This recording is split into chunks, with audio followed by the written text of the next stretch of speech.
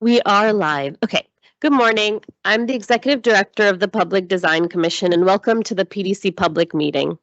If you're joining us via Teams and would like to testify, please sign up through the Google form link as well as the link on our meeting agenda. Commissioners, a reminder to please bring the mic close to you and speak into them while talking. I am going to hand it over to our President, Deborah Martin. I'm not sure how I do this signing in. We are, it is on our public agenda, but which is, Public meeting. yeah, but we will be muting you right now so we can get started with the meeting. Thank you. And if you need help, please email our inbox. Thanks. Good morning. I'm Deborah Martin. I'm the president at PDC. Welcome to the March 23rd, 2026 Public Design Commission meeting.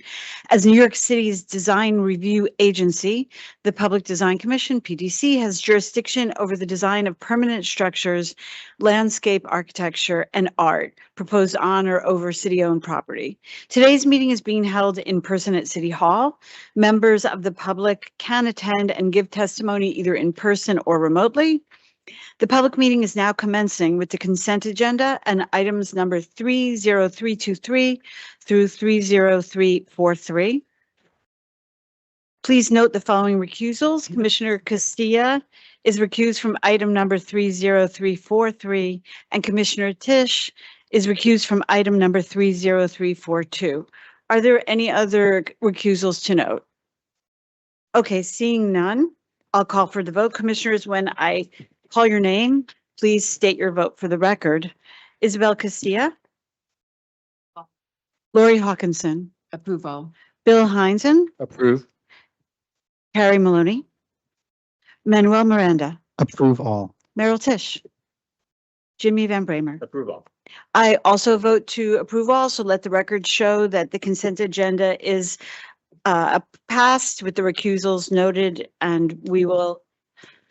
I'm sorry, Carrie and Meryl, if you could repeat it, the mic was off. Oh, okay. So again, repeating votes for Carrie Maloney on the consent agenda Approve all. and for Merrill Tisch on the consent agenda. Approve all. Thank you. Thank you both. And again, as I noted before, we have unanimous approval of the consent agenda. Okay. We'll now begin the committee meeting with the conceptual review of the renovation of Pacific Library, including the construction of an addition and garden located at 25 4th Avenue in Brooklyn. We will not hear public testimony or vote on this project today per standard committee meeting procedure. Presenters are present, I believe. You can come up to the front, whoever's presenting first.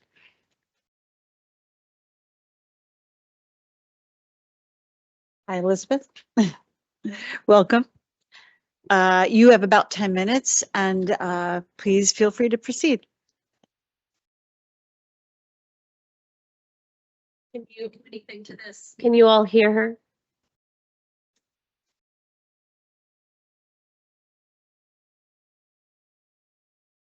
Yeah, you just have to turn it. We'll help you. Better? Yes. Great. Good morning. We'll start with some introductions. My name is Belinda Valenti. I am a principal and I'm the project manager on this project with Softy Architects. And also from our team online is Moshe Softy. Our role on Pacific Library on the project is as design architect.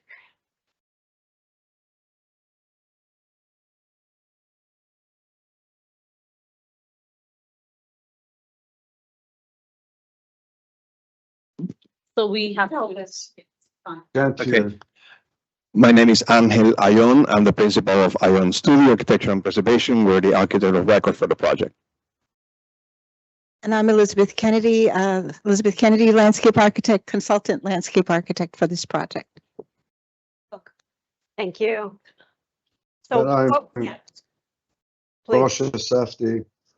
Yep, sorry.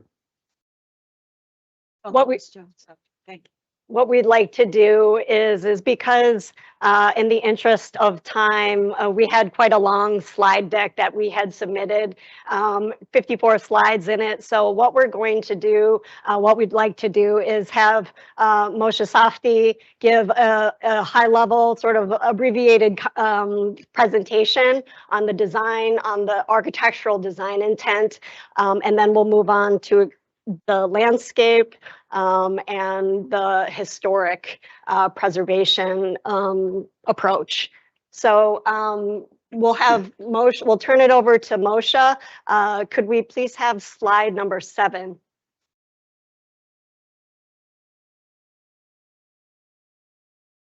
We can continue.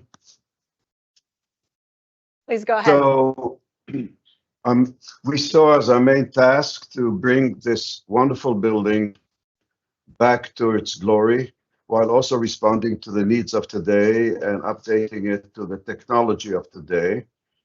You see here the library as it was originally, its main reading room with its mezzanine and the frontage and main entrance of the library. Over the next, please. Slide 9. Over the, I guess, over a century of use, the building had been modified, changed, compromised. We see our role as bringing it back to where it was. You see here on the right, one of the main interventions of the original roof being demolished, a brick wall raised in a circular manner. Next, please. Slide 29, please. So this axonometric shows you the building as we are restoring it and changing it. The major exterior interventions. Let's go to the next slide. It explains that more clearly. Slide 28, please. So the main interventions are, one, the restoration of the original metal roof and incorporating all the mechanical behind the volume that is enclosed. The creation, the lowering of the entrance to street level and redesigning of the stair and addition of an elevator, which you see in the yellow shaft, which will resolve the accessibility problems of the building on all levels. The addition of a fire stair, which you see in the foreground, metal clad and bridging into the building, and the addition of a glass structure, greenhouse-like, that provides two new rooms set in the garden. Another intervention is the re-excavation of the garden level down to the lower level, which we renamed the garden level, and creation of a garden at that level. Next, please. An axonometric of the plans. We'll see that in more detail in the individual plans, but we have the garden level with the children's rooms and staff area. We have the main floor, piano nobile, as the main reading room and a classroom. The mezzanine above it with some work areas and the stacks. And above that, the top room, which is a classroom, flexible room classroom. Next. Slide 18, please. The site plan shows the new disposition. You can see how the greenhouse structure protrudes into it, providing one parking spot. As we excavate, we preserve one parking spot and a staff area outside the staff lounge area. We are also opening up all the light wells around windows where they had been blocked over the years. Next, please. Slide 22. The main reading room floor. The main reading room floor. You see here the protrusion of the into the garden room, which is the teens library, the classroom, the elevator surrounded by the stair, and of course on all levels, new bathrooms, etc. You can also see here the ramp that leads us to the lower level, providing access to the building even when the elevator is out of commission. Next. Slide 22, please. Slide 24, I'm sorry. The mezzanine and additional rooms added by redividing the floor areas in section in the left side tower, you could call it, where we have added offices by adding a floor. Next. Slide 20. The garden level with the children's library, the staff office areas, lounge, and the garden level, which is not accessible except in the staff area. Slide 26. There's a large area there that you can see for baby carriages, which is the yellow area in the center of the plan, accessible directly from the outside down the ramps and the stairs. 26, Next. please.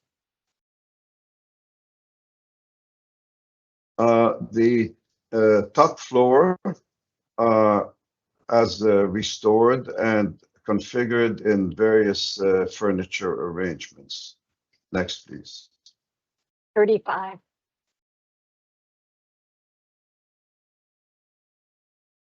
This cross section shows you several things. First, the restored roof, metal roof, the restored skylight that was there originally. The gray dark area is mechanical space. You can see on the top floor the restoration, the fireplace, and the chandeliers or lamps lighting the room. Then we see at the middle level the rearranged, actually just the restoration, and finally at the level below with the garden surrounding it. Next. 44. We've taken great care with the elevations and the restoration of the elevations to bring it back to where it was. We are changing all the windows. We are expressing what was heavy mullions with double mullions. You can see here the original door extended to street level in order to resolve the accessibility. Next. 45.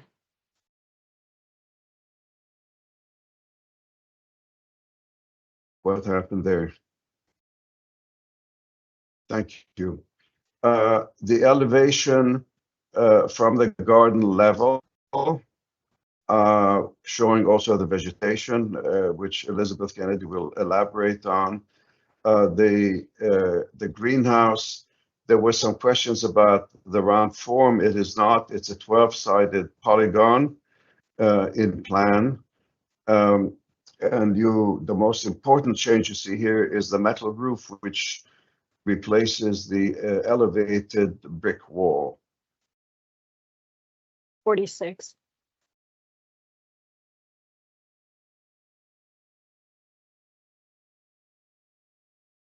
And I think this is the last elevation, which shows you again the descent into, yes, descent into the garden, the details of all the fixed up fenestration and the windows that open to the garden level, which are being restored and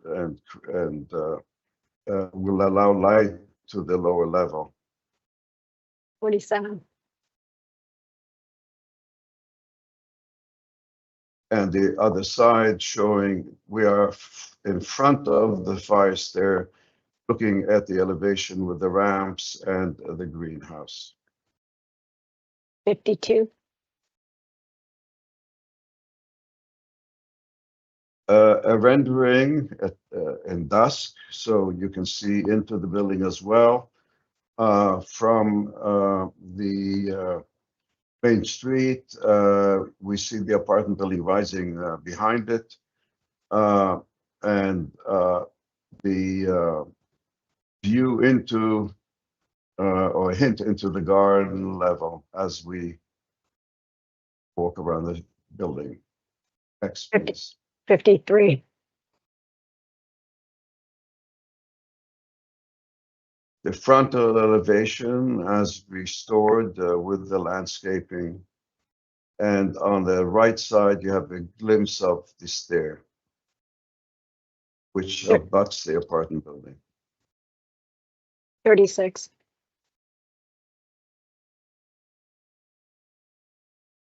And some cross sections that show you a little more of the character of the interior spaces. Most important here is to see the rather large skylight, which was originally there, that gives light to the upper floor, but we also, by introducing a small flat skylight in the floor of that level, extend some of the daylight into the main reading room.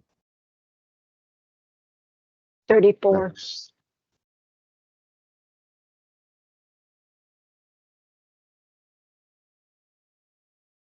Another section showing the restoration of the space, the fireplace room with all the millwork around it, the main principal level with the restoration of the stacks, and the garden level room opening into the greenhouse spaces. 37. Much of our effort has been into resolving all the mechanical demands, air supply, power, locating all the mechanical equipment. None of it will be visible. The distribution is all within the walls and the floors, and much attention has been given to the way we supply it and the way it expresses itself in the rooms. 50. Finally, the two added rooms, this being the children's library at the garden level, surrounded by the planting that will fill the space. The gardens, for security reasons and also with constraints of space, will not be accessible, but they will powerfully affect the character of the space in the library and give it a sense of being surrounded with greenery. 51. And above it, the teens library, which is opening off the principal floor. And I believe this is my last image, and I'll pass it on to Elizabeth Kennedy. Elizabeth Thank and the rest of the you. team. Thank you, Moshe. We haven't a lot of time, so if you could go through the rest of it very quickly, we want to make sure we have time for a bit of conversation. Thank you. Slide 39, please. I'll be super brief. I'll be super brief. The concept, as Moshe has outlined, has been to really add a landscape or create a landscape that gives us a sense of both filtered light and enclosure, largely to the glass pavilion, but also the areas of the library where the windows have been enlarged, and the quality of light is very important for the experience of reading within that space.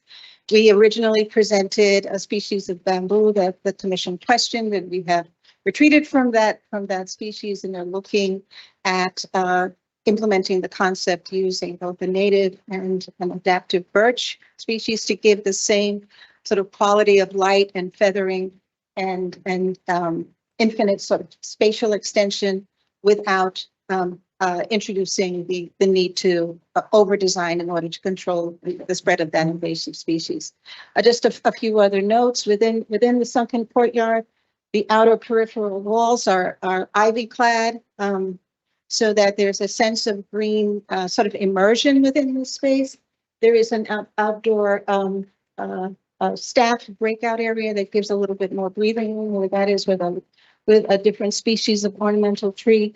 And of course, the planting design along the streetscape front to sort of continue the urban design of Fourth Avenue. And if I can just only add quickly about the treatments of the exterior, Moshe said that it's all pretty much restorative in nature, so it will be treated carefully, or the masonry will be restored and so on. So That concludes Are our you- presentation. Thank you very much, all of you, for this presentation. Okay. Commissioners, questions, comments? Please. The landscape, since it's the last thing that was presented. I very much appreciate Elizabeth rethinking the bamboo. And I was actually going to suggest a mix of birches could be a similar way to achieve what I understand is the spatial quality. So I'm very happy to hear that you have reconsidered that. I also really like the different views of the reading room and how it creates a very different relationship with the exterior because of the planting. So to me, the notion of introducing also kind of forest floor planting that you can experience from that garden level, and then that very different experience when you get the filter light through the flickering of the leaves, I think will be very beautiful. I did have a question, and I'm sorry if you covered this, but that little inhabitable space above, outside, was that what Moshe referred to as just being for the employees? Okay, so that's off limits to the general public? Uh-huh. Yes.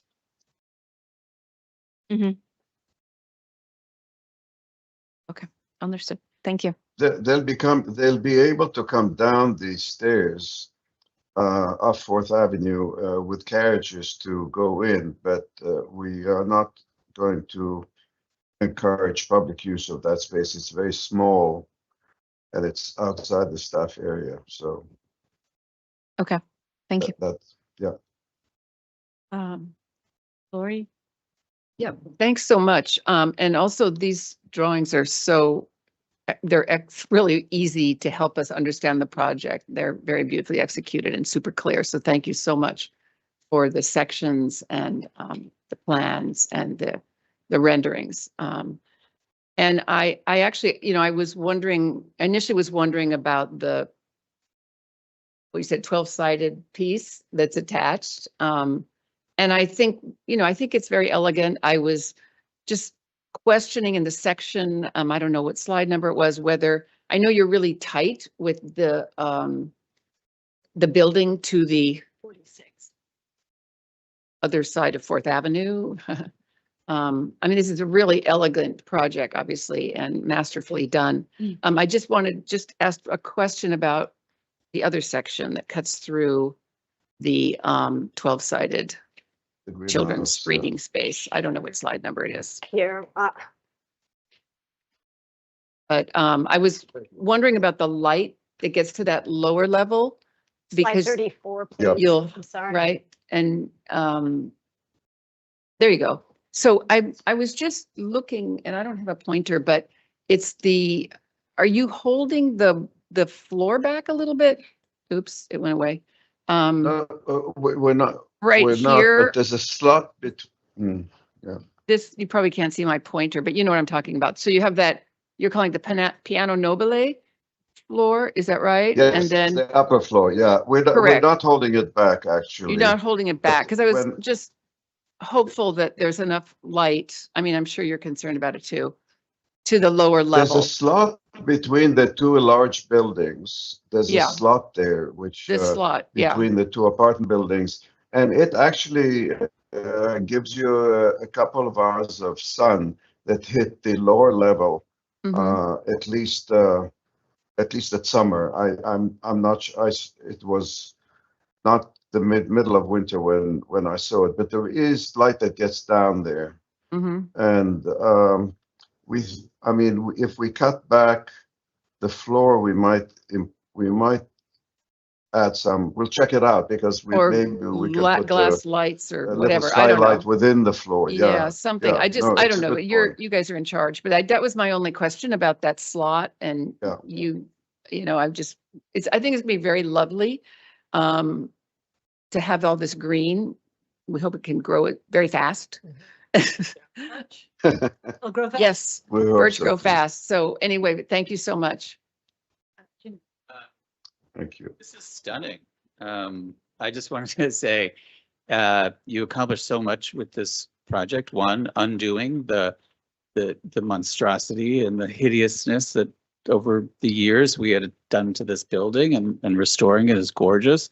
And then taking a very old library and making it new and adapting it to how we use libraries in the world today, which is just gorgeous. I had a question about the top floor because it seemed like you had various seating arrangements. So you have movable seating intentionally, right, so that you could maximize the use of that space for programs and events and things of that nature, right? Which is brilliant because that is such a gorgeous space. And the fireplace and the chandeliers, just spectacular. But I assume that'll be programmed by the Brooklyn Public Library for dances and musical performances and readings and all the things that Yeah. you know will bring the community together in that top floor, right? And beautiful daylight. Gorgeous, yeah. Skylight. I just think this is one of the most, as someone who worked for the Queens Public Library for 11 years and loves libraries, this is such gorgeous and elegant restoration and reinvention of this building. So thank you. Congratulations. Thank you. Okay. I had one comment about the facade. Could we look at the facade? The front. Yes. Slide 44, please. So I think, I think the way that the, signage is placed, I think works really well. I think in the past, we've seen like different things like banners, marketing, a kind of like, plinth in front saying the branch name. But I think the way that it's done here is really well done, very elegant and kind of true to the restoration of the building. So, I'd like to say that I don't think we need things like banners or an extra sign or a video screen in front. This has a big naming opportunity on it. Sure, a naming opportunity with, in the theme of what's there, like the kind of inscribed text. Yeah. But I think all the extra kind of, junk we tend to see at other libraries, I think it's good not to have it here. I think that's something, to a conversation probably with a client too, but I think like this is good. All right. Anything else? No, I want to summarize before we apply that, just to echo what Jimmy was saying, we see many, many library restorations and renovations. This really is an exceptional, exemplary example of not only a restoration, but a reimagining of how a historic structure could be brought to present use in such a vibrant and eloquent, really poetic way. So thank you for this work, and we really look forward to seeing it again when you come back for preliminary. So congratulations. Thank you. Thank you very much. Thank you. And thank you so much online as well. Apologies, I thought you were a member of the public earlier, but thank you so much. Thank you. Oh, Thank you for this project, Moshe Safdie. Okay, Thank you. Thank you. Very happy to hear your Thank you. comments. it's Thank you. beautiful, beautiful.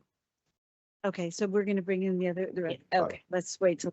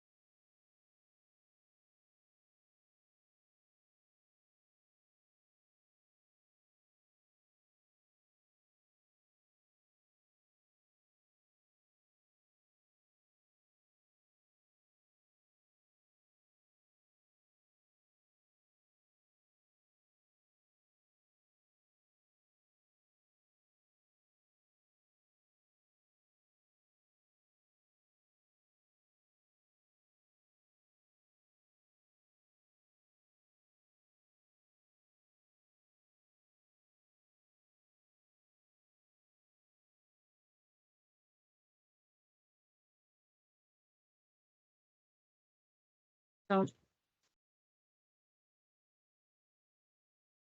All right, everyone, while the team finishes setting up. Shh, okay, we're going to begin again. Okay, everyone. We'll now begin the public hearing portion. Shh, everyone. Okay. We'll now begin the public hearing portion of the meeting with item number 30344. This is preliminary review for the reconstruction of Edenwald Library, including the construction of an addition at 1255 East 233rd Street in the Bronx. Per standard procedure, applicants will give their presentation, then public testimony will be heard, and then the commission will ask questions, deliberate, and vote. After the presentation, we'll hear in-person testimony first, followed by testimony from remote participants. I want to note that Commissioner Maloney and Commissioner Fish are both recused. They have left the room. Okay, presenters, welcome, and you can begin. Okay, am I on? Can you hear me? Okay. Yes, yes. Good morning, everyone. I'm Carrie Gould. I am Senior Director of Capital Planning at the New York Public Library. Thank you for having us this morning. I have to say thanks to Chelsea. We don't submit on our own very often, and she was very helpful. I had a lot of questions this week, so I appreciate that. So we're here today with a complete renovation of the Edenwald branch. It's our most northern branch. It's almost on the Westchester border in the northern Bronx. It was built in 1973. It's a typical Lindsay box. And we are getting support for the project through Councilmember Kevin Riley, who's been just a huge champion of the project. We've been out in the community. The branch definitely needs some love. We haven't had any I'm luck. sorry, can't get this to work to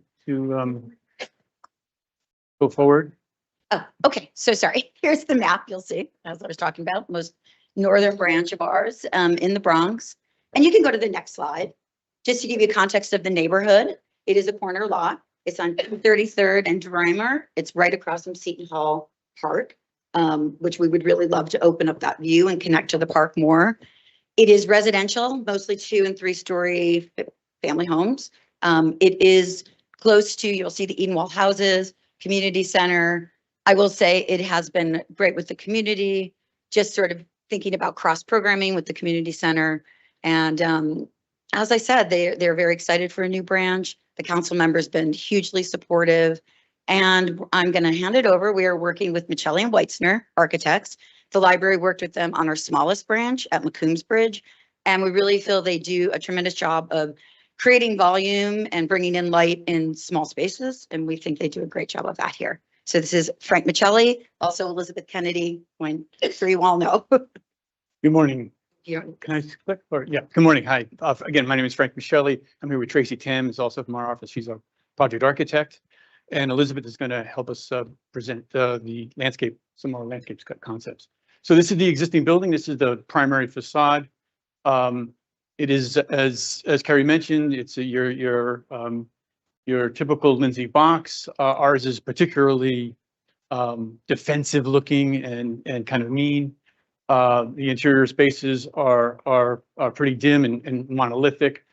So we see this project as an opportunity to really to kind of turn that kind of inside out, make the building connect with the neighborhood, to create a series of hierarchical spaces on the interior and really bring daylight directly into all parts of the building. This is the plan of the existing building in gray. It's just a kind of rectangular box, about 7,600 square feet. A mayoral override permitted us to add a 1,500 square foot addition along 233rd Street, kind of L-shaped piece of plan. So although that's not a lot of square footage, it really made it's a huge opportunity for us to increase the quality of the space, the quality of the services that the library has to offer. Some diagrams of how we developed the massing of the project. The upper left is really the existing massing, which is pretty much an extrusion of that rectangular plan. The upper right, the 1,400, the horizontal expansion pushing towards 233rd Street. The lower left, the idea of taking large openings in the exterior wall to make strong connections between the interior and the exterior. And the lower right, we're proposing to take portions of the roof, raise them up to create kind of a hierarchy of interior spaces. little bit more detailed axonometric showing the library in the context with the row house residential to the north and to the east. The main entrance to the building is right in the center of the south facade along East 233rd Street, directly across from Seton Falls Park. From this view, you can see the kind of raised roof monitors. There's a large one over the adult reading area, and further to the north, there's a smaller one above the children's reading area.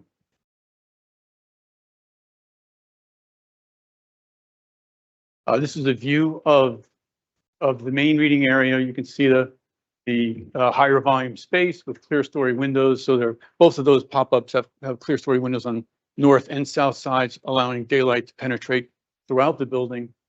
To the right, I'm sorry. To the right is kind of a transition area, and if you continue in that direction, you arrive at the second pop-up for the children's area. The left shows kind of the kind of strip of storefront windows that wraps the corner, opening up views to the street and to the park across. And at the very end of this room is under the K-brace is a door that provides access to an exterior terrace that we have running along the west side of the building.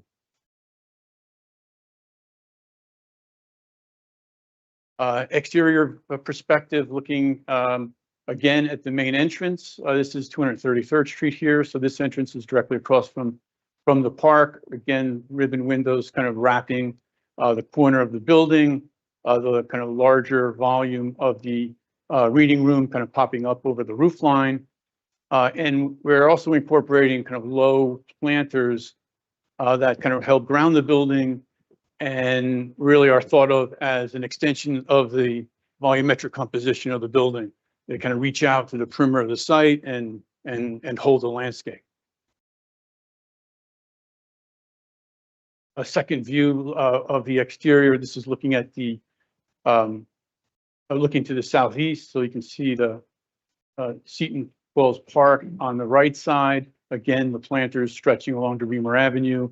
This longer one is buffering the reading terrace just beyond. Again, the volume of the reading area kind of presents itself on the west elevation. The primary materials, the exterior material we're looking at and proposing is a terracotta rain screen system. So it will be, there's some samples here, kind of the direction we're going. It'll have a very kind of deep corrugation and a kind of vertical fluting.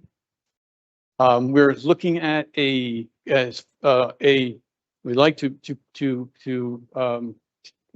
have a semi-transparent glazing, kind of an olive green type of color, which we feel is kind of very grounded. It's kind of earthy, very natural color. And it is a kind of a loose kind of a reference to the existing green brick of the existing building, and also a connection back to the woodland across the street.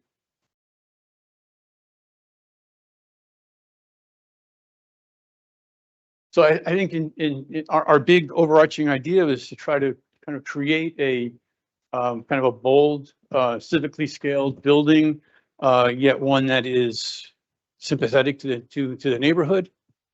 This is a evening kind of dust shot highlighting the glow of the interior. This is looking into the main entrance area. So we do hope that this building will become a kind of new beacon for the community. So I'd like to ask Elizabeth to give us some intro into our landscape concept. Okay. Do you need a mic? Okay. I need maybe to have that.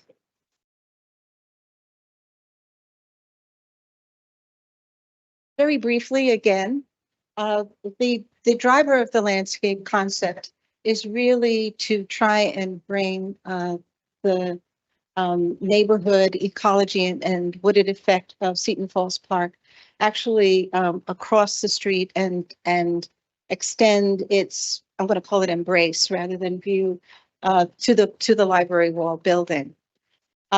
We started with the concept that we could extend the literal textural vocabulary across the street because we thought we had a tree that was closer to the corner that would have provided the shade and the necessary shade to continue the canopy field, but it turns out that we're not allowed to restore a tree there. So we are in the process of revising, not the intent of the concept, but the planting palette to be more obviously south and west sun tolerant. So that's a different palette in and of itself. What that allows us to do is to expand on the grasses that we were originally thinking of using, reduce the number of perennials because that places a burden on the library in terms of maintenance, but in the grass species, make sure that we have pollinator friendly species and low shrub varieties that will continue the textural effect without blocking the windows. So I know that one area of concern was what we call the inverted J planter that surrounds the reading terrace. That is a narrow planter. We've managed to expand it very slightly. But one of the ideas of using the grasses is that we can accommodate a grass planting that has visual mass as well as an appropriate sort of horticultural condition for that type of material to create that buffer along that J. The last thing that I would say about the planting in this concept is that we believe that we're able to add or ask parks to plant one more street tree along East 233rd to continue the urban context of that street.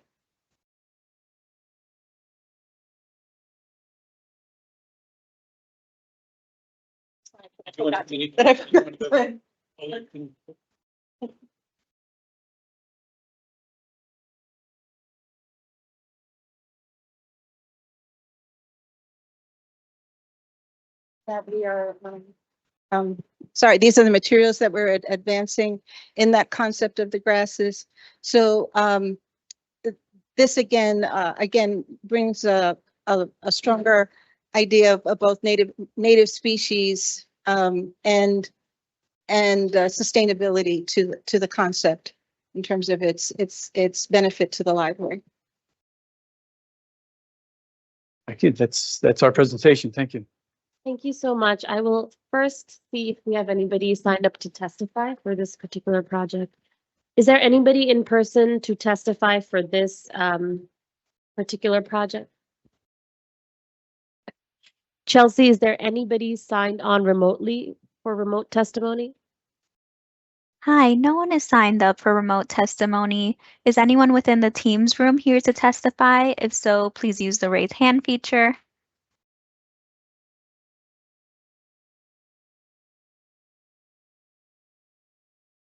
Seeing that there are no hands, we are okay to proceed. Thank you. Okay, commissioners, would you like to begin, Lori? Sure. Thanks so much. And, thanks so much for the clear presentation with the massing and the idea is really helpful. Did you have a section through north, south or east, west? Yeah. Through the planter and this interior space? I may have flown by and I missed it. I didn't present, but we have one further down in the presentation. I had a question about the relationship of the level of that. I think you're calling it the reading terrace out on The reading terrace, the yep, reading terrace, which is on the west side, that's right. Mhm. and the relationship of that floor to the interior, and then and the height of that wall of the planter from the exterior. Right. And the handicap access. I didn't Okay. catch that. Maybe I missed. I could easily. All right, great. Let Okay. me see if I can remember all those. We are looking at this terrace being pretty much at the finished floor level of the building. So it's a very slight change, just in order proof. So do you have a section from the sidewalk through the terrace to that floor? I just wanted to understand that. That's what I'm trying to Not understand. that one. And Is that the best one we have? I guess I see. There you go. Oh, you've got one of those lifty things. You got a lifty thing. What is that thing? No, I think I'm maybe the. Oh, is that a planter? Oh, Okay, This so is that- not- This is not our best section. but This is that's, the only one we have. but is that the sidewalk that goes to the park? Yeah, so the idea Across. is that the finished floor level comes out, it's at the same level as the reading terrace the planter kind of comes up just 2.5 feet Mhm. because we were concerned about the proportion of the planter on the street side. So the Right. street side, it's 4 feet deep. And then you've got a wall on the planter. And then we have a wall on the The wall- planter, which is like, it's 2.5 feet tall. From the reading terrace to the top of the planter. That's right. And then we have a railing above that. And you have a slope because the east side yard is higher. Is there a sloping street here? So that's this, why- the street is, so the entrance level is here. at Right, grade, at pretty much grade. grade, then we're sloping down, Then it goes sloping down. down pretty much. Got it, like- got it. Down here, we're like 7 feet. So there is no handicap issue because you're entering at You're grade, only entering from the building at grade. at grade. Okay, got it. Enter at grade and you come out on grade. Got it. And then we've kind of taken the planter and we've broken into a 4-foot, a 4-foot elevation and then recessed the base to take up that other change in And when grade you get below. over to the east corner, Mhm. what is the height of the planter there? Is it, It's roughly 3 feet below and then a 4-foot planter, 4-foot. You see, there's how a high step. is that wall on the sidewalk? So this is about 7 feet. Is that right? Yeah. the wall. That's to the wall and the base of the wall, taking in all the slope. So over here, it's only like 4 feet. or 4.5 Right. feet. But there's a lot of slope in terms of the, It's just a the grade. wall on the street there. That was one of the things but I see you've got this sidewalk slope. Yeah, and we did our best by having this only become 2.5 feet tall, and then we put a guardrail above that, just so we wouldn't have so much mass there. Mhm. That's the best way we could handle it. It is a lot of slope in the street. And then you don't have skylights, you're using the clear stories? We're only, yeah, so this is fully Right. glazed. It's a clear story Right. with sunshades on this face. The north, fully glazed, no sunshades, same thing. So this is the adult area, the children's area, they're both handled the same And way. why are the solar panels placed on the lower roof and not the higher? You've got all kinds of stuff up there? Yeah, what we're trying to do is not have railings on the building, and we're trying to have setbacks from the perimeter. We're allowing for fire access. Okay. But we're trying to hold everything back from the edge I so that we don't have to have guardrails. And we feel with our energy modeling that we've got enough Okay. and it seemed to work. Great. Thanks. Glazing will be like sort of similar in hue to the rain screen. So the glazing, no, glazing, we're thinking, you don't, I mean, you really can't tell from these little samples, but it's a clear low E glazing, it has a tiny bit of green color, but it's really, we really want it to be more transparent and than have any color or any reflection on it. Yeah. One thing I didn't mention is that the planters that we're talking about, we're also planning to have a form liner with a similar corrugated texture, so there's a relationship between the planters and the terracotta panels. But the glazing is flat, no big moves there. And even the mullions, we're choosing like a little bit warmer metallic color, like a champagne. So it's again, in keeping with the color of the planter and just this whole kind of more natural feel for the whole building. I see. What is this? What are these? I don't think those are necessary. Okay, so These- they're, These were pretty much to show that we have variation. We know that our variation is not super broad, but we really feel strongly about this kind of natural earthy look. No, this was just to come to show you that we're looking at more than one. Which But- one do you like? Um, They're very similar. For me, I like the darkest one. I think well, no, I'm sorry, I don't even know what I'm pointing to. The darker one. I think it's it just grounds the building into kind of a serious earthy color. I love the transparent glaze, which it kind of changes a little bit based on how it sits on the brick. It's a little bit thicker here and a little bit thinner on the profiles. So it really feels kind of integral to the material rather than a kind of a painted surface that sits on top of it. I mean, I think we're looking at it in a terrible situation here with the lighting because of Yeah, it's probably hard and- darker. It looks dark. My concern would be it's dark, but we should look at it in the daylight. Oh, can we do have a photograph of, just to show the daylight? Oh, yeah. Oh, there you go. Okay, Yeah. thank you. And I think part of the beauty of this material is that when it is in direct sun, it's very light.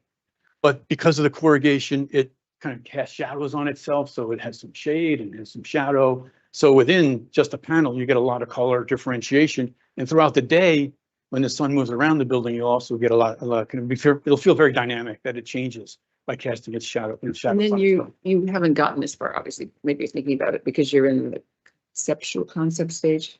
No, What is the well, date? we're, No, they're at preliminary. we're pretty far along. So great. So how will you light this Yeah. in the evening? How will you Yeah. light this to be able to So build on that idea? I think we have a lot of lighting just from the street lights. We've got 3 light poles on the perimeter. So we think there's a lot of daylight, a lot of artificial light on the sidewalk. And our goal, if we can just go to that night shot, we just want really, we want the building to glow from the interior, and we want to put a lot of kind of play on the interior glowing out like a lantern. So we do have lighting up above, but it's very minimal. It's just to make or for safety and security reasons. I think I understand that my concern when I see this and I see the materials is it's going to be, there'll be some light coming, but this is a corner and it's a big corner. And it seems like you're creating or enhancing a pretty dark space in the evening. Yeah, there is, as I mentioned, there are 3 street lights. One is at the very corner of maybe there's a plan. One is at the very corner of the building. One of them is right in front of this corner of the building. And then there's one around on the Reamer Street. So we get a lot, we think we get a lot of light on the public walkway areas. And then by putting lighting, we're putting lighting kind of below the 2 overhangs to kind of wash. Oh, you're washing it down below. Because that's not, you don't. Yeah, I don't see that. Yeah, we were trying to play up the glow of the interior. Can't do everything. Can we actually go back to that elevation or that rendering with the facade with the nighttime view? I think, I'm just addressing the kind of branding and signage of the building. And I think one thing is that, typically these libraries say the New York Public Library first. And I think actually the original building has that on the facade. It says New York Public Library first. And so here, Eden World Library is foregrounded and New York Public Library, doesn't seem to appear. So I think that's something, I think it is important to say that this is part of the larger system. I know that the logo is kind of doing that, but one comment about the logo is that, is that vinyl or is it a frit pattern? Yeah, it's a frit pattern. And I think that your comments of making it semi-transparent or, having some control over it is definitely well taken. So we're thinking of that, something like a dot pattern. So you can see through it, but still have reading of it. Yeah, and I think, I think if it's vinyl, it feels like a big sticker. So I think if it's integrated into the architecture, I think that's great. I think one thing to consider too is that the logo here is kind of filled. So what's transparent is actually like the line work of the lion. So, you might like here, you can kind of see that you get a bit of a negative effect, like a film negative effect when it's lit from the inside. So maybe like, take a look at how, what the effect of that is and if that's, really like what, it should be. But I think, so should it be reversed like it is now, or should the line work be filled too?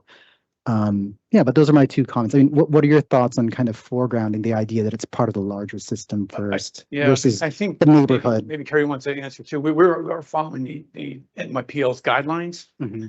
So we feel we have, I don't think that the existing building does say New York Public Library, does it? It says Edenwald Library.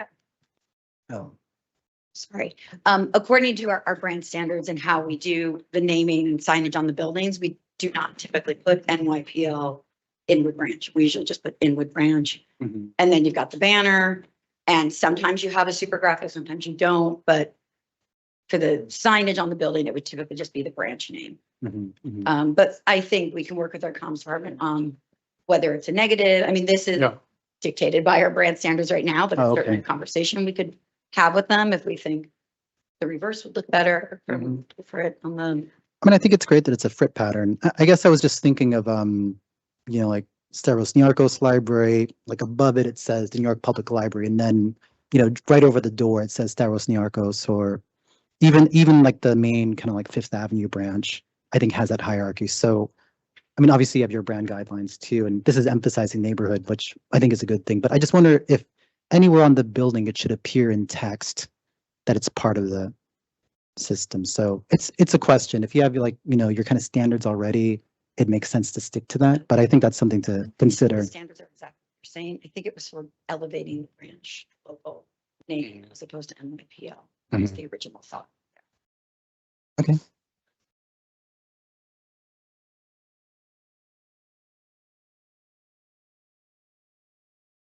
And if you live in the Bronx, Yeah, I do think it's a little, right, we're you're sort of, like, we're in the funny Bronx, and that's a Queens hybrid. person, right?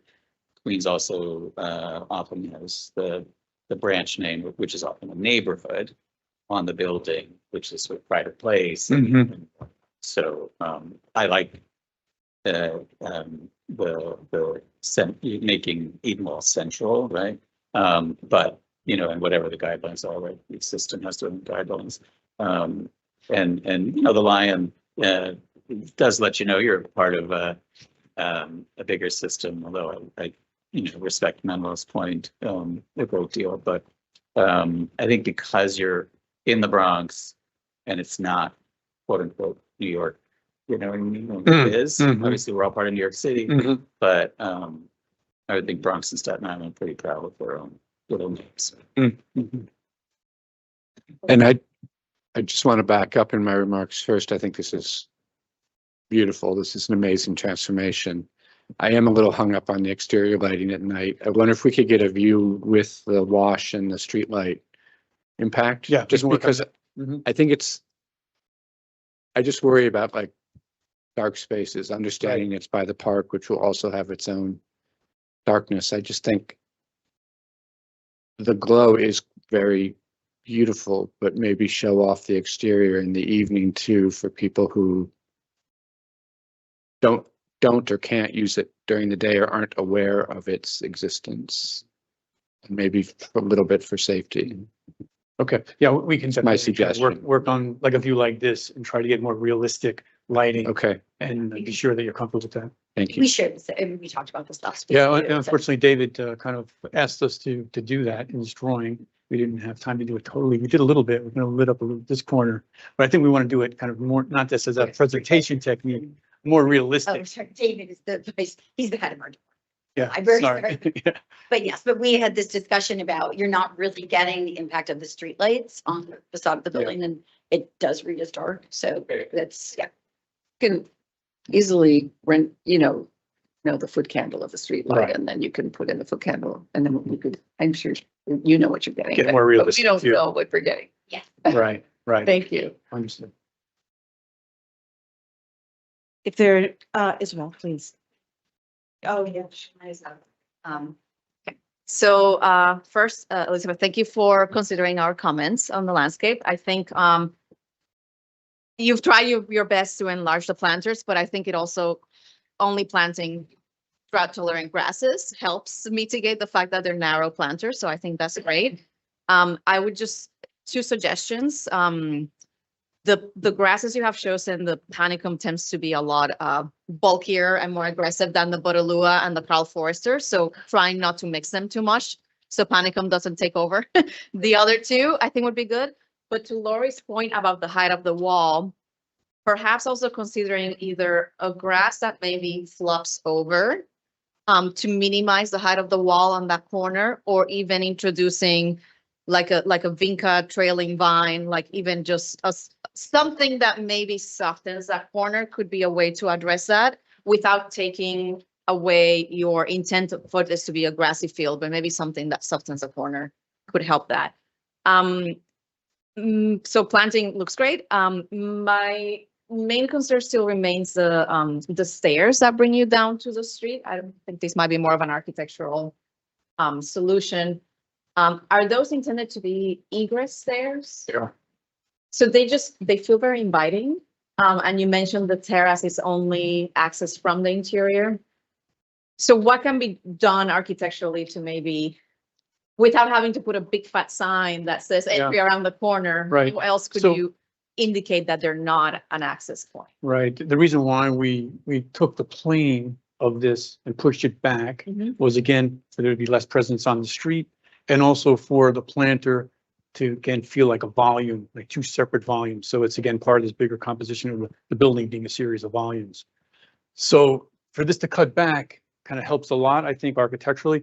We did take your recommendation of putting a gate at this location. So there is now a railing and a gate so that you wouldn't really even have the question. You're not going up those stairs. Originally, we had the gate at the top of the stairs and you might be tempted to come up. But now I think by putting the gate on that face, it helps deter. Yeah, do you have the elevation? Yeah. Yeah, It's north. I just noticed the gate. Thank you. I didn't notice it before, but I guess I'm just trying to get. It was even, I think it was in the perspective view too. Yeah, so I'm sorry, this is not updated. This isn't updated, right? So this has a, It's not updated. this is where we had the gate at the top. So now we have a lower gate. I think it's on the, well, I can show you here. And it's on the perspective drawing. That when this handrail comes down, it'll be a gate kind of flush with the.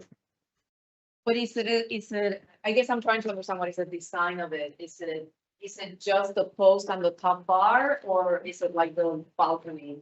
Yeah, it's going to be like this because the idea is, again, very narrow bars, closely spaced to create this fluted pattern that matches the planter and matches the. So that will also terracotta. be at the. So that'll happen down Okay. here. That's what I. So right now it's sitting about yeah, but you're talking about that. Well, the speed is sloping here, so this is probably around about 3 feet. Yeah, right. I think maybe that's where we may want more drawing clarity when you come back. How does that, the height of the gate, how the guardrail goes up, how does that relate to then the datum that you're creating between the plinth, the top of the planter, you have some very strong lines and I can barely see it because our projector is so bad, but it looks like that's not following any of those horizontals and maybe playing a little bit with the height to tie it together with the planter architecture could blend it in more. Yeah, can we go into perspective drawing? I mean, this is now at guardrail height from the walking surface of the terrace. It's a guardrail height.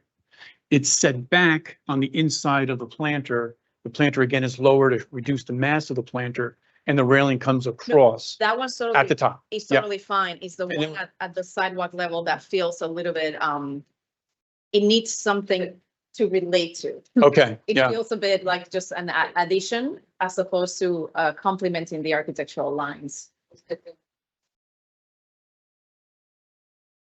think it was the perspective that I showed of the Reamer Avenue. I just passed it. No, this one, just below this one. One more. Yeah, okay.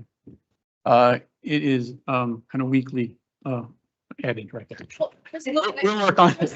We'll work on it.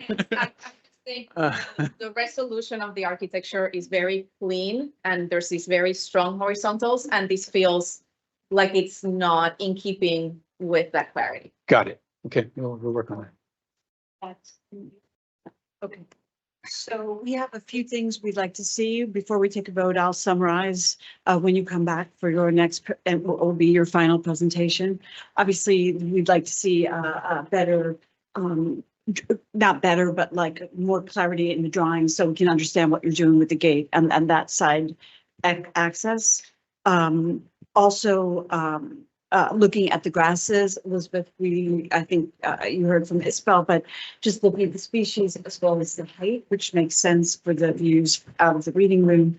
Signage to consider maybe indicating NYPL more prominently. We understand that you have a system for that, so just consider that. And the negative effect of the name, the Edenwald name. And then finally, we'd love to see some renderings that show us the lighting condition with the ambient street light so that we feel comfortable that there's adequate lighting.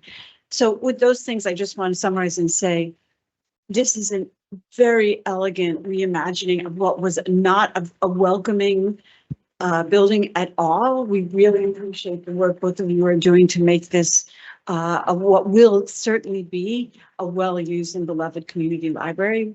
So we look forward to seeing it next time you come back. Thank you. With that, will someone make a motion for the vote? Motion? And second? Second, Okay. Lori made the motion, Isabel second. I'll now take a roll call vote on item number 30344, preliminary review for reconstruction of Edenwald Library, including the construction of an addition at 1255 East 233rd Street in the Bronx. Commissioners, when I call your name, please state your vote. Isabel Casilla, Approve. Lori Hawkinson, Approve. Bill Heinzen, Manuel Miranda, Jimmy Lambert. I vote to approve, but I just had a question because it's on the screen. That's a banner that says New York Public Library, correct? Right. So you are There you go. There already you go. signaling New York said that. Public Library. Okay. Thank you. With that, I Yeah. approve even more. Okay, thank you.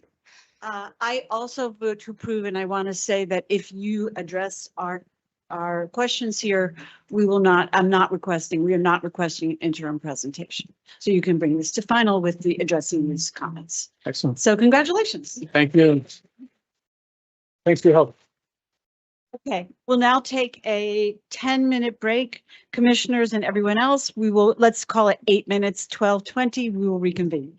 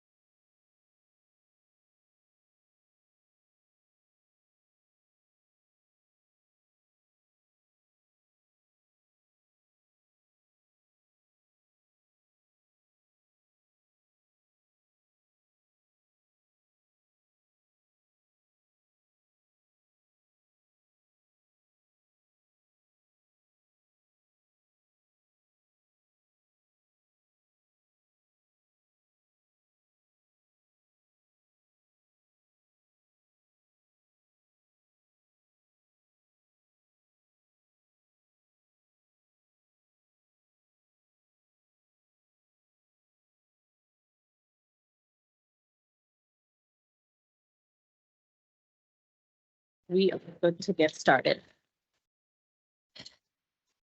Testing, could you hear us now? Great. Okay, we'll now continue the public hearing portion of this meeting with item number 30345, preliminary review for installation of Victory, Vinnie Bagwell, located at Fifth Avenue at East 103rd Street in Central Park in Manhattan. Per standard procedure, applicants will give their presentation, then public testimony will be heard, and the commission will ask questions, deliberate, and vote. To the presentation, we'll hear in-person testimony first, followed by testimony from remote participants. Is the artist present? Good morning. Yes. Thank you. Do I need to hold that? Can I just leave it there? Can I just lay it down? No, you can't. I don't have a jacket pocket. I'm just, Why don't we? okay.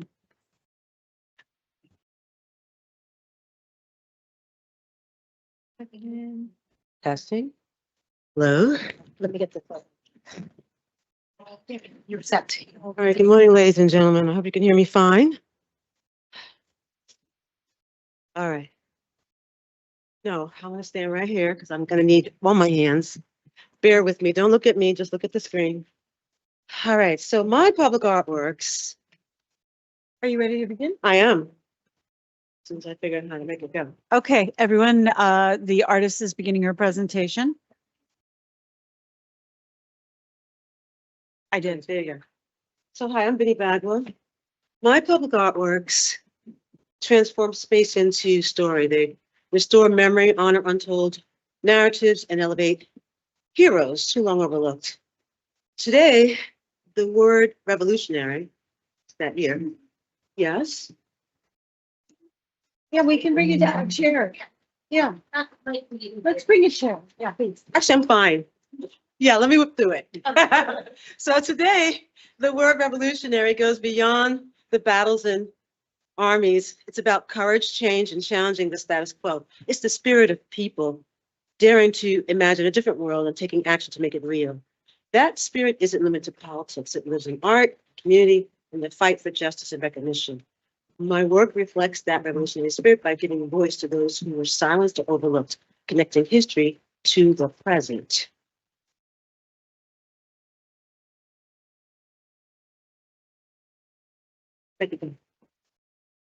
So, my partner, BCT Design Group, is a Baltimore-based, nationally recognized architecture firm, design firm, and they specialize in mixed-use residential and commercial projects with a focus on creating people-driven, sustainable environments. Together, we're creating memorable destinations. Bowman has been added to our team for strategic planning and engineering services and construction management for the installation of Victory.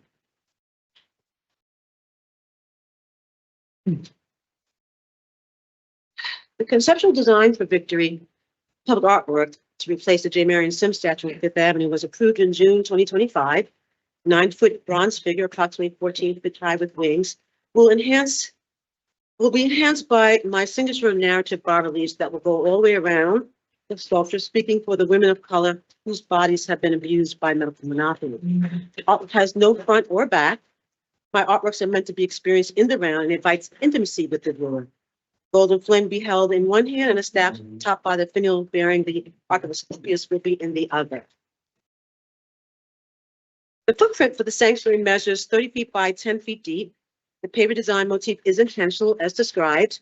The ADA compliant pathway behind the pedestal, between the pedestal and the wall, is wider than the minimum space. A wheelchair turnaround space is not required because it is a path. Okay, so this is the updated Victory design concept.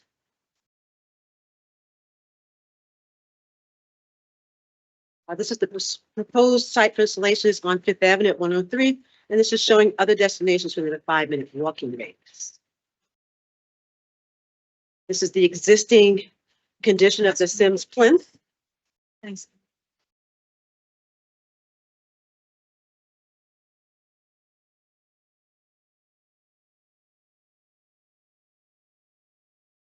Extruded silicone bronze strips will replace the originally proposed extruded aluminum strips that will go in between the pavers for greater durability.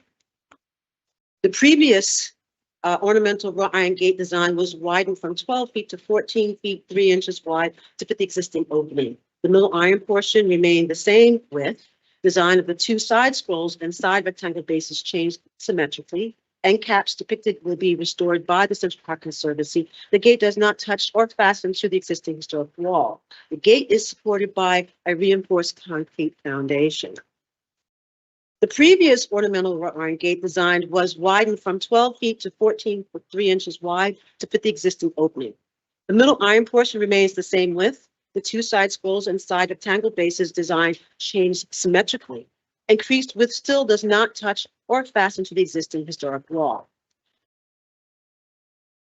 3-inch high granite pavers will be installed instead of 2-inch pavers, and granite pavers shall be installed flush to the granite pedestal, terminating neatly with a consistent joint. The design motif on the front of the staff finial will be duplicated on the back.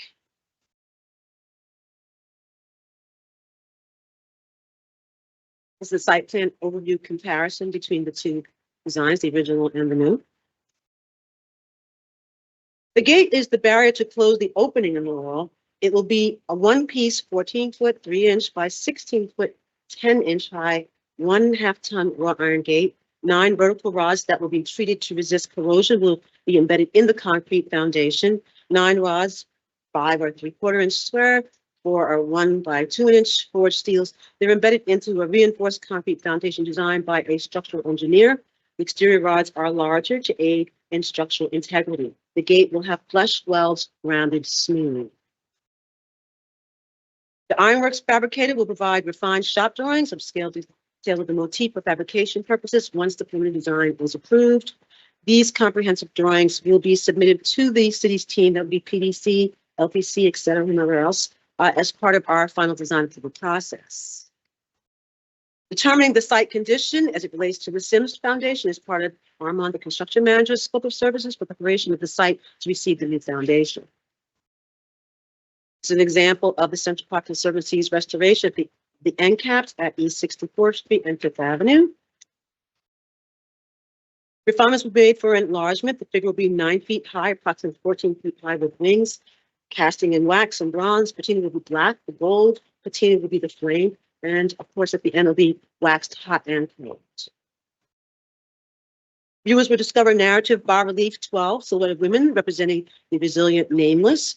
The 3 known women are Naka, Lusa, and Betsy, as well as elders, mothers, daughters, sisters, aunts, cousins, and friends. Note, the maquette is a rough draft. The shape of the continent of Africa, cut away from Victory's heart, represents the motherland's ruinous loss of more than 12 million people over hundreds of years. Details of elders, mothers, daughters, sisters, aunts, and cousins, and friends. There's a slave ship on Victory's torso.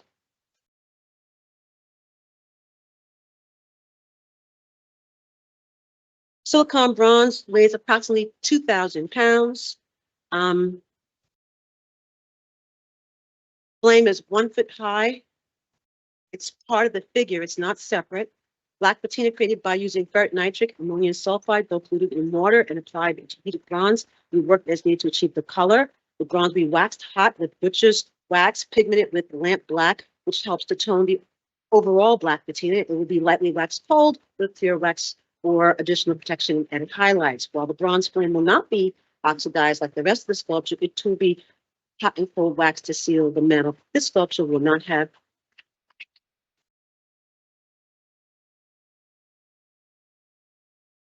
pedestal.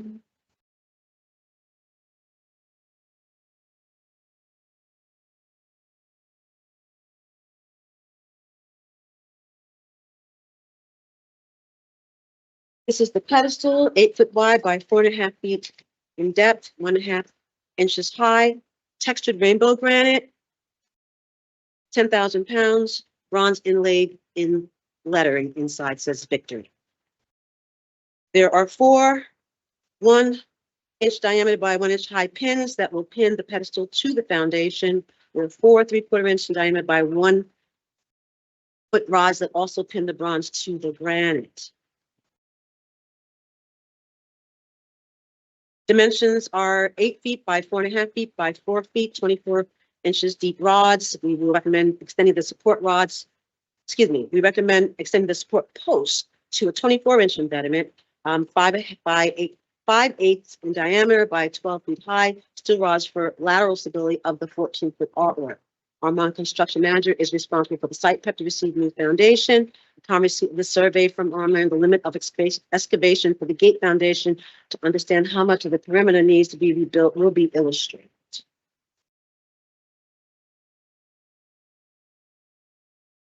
The ADA compliant pathway behind the pedestal, again, between the pedestal is wider than the minimum space.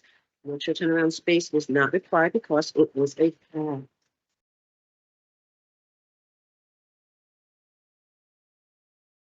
Domestic quarry with comprehensive drafting services and cutting-edge technology brings the vision to life.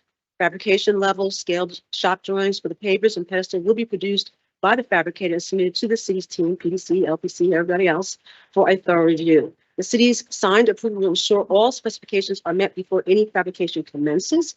Paving surface will be slip resistant. Samples are available there on the table. This is the paving plan.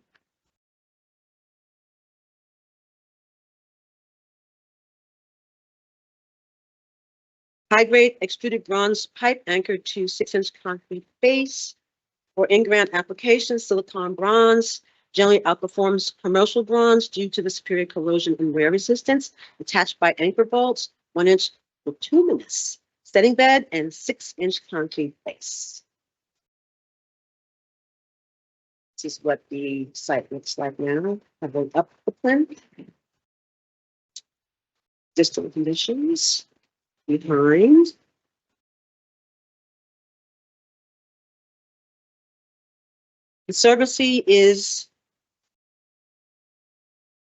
The Conservancy is designing what goes behind the gate. The idea is to keep the plantings low because, again, there's no front and back. People can see this from behind the gate, so that is the direction that we're going in. It's existing conditions. Again, this is their recommendations for plantings.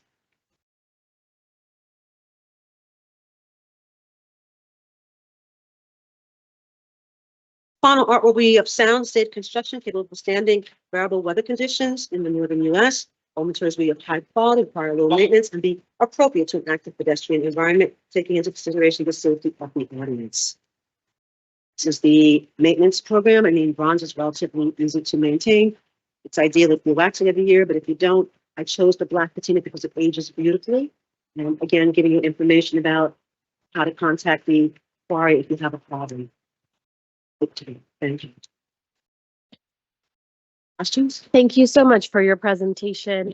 If you may join us in front so our commissioners can start the discussion, but first I will ask for public testimony.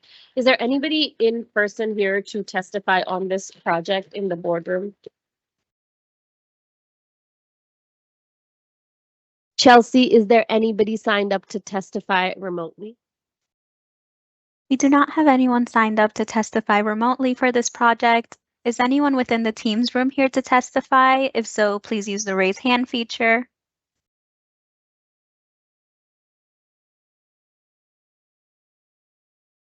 I do not see any hands, so we are okay to proceed. Thank you.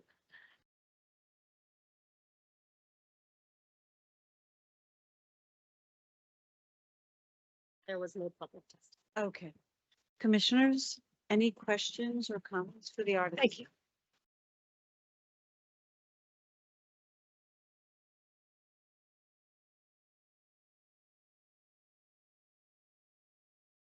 Open the room.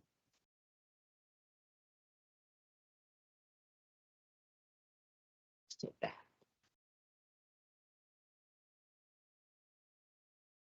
I did have a question. Yes. Hi. Hi, how are you? I'm Bill. Mostly good.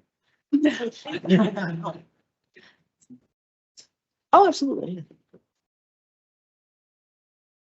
I'm just wondering where, in terms of, some people have asked about interpretive sort of signage or recordings or some way. And can you just tell me where we are on that? Interpretive signage. Or interpretive anything? Yeah. Okay, so we're supposed to be, that would be me and my team, are supposed to be working with the city of New York to determine exactly what they want and where they want it.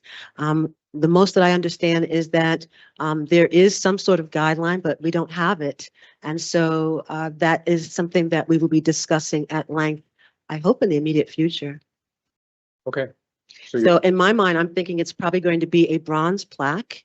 I don't know what the exact standard measurements are, but in terms of the content, we'll have a thorough discussion about what's important. You know, it's permanent. So, you know, I personally don't recommend QR codes or anything like that because we may change our mind and not use QR codes again. So, you know, basically having, in my mind, background information like what is this? Why is it here? You know, cause and effect. And then, of course, you know, simple information, title, artist, commissioner, that sort of thing. In this day and age, people can Google, but I think on-site signage should give some sort of paragraph of information. Right. That's what I'm thinking. Okay, thank you. So that's a discussion between you and the Parks Department. Yes. Yes. And the Conservancy. Mhm. Thank you. Hi there, my hero. I love you so much. Thank you. Good to see you again. Mine is brief. I just want to say, continued congratulations. Thank you. We know each other a long We have time. I history. know how long you have worked on this, and I do think this is one of the most important projects So timely. in our city. Yes. And speaking of time, my only question is, can you update us? I realize there are other players involved here, but how soon might we see this installed? I'm going to say 2 years is real. Only because I'm just starting another 9-foot sculpture for Philadelphia. They're ahead of you. It was a race. Okay. And so they beat you. So they're ahead. Got it. But that's not really problematic because their sculpture is already done. It just has to be fabricated. This has to be enlarged. So that's probably for starters, that's probably at least for real 2 to 3 months enlarging it. I will create a what I call an artist proof for myself. Because it's a 9-foot sculpture, I'll probably make a 3-foot maquette. Like this is 2 feet. I want it bigger so I can really see what exactly am I getting. Sure. And then from there, you know, I'll probably come back to the team so they can see like it will be more refined than this. This is really what I call rough. Right. We didn't have a lot of time to make this. It looks pretty good, but it's the new one, the real one's going to be so much more stunning. Yeah. You will get to see that if you all want to join the meeting. Then it's like, hi, look what we're really getting. The point of it is that I'm going to want to do a 36-inch artist proof. That one belongs to me. It's not yours. Right. It's for me. Okay, but I share so you can see. And then once we get that approval, you probably need another, for real, 6 to 8 months to fabricate a bronze, and then installation has to be scheduled. So I'm going to say that 18 months is probably the short end. 2 years is probably the long end. We work as fast as we can because we have a pipeline. These aren't the only things that we have to do. So, you know, we try to get them done as well as we can. I am really persnickety about details. And so if it takes a little bit more time, I would be begging you for more time, but I don't think it's going to be more than 18 to 24 months. Well, the city of New York will be better off when this is installed and visible for everyone. So no, it's exciting. yeah, It's exciting. it is. And I know all these time issues are not just yours, right? It's the city of New York. It's a process. Yeah. And it's very layered, you Yeah. know.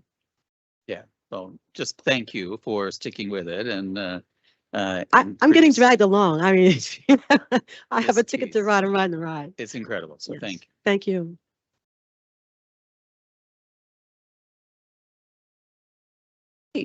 Anyway, thank you so much for bringing this piece. It occurred to me that nobody here has seen it. No, and to the see beginning the of time, detail, I said, maybe I I'll just mean, bring and let them see it again.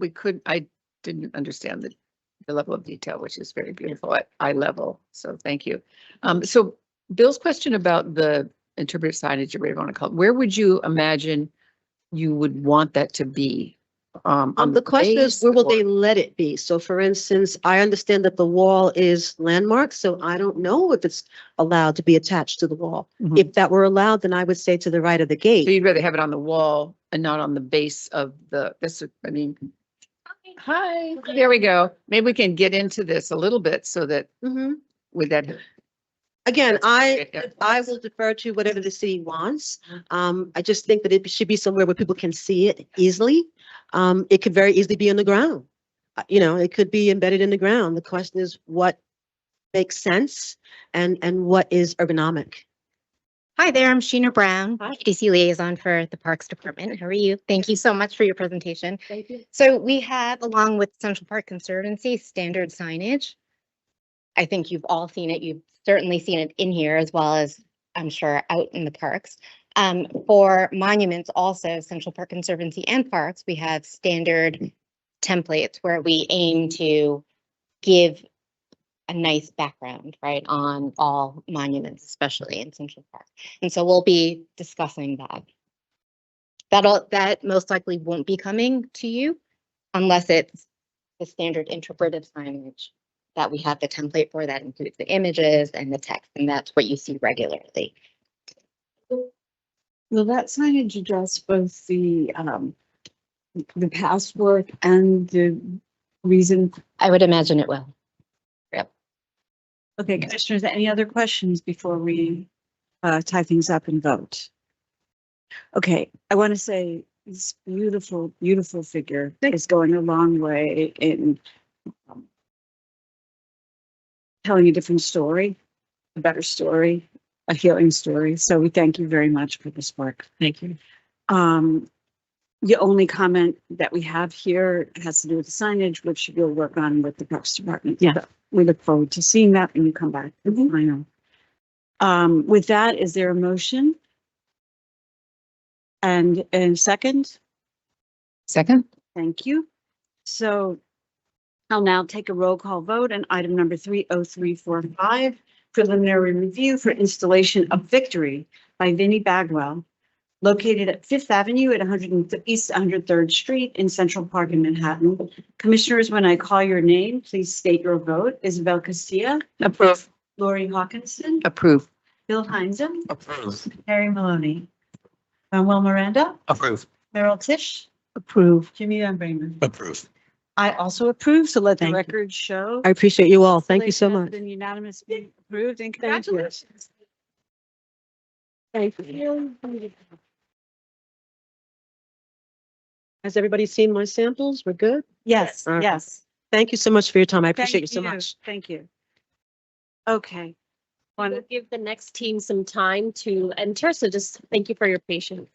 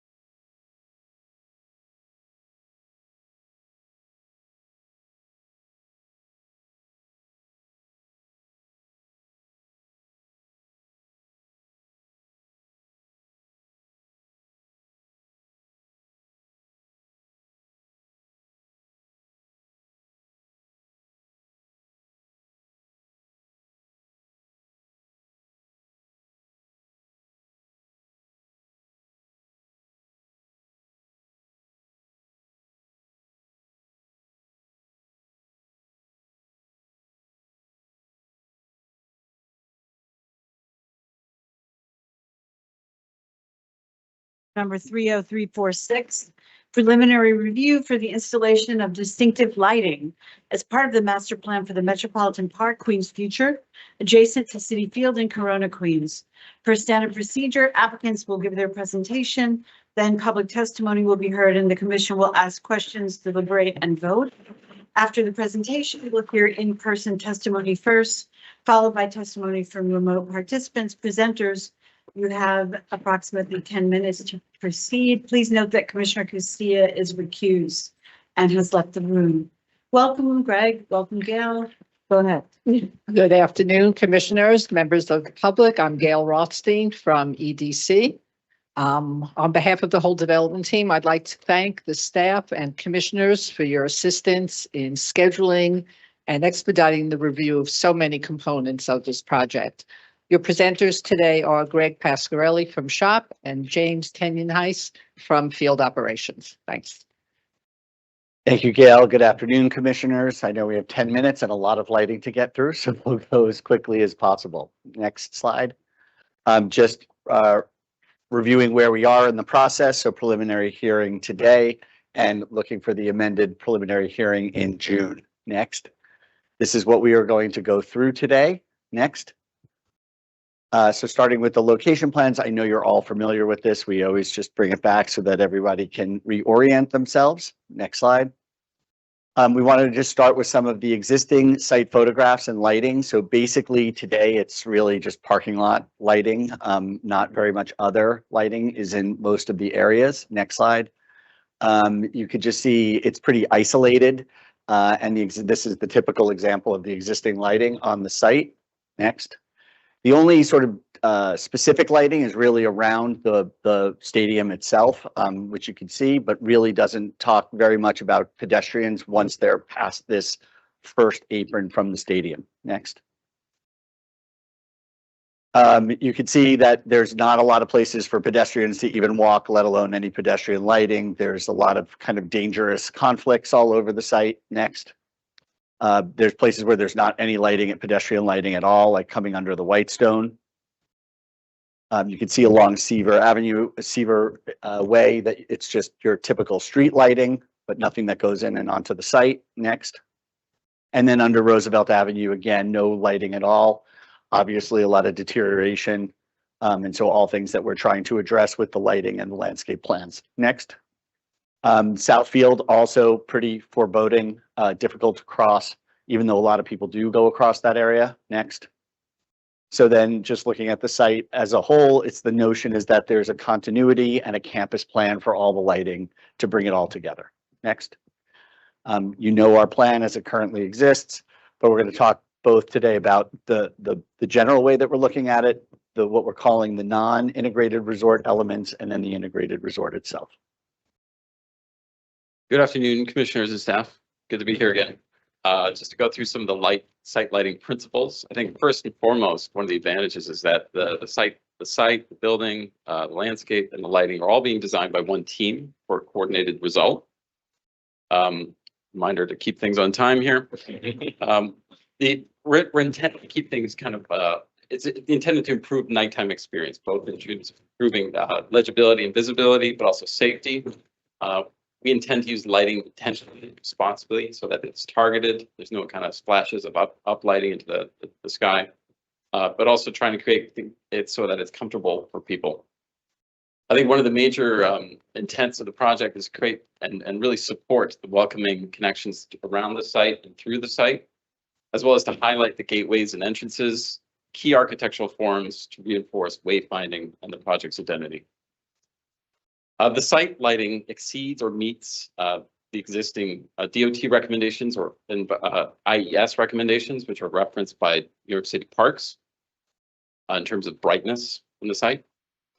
And the site lighting is comprised of a series of layers. The layers are meant to create comfort and legibility throughout the site, primarily using poles to create general illumination, bollards for lower scale kind of highlights and pedestrian scale lighting, railing integrated lighting to support circulation throughout the site, and then accent lighting at the two gateway areas to create welcoming entrances. And the idea here is to create a safe, legible, welcoming environment. I will be going through the site lighting, the kind of lights that are shown in red, and my colleague here will be going through the lights on the building that are seen from the public realm. Yeah, go for it. It's a great question. They're triggered by a sensor. So as soon as it gets to a certain darkness, they automatically come on. and they're left on until a certain hour in the morning when that light level is met again. Opined? We've heard a lot from the I'm sure community. you've heard a lot about everything. So you weren't on the mic, but your question was, have we heard from the community about lighting? And the answer is absolutely yes. We've been talking to the community for years, and lighting is actually one of the major improvements that they've sought to have on the site. The community, if done well, which you always seem to do well. So I'm just saying this would be an added bonus for the community. That's right. And I hope to go through some examples of how that's being developed, particularly along the connected corridors, but also in the park paths. So looking at some of these key examples of the layered lighting in the public realm. Looking at a typical park path, you can see the layered lighting being presented here through the poles that are the predominant lighting element, as well as a lower bollard along the paths. The pole is a pretty modest design. It's not meant to be a whole really impactful design. It's a simple pole, 14-foot high, regularly spaced along the paths. And those are augmented with a 3-foot bollard to highlight planting and kind of move, highlight the park edges. In larger areas of gathering where the dimension of the space is a bit grander, we're using a taller pole with multi-directional lights. You might see one of these in Prospect Park or in Central Park to highlight one of their major featured areas. That would be a 24-foot pole. And then at the gateway area, we're looking to use some subtle uplighting with color control to highlight the accent of the gateway areas and create a welcoming environment at the threshold. And that's done through controlled uplights that splash the underside of these structures.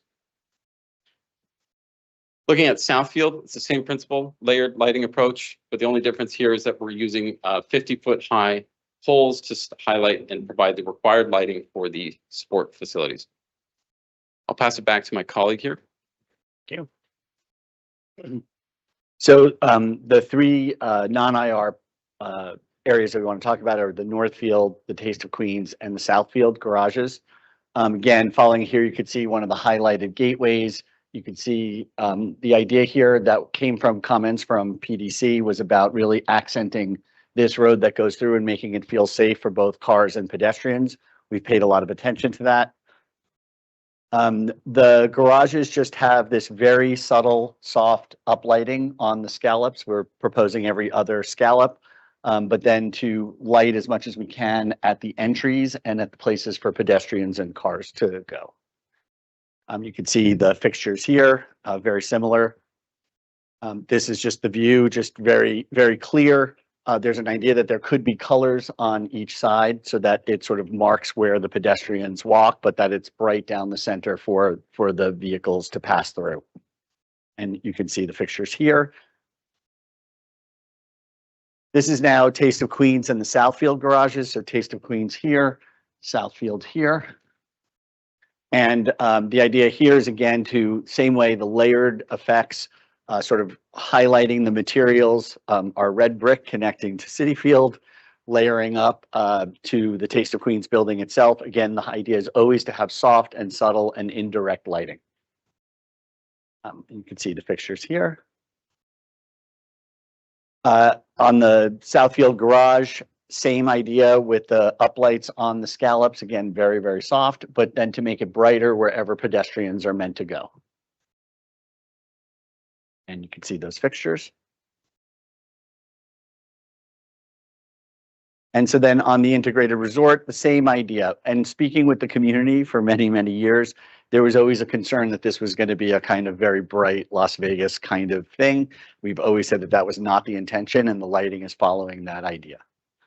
So you can see there are a lot of downlights at the Porte Cochere. There's other lighting on the building, really trying to highlight the places that people come in and out for circulation. So there's some downlighting in the soffits to help us with the circulation. There's the railing lighting on the stairs going up and on the escalator. And then there'll be some subtle uplighting and downlighting on the main colonnade elements. But the idea again is to really just make the buildings softly glow and not glare out into the park or the surrounding neighborhood. Here's a little bit more detail as you're coming in. Again, same idea, just soft downlighting, highlighting the colonnade and drawing you into the entrance with some lighting in the planters as you move in. On the sort of south wall, south facade that's facing towards the 7 train, same idea on this solid wall, highlighting the scallops, having the slightly different material, slightly different colored light to try and break up the expanse of that wall. This is on the garage, the integrated resort garage, same idea with the scallops, so it really kind of unifies it. And then the lighting on the building itself, there's some uplights on the articulation of the facade, which was something that was asked for both by the community and by PDC. And then just softly lighting the articulated top of the building. The Hard Rock sign is illuminated, but it's not a bright light. It's just to glow softly up there.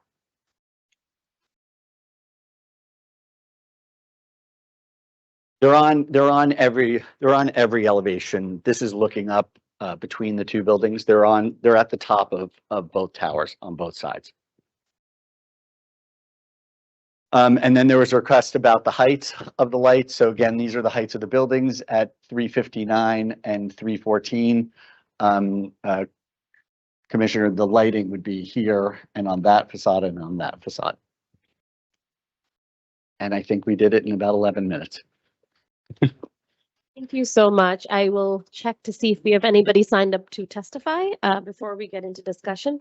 Is anybody in this room signed up to testify for this project? Please raise your hand. Seeing nobody in person. Chelsea, do we have anybody signed up remotely? Hi, we don't have anyone signed up remotely to testify for this project. Is anyone within the Teams room here to testify remotely? If so, please use the raise hand feature.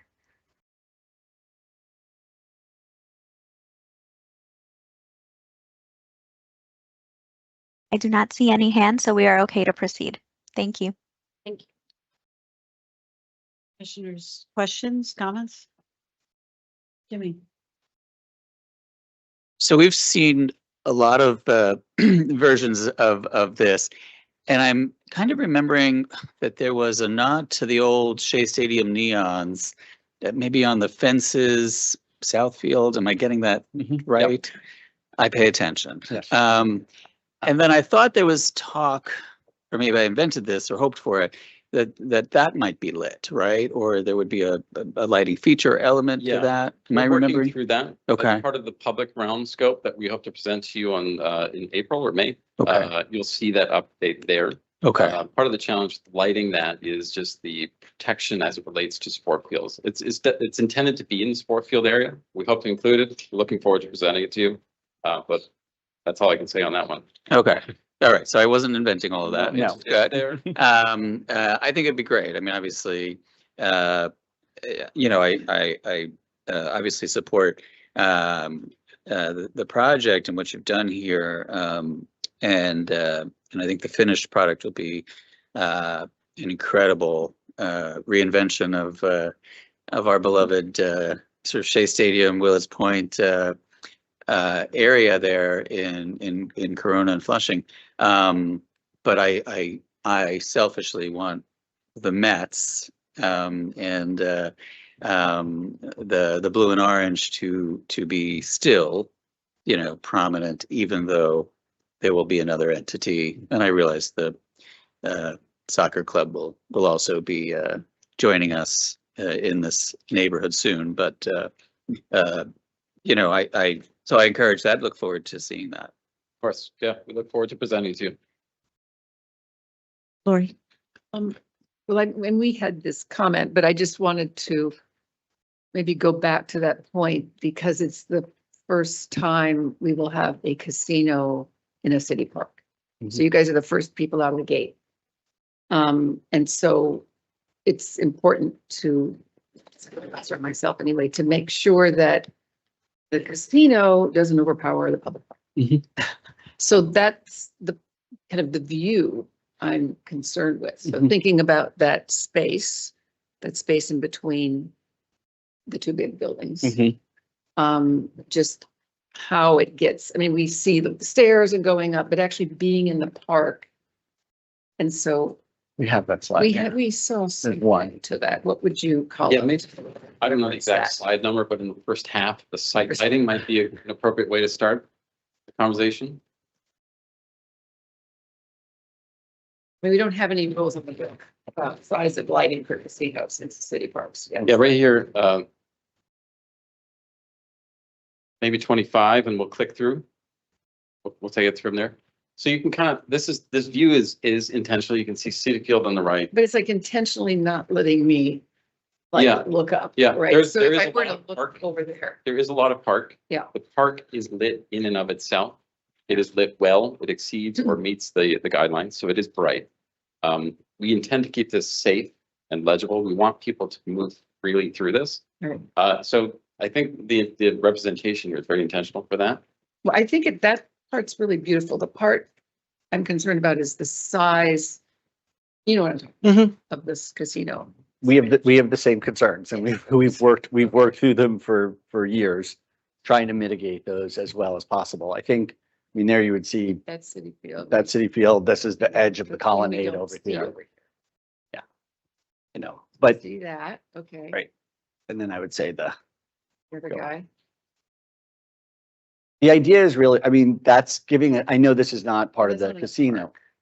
Well, the park does go that Goes way too. around. Yeah, it does go through there as Right. well. But the idea was not to have giant floodlights blasting this or giant flashing lights blasting out. I mean, the whole idea has always been to try and keep it very subtle and just make the building glow and just make it safe where pedestrians come in and out so that they can see on those different pathways. But it was definitely not about, you know, a large brightly lit. So these building. are the only signs. Yes. You showed the elevations of the tall building. You said, these are the signs here and here. Those We- are the only signs of the casino. I would note there is a signage and wayfinding package that we'll present separately to you at some point. We can Okay. kind of Yeah. digest where every sign is then, but by all means, if that's part of the critique now, we can dive into it too. I just want to understand Mhm. if I was there, I'm trying to represent the people. Right. So I'm there. I would note, I know when you But- look at this view, it's cropped into the entrance of the IR. I would Right. note that every entrance to every building is brightly lit to create a sense of where, it's kind of natural wayfinding, where to go to find the front door, right? Like this IR here, and if I go back, Mhm. the Southfield Yeah, no, I Garage. get all that, which I think. I think these are kind Dead of on. It's brightly just lit. the Right. signage. Maybe I'm not being specific. It's the light. You know what? On the hard rock sign. Not that I have anything against Hard Rock, Okay. but. No, the no, we scale of it understand. In the park, because we've never had that. Understood. You know what might be helpful here is something that we can request from you the next time around, which is, I think if I'm, and you should tell me if I'm interpreting the question correctly, but what we're concerned about is that the park ends up just being sort of negative space to the volumes of the structures because they're so sharply defined and lit that the park ends up feeling like a kind of dark veil within. And we know that you are telling us, James, that there'll be adequate park lighting. Yep. But what we're looking for is a kind of equity in the hierarchy. Yeah. That's what we're looking for. Yeah. So maybe to the extent that you can give us renderings or other tools here that we can evaluate that, Sure. the kind of, when I walk through that park at night, I should feel like I'm in a park. Not that I'm in leftover space and crowded out by on the one side City Field and the other side's the sea. Right. I'm sure you're looking at that. We absolutely are and Yeah. have the same goals that you do Yeah. entirely, that it's not a dark slot between those two buildings and to try and bring down the lighting on the integrated resort so that you do feel like you're in that park. It's absolutely a goal. It's So we also just need to shared go by over our client who has hammered it into us, the concepts of fan experience and guest experience. Yeah. And they wouldn't want a gully or X territory between the two. It's one campus tied together. It's kind of all seamlessly lit. And I think that's what we were trying to say before is when we have one designer and one design team designing this whole campus, Yeah. being thought of holistically. No, and I want to say we can commit, you have worked really, the landscape team Yeah. and the architecture, they don't always work so seamlessly. We appreciate that. So Lori, that's what you're looking for, right? Yes, I'm not concerned it's gonna be dark. I just want to know how Exactly. big those are when I'm in the space. We That's understand. something. We could do You know what renderings I'm each other. saying? Absolutely. Just some of those views. Like if we were in your little circular room, we would. You know, I think to put it another way. Go ahead, Mom. Well, I think to put it another way is that, you know, the park should have its own identity, Exactly. you know, There you go. as it's lit at night. So it's exactly, it's not like a backyard for the stadium or another resort. But you know, each one, you know, it's a campus, so it's one seamless identity, but it's also multiple identities within one. Yep. And so when you're in each kind of like program area, you feel like, you know, you understand the identity of that space. And the landscape does it, the pathways does it. So I think we're asking like, is the lighting doing it? Like this rendering, for example, you know, to me, like the game isn't happening that day. It's darker. That's You know, is this really what it'll feel like? I think, or will it be brighter? You know, there's no video screens, which I think is correct. You know, so I think this is, you know, a good depiction of like what it might look like at night when there isn't a game. Is that correct? Or when there is a game too, possibly, I don't know. But Also, you guys are putting it out there that every night at Queen Street, there's a beautiful pink apricot sunset. Isn't there? Isn't Been out there? there, it's, Where- some of the best views are up on City Field, looking out of the city skyline. Because every rendering has that space. Okay. Thank you, so, Commissioner. One more question about the lightings before we move on. That's relevant to Lori's question. In an earlier iteration, we had seen lighting on the underside of places like bridges and walkways that was changing color or flashing. Yeah. And that was programmable related to the events. And we had asked you to we asked you to consider removing that, or if not, telling us what the program is exactly. I think, well, this is what we're talking about. We're uplighting key gateway areas. There's two. There's the pedestrian bridge at the south, the pedestrian bridge at the north, as well as the threshold through Northfield. So there's one building and two landscape elements. They receive uplighting, so that the structure itself receives a subtle lighting, and it would be constant. It wouldn't be flashing, no strobing. This rendering is fairly accurate in the sense that it just receives a splash of color, which would be otherwise, you know, a gray underside.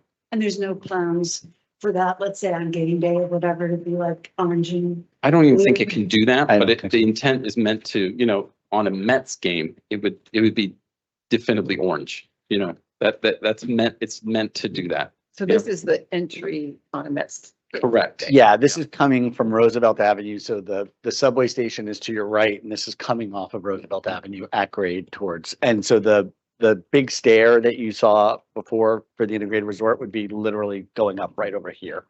Around the Having corner. been in this project for about 5 years or so, the previous lighting design was a lot more of that garish kind of flashes and color. We've taken a dramatic step back and limited it to these three areas.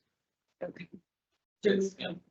it sounds like you will still tailor it tastefully to Met games and events and things like That's that. the intent. It is controllable. It's meant to be subtle, and it is limited in scope. Right. But yes, we would love to keep the color. Yeah. This is a fan and a community-based kind of threshold that we would like to maintain. And you'll give your client guidelines. Too bright. Yeah, I think we can work on that together. Yes. I'm hearing no strobes, no flashing. Yeah. I had there was a band shell, right? Or There's a space for an event in the lawn area In front of the that island. has Right. for a stage to be set up. But you didn't show us that. And what's the lighting for that, or what's That would be a temporary facility that gets put in to support an event, kind of like Bryant Park. Oh. It's not part of our scope. It's not part of the project scope. It's more of a owner operator situation. But we imagine that would have some lights on it as well. the owner operator being? Queen's Future. Okay. Yeah. Got it. But is there a chance that that will be put in, as in many places, like that could be put in May and stay up until September? Or is that something that would be event specific and put up and taken down? Because I think that My understanding is also it would be affect the lighting. temporary, but I think the whole site is meant to be activated in some way in a variety of forms, whether it be a farmer's market here or at a concert venue there. The details of all that have not been worked out. We encourage temporary. I think that's 100% the concept. If it was permanent, you would have seen it and we would have been presenting it. Great. I had one last comment, which is maybe coming at where Lori and Manuel were coming at, but from a different place.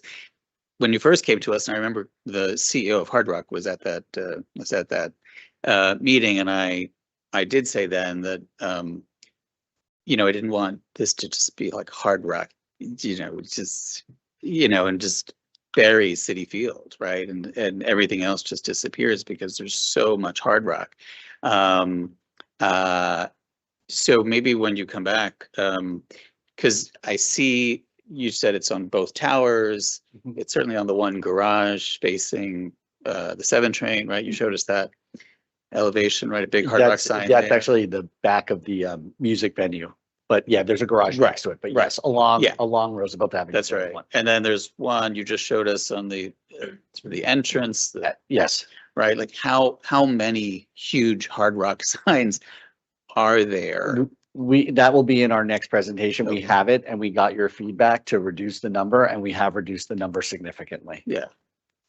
I mean, I'm not, the man can get a Hard Rock sign on his building, but I just, we want to keep, the City Field being City Field, the park being the park, the community being the community, And one of the main drivers of that design issue was not to have that sign in the park. Specifically, it's kind of back, it's around, it's high. That was the idea, was to keep the park, let the park have its own identity.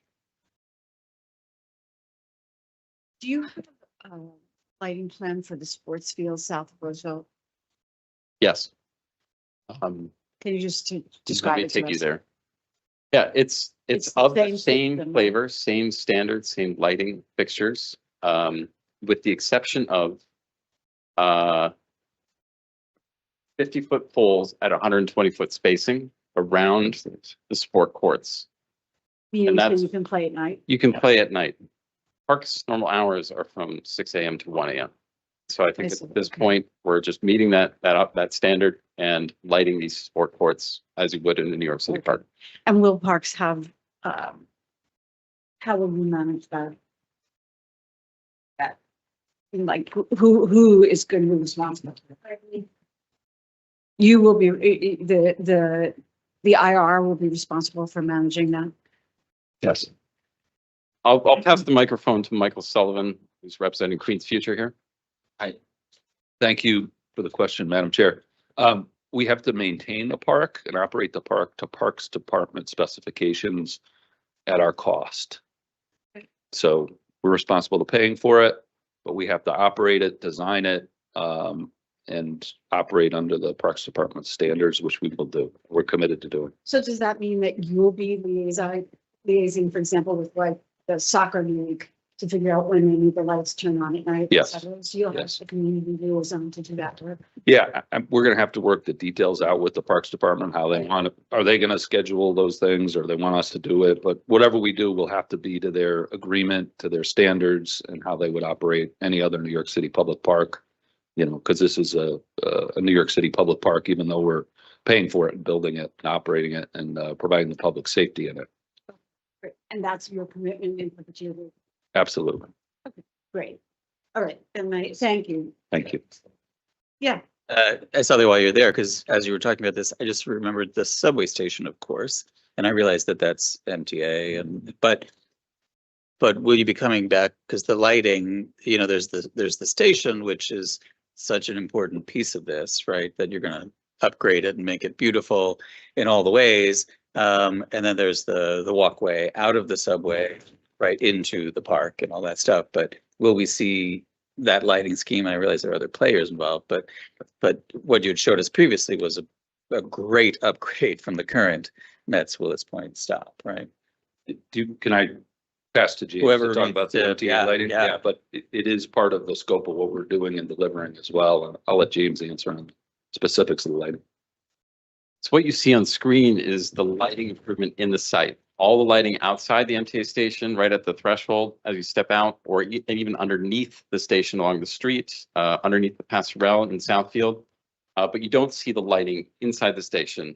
And I don't think you're going to see that either. That's part of the MTA station, and that's in coordination between the design team and MTA.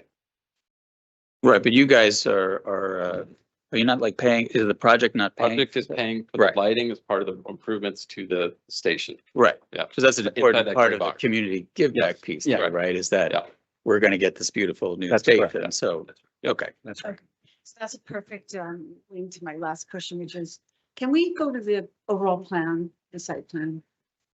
Yeah, we have two forms. There's kind of the technical version here, which describes scope and extent. Yeah, go for it. So it's sort of two questions. The first one has to do with the links to the neighborhoods, the Willits neighborhood, Corona. Can you just talk through when I'm entering your landscape? What is that connection? Like if I'm coming from Corona, how do I experience that right there? Yeah. If I can start by describing what's there today, which is nothing. I think that's the dramatic improvement. But as soon as our project within our scope boundary, we immediately start placing lights in two ways: along the new bike lane along Roosevelt, as well as on the sidewalk on both sides of Roosevelt. Those are all new lights from Seaver Way all the way to Shea Road. And that's for the Corona Willits Point connection. On the north side, same principle. As soon as you're within our project bounds, we're lighting the pedestrian and bicycle lanes from east to the west, as well as north to south. Okay. As soon as you're in this campus, it is a lit, safe, welcoming environment. Right. And that's to respond to the community more than anything else, as well as our clients' desire to create a kind of, a campus-wide experience. That's great. Okay. And then my last question has to do with where is the nearest residential? Is it Willits? Yep, we're right next door. That's Willits neighborhood. Yep. So are you planning to, or have you already done a Lux study to see if I live in one of those buildings, how do those folks experience your lighting at night? So Well, they don't live there yet. But the buildings. Right, exactly. Yeah, that's why I'm asking. that. they will see a lit ground, kind of a well-lit campus environment. They won't see lights shining into their apartment windows or anything. All the lights point downward at the environment, at the Do you ground want to plane. do a study of that, like a more tech? Well, as part of the lighting design, that is how the spacing is calculated. The calculation for the required lighting of every path has been developed. That's how you determine the spacing for the lights. So But the answer is yes. Like I have a baby. Yeah. Like how much light is coming in? Is it going to be as though I live on a normal city street? Will it be much more? I don't know about the Lux study. Yeah, You I'll know have to what I get back to you on that. I'm not sure if that sounds like a reflectance of a concrete surface back into someone's Right. eyeball. It's a complicated calculation, but I'll have to get back to you on that. Because I think many folks are going to be living right around this. Yeah. And I think it would be useful to their lives, like the everyday life Yeah. they have, to understand how much light is this thing throwing off on its perimeters. Right. Yeah. So, That's fair. something, okay. So any more questions before I summarize? Okay, so when you come back, before I call for the vote, we would love to see that study in connection with the residential buildings nearby, because I think, I hope that you find that it's, fine, Mhm. but we don't really know. Yeah. And if someone really can't sleep without blackout. Yeah. Yeah. Yeah. I think about that. Second. I think that for that, if that's a study that you all are going to be producing, I would love for you to be able to send that to the staff as an interim submission, just to take a look at it so that they can communicate that to us. The rest of the things that I'll note here in these conditions will be part of a final submission. But because that I think is a new kind of study that we haven't seen yet, I think it would be good to see that as an interim. Is that something that you can do, James? I need to talk to the team. Yes, I will commit to the process and the concept of an interim submission. Yeah. Because we're doing this, right, as a city for the public. Yeah, of course. You're No, I right. understand the approach for sure. And I just, it's the calculation that I need to confirm, Yeah, no, you know. yeah, I understand. I We, just want to make sure that it doesn't have a kind of knock-on effect of making it unlivable around. the Right, perimeter. yeah, that's absolutely not the intent. for I sure. know it is. Yeah. I know. Okay, then the second thing we'd like to see, who's the developer? Who's developing those? Queen's Future is, oh, oh, you're talking about here. This is. It's uh, related. EDC. it's related. Yeah. Yeah. So separate project, and it will be, as you brought up at the very beginning, residential. But please don't go for the phones. Yeah. No, we're all smart people. We'll figure it out. Maybe not me. Okay, second thing is, I'd love to understand better, and maybe this is a rendering, I'm not sure how you can tell this story, but to really make sure that your intention of making the park feel like it's a park, even when everything's lit up at night, we'd like to understand that better, and I think that's perhaps renderings. Yes. The third thing is, to Jimmy's question and Bill's about the lighting, what are you doing with the lighting in front of the IR and that lawn? Like, is that up all summer? Is it temporary? Like, what's the Right. deal with that? And then finally, the public realm scope with the lighting near the sport field. You were saying that's still in development, so we'd like to see that with your next, That's, this is pretty much set. not that sport field. The Oh. neon, Yeah. Oh, understood. Yes, yeah, that'll be part of our public realm submission, because it's not casting, yeah, it's not. yes. Got it. Yeah. Okay, fine. All right. Same for signage and wayfinding, the signage on the buildings, that would be part of the signage and wayfinding submission. Got it. Okay, all right. So then do we have a motion for a vote? A motion to vote. And second? Second. Okay, thank you.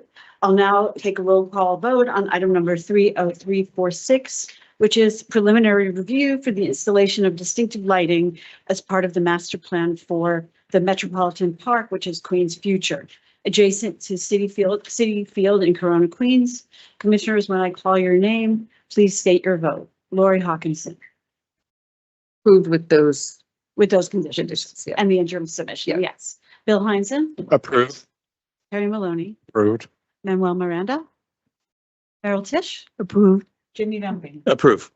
I also approve and look forward to the interim submission and the other things when you come back.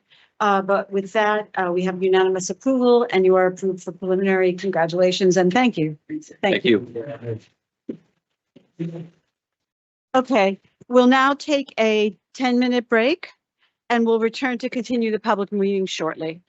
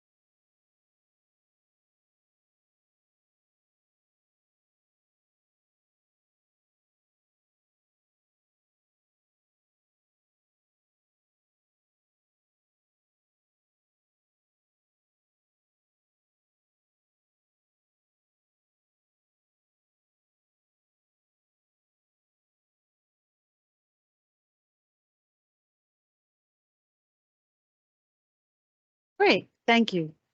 Okay, we will now continue the public hearing portion of the meeting with item number 30347, preliminary review for construction of a skate garden in Mount Prospect Park, located between Eastern Parkway and Flatbush Avenue in Brooklyn. For standard procedure, applicants will give their presentation, then public testimony will be heard, and then the commission will ask questions, deliberate, and vote. After the presentation, we will hear testimony from elected officials and their representatives first, then in-person testimony, followed by testimony from remote participants. Presenters, you have about 10 minutes in total. Faster the better. Welcome, welcome. Eric. Thank you very much, Deborah. So good afternoon, commissioners and members of the public. I'm Eric Mattis. I'm the Chief of Landscape Architecture for New York City Parks. We are pleased to introduce the preliminary design for the skate garden at Mount Prospect Park in Brooklyn. This project is a collaboration with EDC and the nonprofit organization, the Skate Park Project, Arcadis, and Matthews Nielsen Landscape Architecture. The project budget is just over $11 million, and the size of the skate garden hardscape will be approximately 19,500 square feet.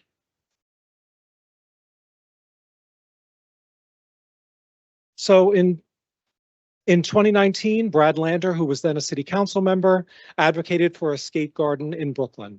In January 2024, Mayor Adams announced the city's commitment to build 4 new skate parks in collaboration with the Skate Park Project. Founded in 2002, the Skate Park Project is dedicated to increasing access to outdoor recreation and free play in underserved communities by creating safe and inclusive skate parks. The other 3 skate parks, part of the city's initiative at Brower, Soundview, and Bronx Park, have received preliminary approval by this commission. So Mount Prospect Park was selected because of its central location at the crossroads. So I can go to the next slide.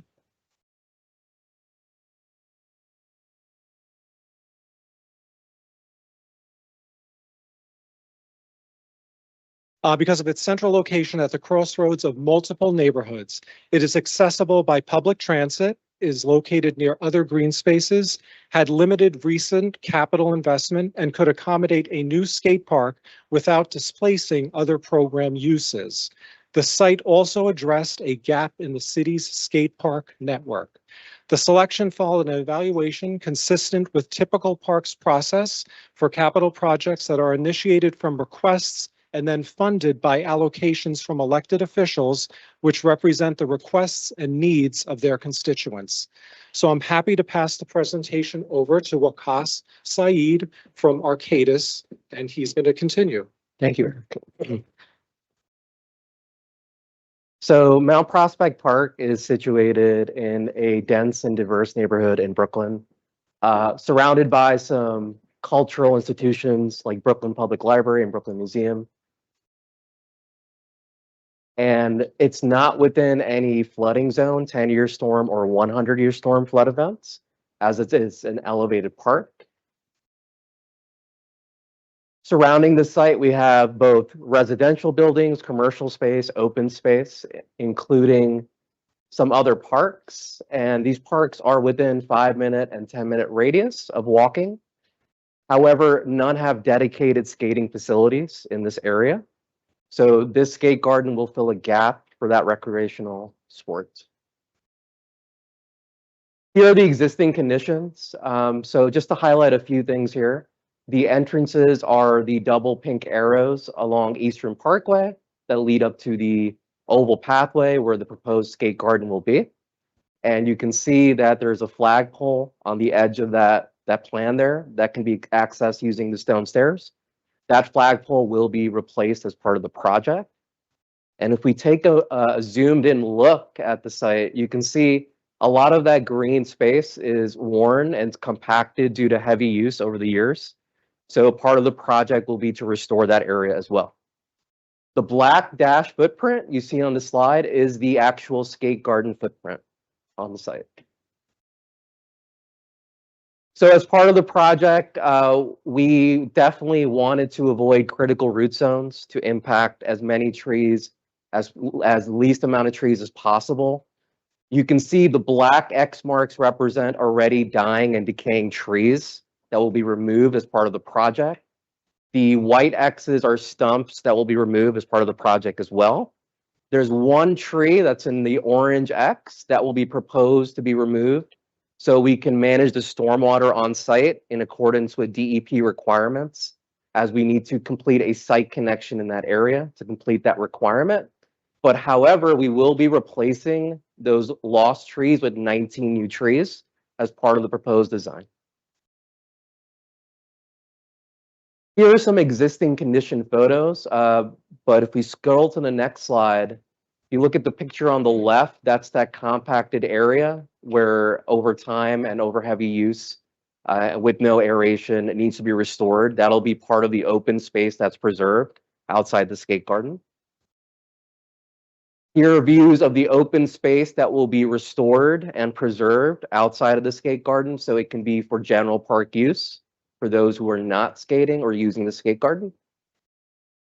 And here are more views of that open space. So you can see we are looking at restoring as much open space as possible surrounding the skate garden. Here's the existing playground.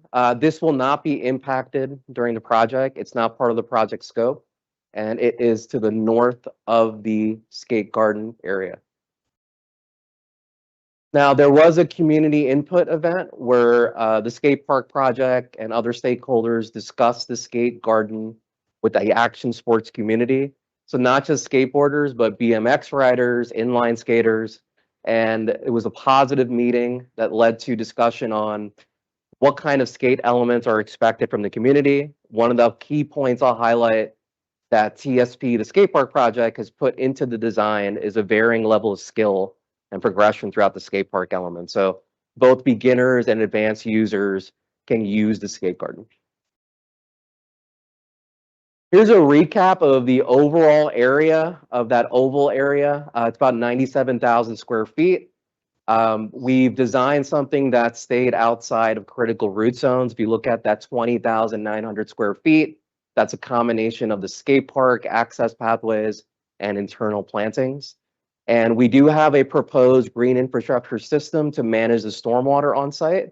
And the overall design adds up to about 24,100 square feet. So this was our original concept for the skate garden. We were thinking of it as a braid, kind of an interwoven connection between not only the skate terrain space, but the landscaped areas and any spectator areas. And we made sure to consider sight lines throughout the skate park.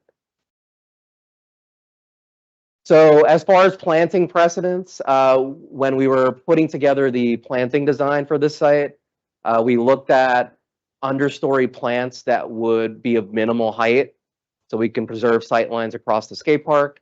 And the skate park itself will have flowering trees throughout the skate garden, where it'll provide color and complement the existing trees. Here's the concept design that was submitted to Parks and PDC in December 2025, but we built upon this. Here's a zoomed out view of our schematic design. One thing to highlight here is you can see around the oval pathway, you see these gray sort of marks there and along Eastern Parkway. That's meant to be intermittent threshold pavement, aka Belgian blocks. So skaters do not continuously skate into the skate garden. All skating can be kept within the skate garden itself, but it still remains accessible for wheelchairs and strollers.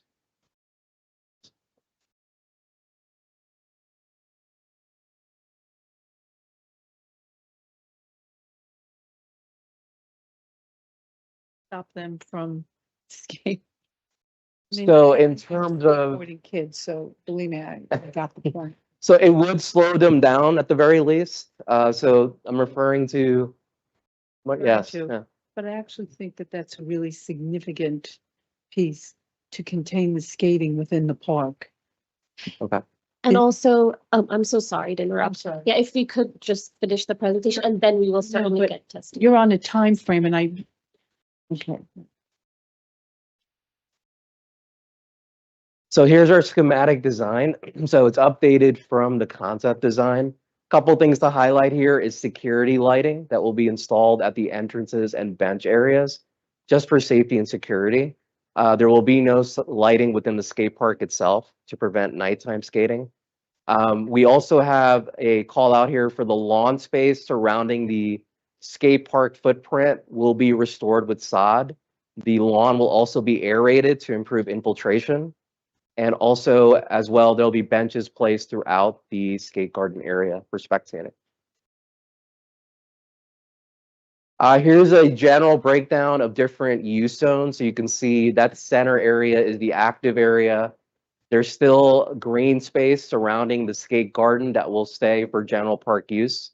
And we have also spectator areas identified for viewing the activities within the skate garden.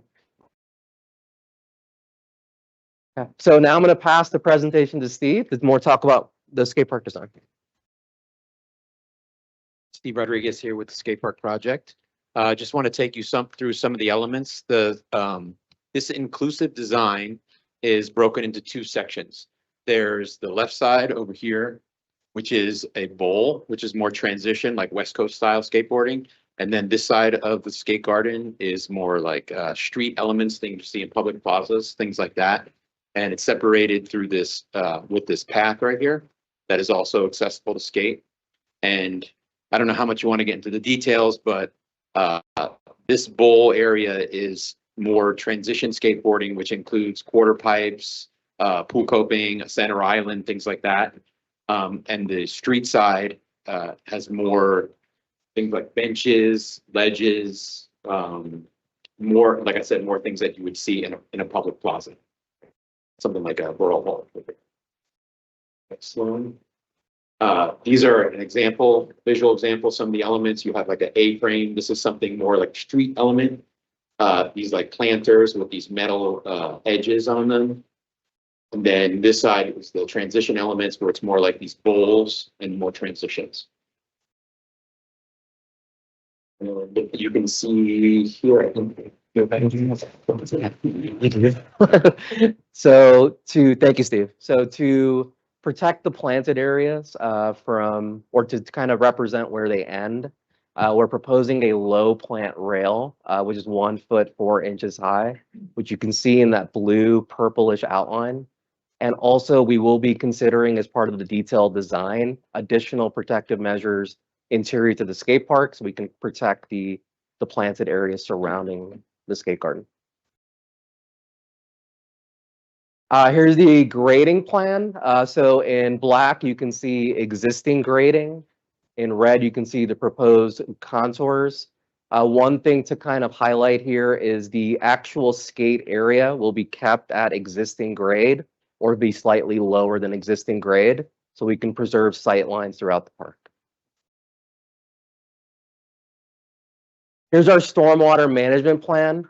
So the site has its challenges due to flooding, as we've seen in different videos and rainstorms.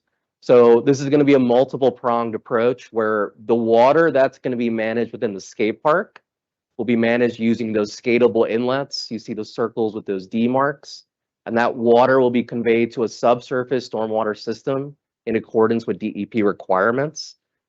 Subsurface system was selected to preserve as much open space as possible for the community and not have a surface feature that would take up more of that area. There's a site connection to an outlet control structure that will slow down the stormwater release. And as part of this work, the existing network will be cleaned. So the existing network is full of debris, the inlets, the pipes. That's an important piece to stormwater management on the site. Here's the pavement plan, just kind of what we've seen before. There'll be colored concrete within the skatable areas, and there also will be planted areas in the exterior and interior, and the entire lawn space will be restored with sod. Here's a cross section throughout the skate garden, showing you some of the elements, including the skate bowl.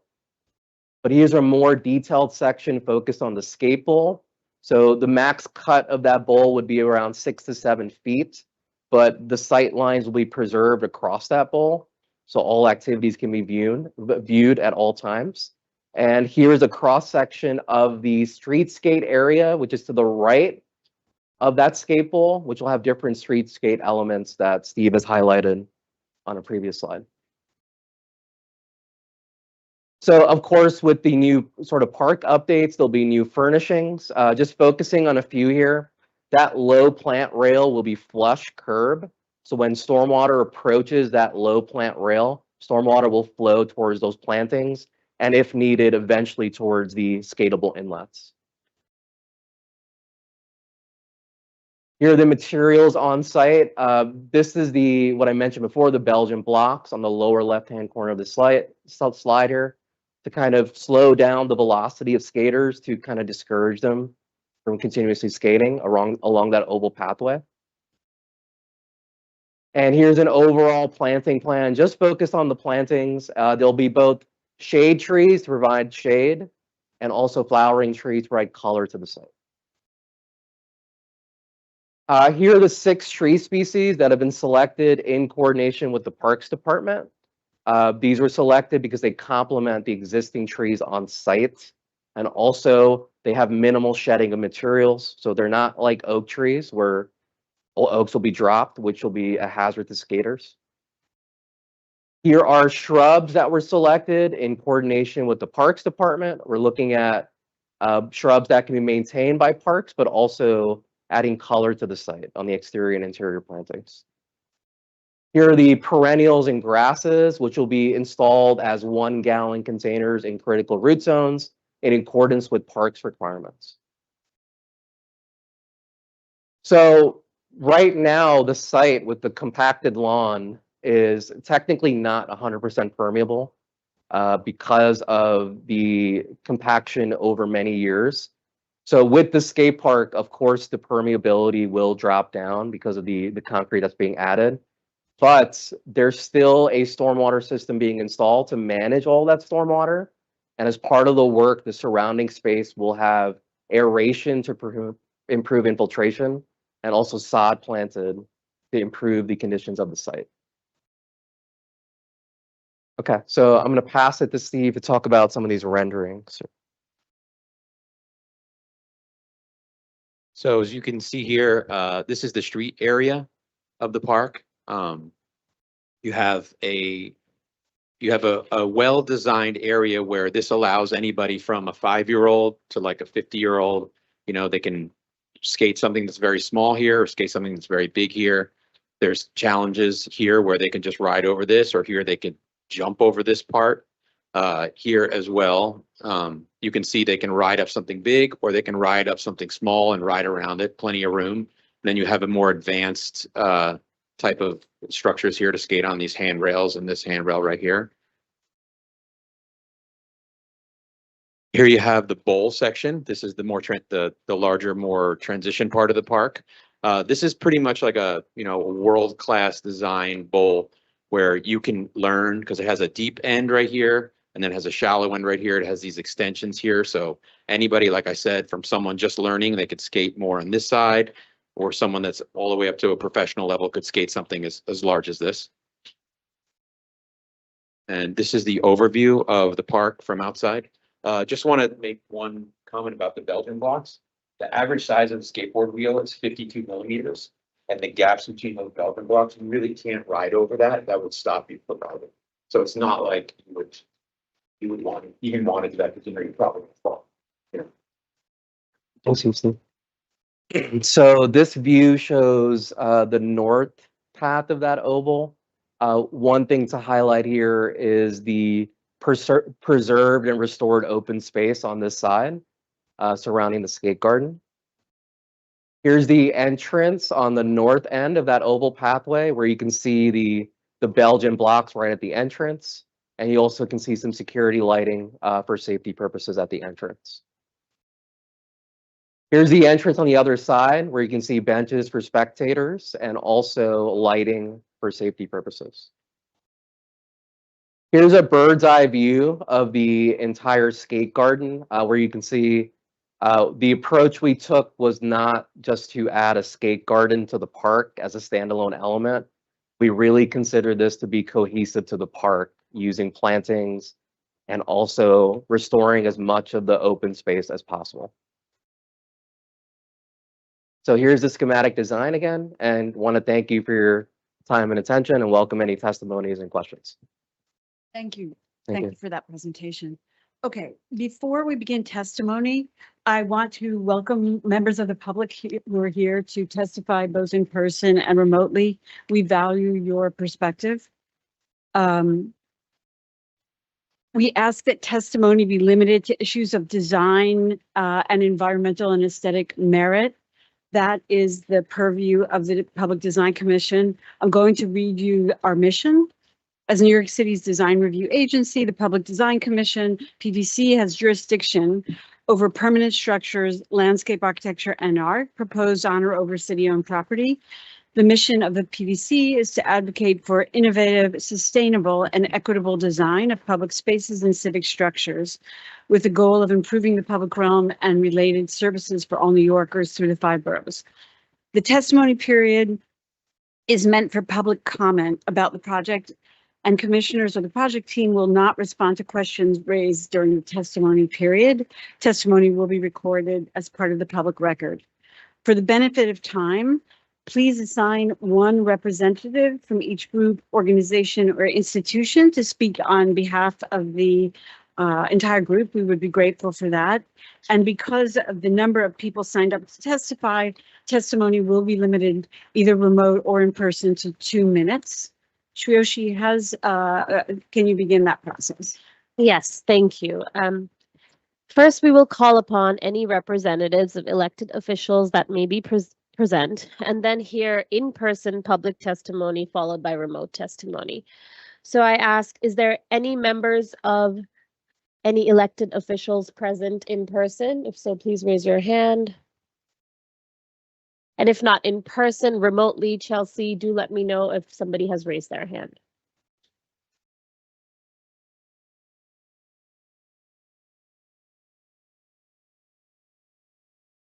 Chelsea, I cannot hear you if you are speaking.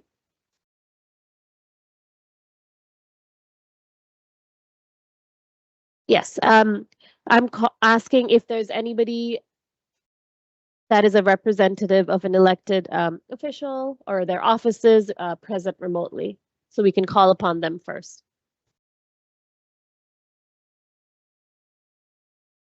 Hi, I do not see any hands raised at the moment, so we can proceed.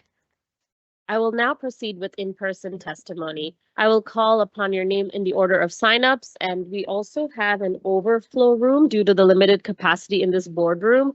So we have set up space downstairs for members of the public to view testimony. And if they choose to provide testimony in the boardroom, they're going to be brought up in groups of 5. So we request that if you are done giving your testimony here, that you proceed back downstairs where you can continue to watch the meeting, but that'll allow us room for the additional individuals waiting downstairs to come up to speak. We really thank you for cooperation in allowing everybody time to testify. Okay, so I will now begin calling up. I will now begin to call upon those who have signed up. And as a reminder, we are being very strict with a 2-minute time limit today. So we will unfortunately have to interrupt you at 2 minutes. We'll be timing it. So just as a heads up. Okay. Elizabeth Rawson, if you may come up to the front.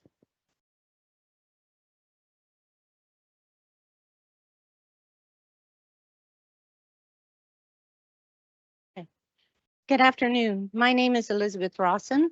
I live in Prospect Heights, and I am a frequent visitor to Mount Prospect Park. I am here today to oppose the skate park. The project would fundamentally change the park and displace the community that relies upon it every day. Mount Prospect Park is a New York City designated neighborhood park, a vital green space woven into the daily life of its residents.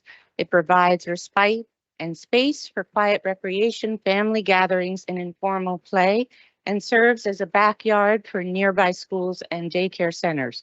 Prospect Park is close. It is not a substitute. At just 8 acres, Mount Prospect Park's scale, setting, and accessibility makes it irreplaceable. The proposed skate park would significantly change that dynamic, replacing most of the central oval, the park's heart, with a 20,000 square foot specialized concrete facility with gut flexible green space. That is poor design. Dedicating so much of a small park to a single use narrows who it serves. Public parks must be welcoming and inclusive for all. This proposal does the opposite. And this is not just any landscape. This is a WPA era landscape eligible for the National Register of Historic Places. It should be protected, not concreted over. The park's trees, its canopy, its role as a peaceful gathering space are not luxuries. They are vital infrastructure for a livable, climate resilient Brooklyn. This commission plays a critical role in ensuring public projects reflect strong design standards and the lived experience of local communities. This proposal fails on both counts. I respectfully ask you not to approve this project. Thank you. Thank you. The next individual signed up to testify is Becca Rawson, and we also ask that George Sands, who's following, please line up.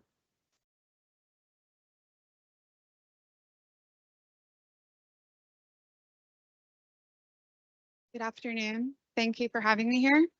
My name is Becca Rawson, and I'm a Prospect Heights resident. I'm in Mount Prospect Park every single day. I know the space and I know the community that uses it. This design destroys the heart and integrity of the park. The proposal claims that this facility only affects 12% of the lot, and that figure is grossly misleading. The central oval lawn is the park's core green space. The Parks Department has ignored maintenance requests for years and now uses the worn lawn to justify the project. Neglect is not a design rationale. It's a reason to restore the lawn, not pour concrete over it. The city calls the space underutilized. I'm there every day. It's not. Every single day, I see families, seniors, preschoolers, soccer players, dog walkers, and people sitting quietly in the sun. That lawn is beloved. No one's going to spread out a picnic blanket next to a loud, active skate facility. The noise, the barriers, the danger of errant skateboards will make whatever remains neither peaceful nor usable. It'll simply be the margins of a concrete facility. And where are the impact studies? Environmental, noise, lighting. You cannot responsibly approve an irreversible transformation without that due diligence. This isn't just a loss of green space. This design fundamentally fails the commission's mandate to serve all of the public. It excludes the elderly, young children, folks with mobility limitations, and those without access to specialized equipment. It doesn't expand youth programming. It eliminates access for everyone except a limited group of able-bodied skateboarders. This commission must ask, why serve one narrow constituency at the expense of everyone else? There are alternative skate sites nearby that are already paved. You don't need to sacrifice this. We are at 2 minutes. If you could please wrap up. Please vote no and reject this plan. Thank you.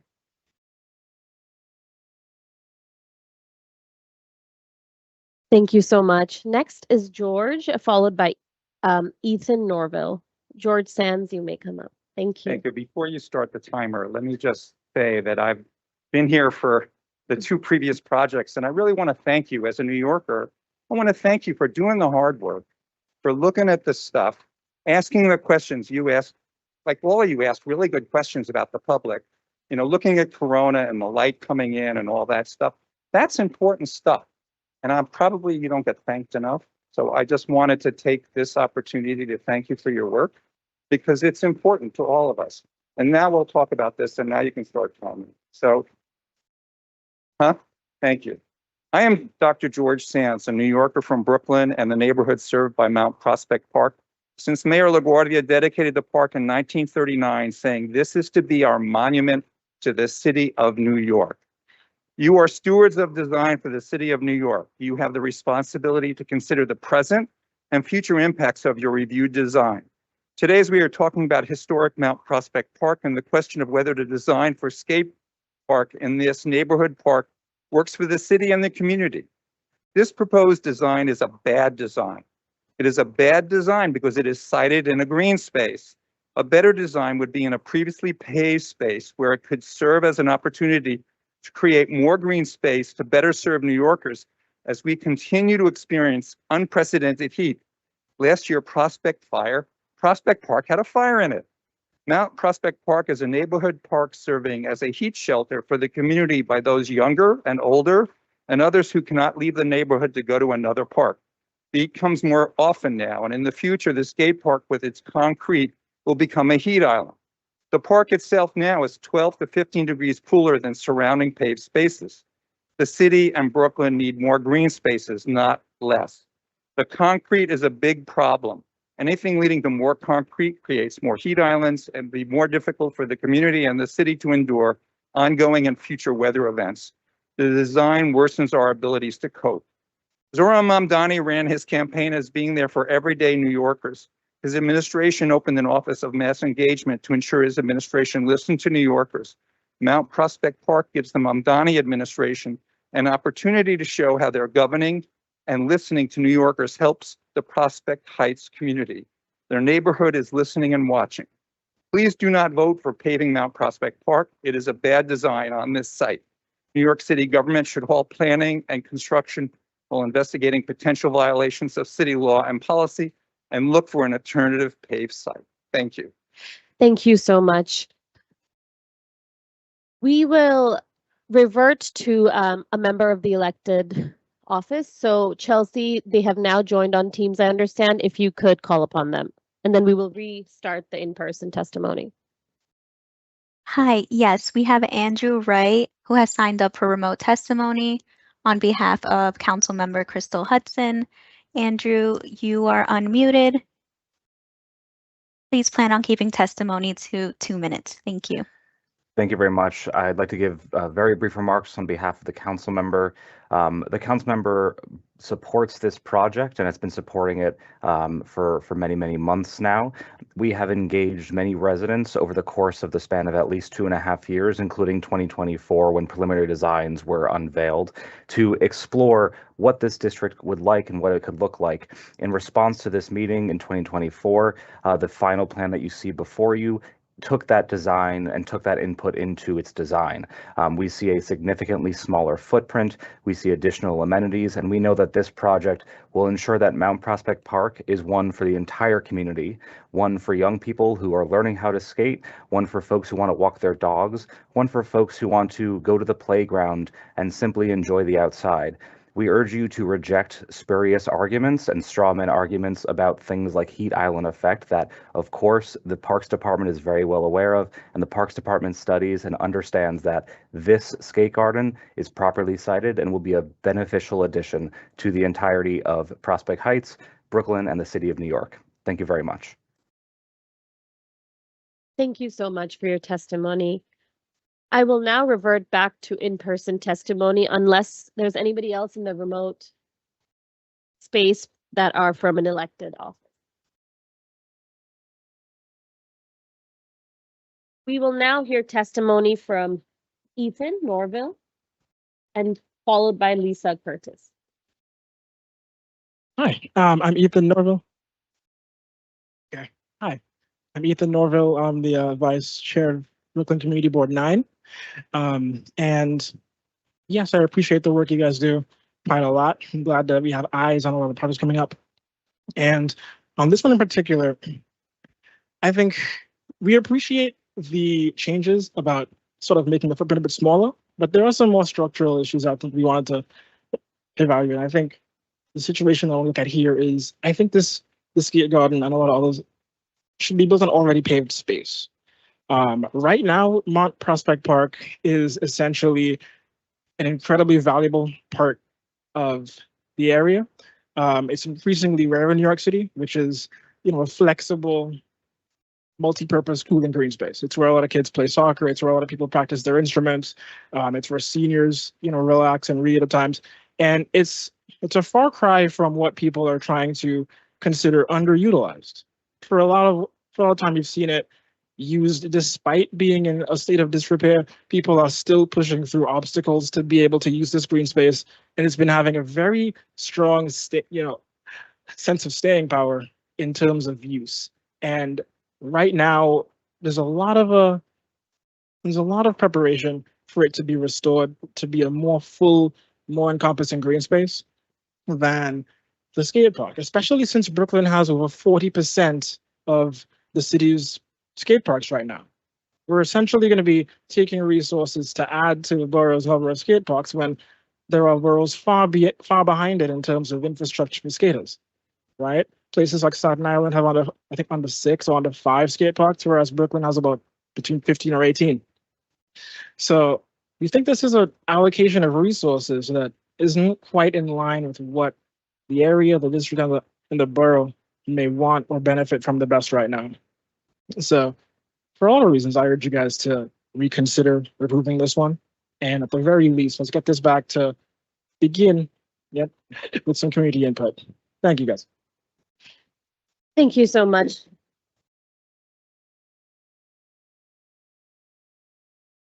Next, we have Lisa Curtis, followed by Haley Thornburg. And I'm sorry if I butchered your last name. I'm reading handwriting. Thank you very much. Thank you very much. Hello, members of the Design Commission and fellow New Yorkers. It is inspiring and fascinating to see you all work, and I add my thank you. It's really been amazing. I live in Community District 8, quite close to Mount Prospect Park. The park is a wonderful place. Encompassing the second highest point in Brooklyn, walking into it has a unique feeling, like discovering an attic room full of trees just steps off of Eastern Parkway. To me, at this moment, true design coherence requires that environmental impact be understood as integral to aesthetics, not separate from it. Situating a project of nearly 20,000 square feet of hardscape over 4 basketball courts of paving in what is currently green space is not aesthetically or environmentally sound. This land would be lost for the foreseeable future as an area for plants, trees, and habitat. It is a perverse trade-off that long delayed attention to plantings and soil aeration is being offered only at the unacceptably high cost of losing a central and significant part of the park to paving. Any bit of green space in New York City provides an outsized positive impact on access to nature, cooling, contemplative space, and bird populations. Its rarity amplifies its value. The conversion of living absorptive soil into hardscape is not just a visual change, it fundamentally alters the function of the land. Specifically on birds, in an era marked by the loss of nearly a third of North America's bird populations, it's difficult to justify the unnecessary reduction of urban habitat. According to eBird, over 100 species have been reported in the park in recent years. I'm also curious about the proposed plant list. I believe only about 2/3 are native and only a quarter contribute meaningfully to bird habitat. I feel it's bad design to situate this facility in Mount Prospect Park. It doesn't need to be there. A more aesthetic solution would be to take the $11 million and transform an underutilized, already paved space. Please vote against this proposal. Thank you very much.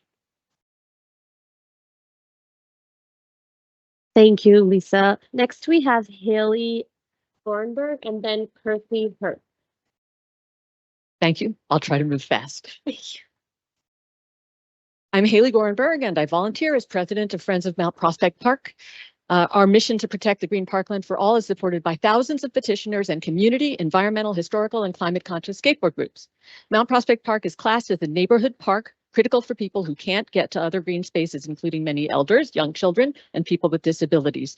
The center oval heart of the park is the greenscape architectural element for so-called passive uses, though it is often very active with ball games and playing with pets. People hang out and read and play instruments, have picnics and birthday parties. It is a welcoming, relaxing, intergenerational space. This design commandeers the greenscape for a mostly paved facility for specialized use. The popular historic Lookout Plaza would look out onto a new concrete heat island. The design chops and endangers irreplaceable trees. It deepens inequities in a borough that ranks low for green, high for paving, including the most skate sites grouped around Mount Prospect Park, while the vast center of the borough is a skate desert. The drainage is not green infrastructure. It is legally required engineering because you have to get a permit to do this harm.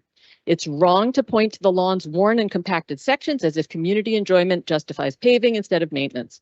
City guidance calls for working with friends groups to boost maintenance, but here they turn down free professional aeration and reseeding. A staffer said, in any other park, we would kill for a friends group like yours. Proponents have worked to pit us against each other, green versus skate, old versus young. and now propose we take it on faith that inlaid brickwork here and there will keep people riding skateboards from skating interior paths and slopes in this hilltop park and colliding with preschoolers and people pushing strollers, using mobility aids and enjoying the park with dogs. Every attempt to deconflict has been rejected.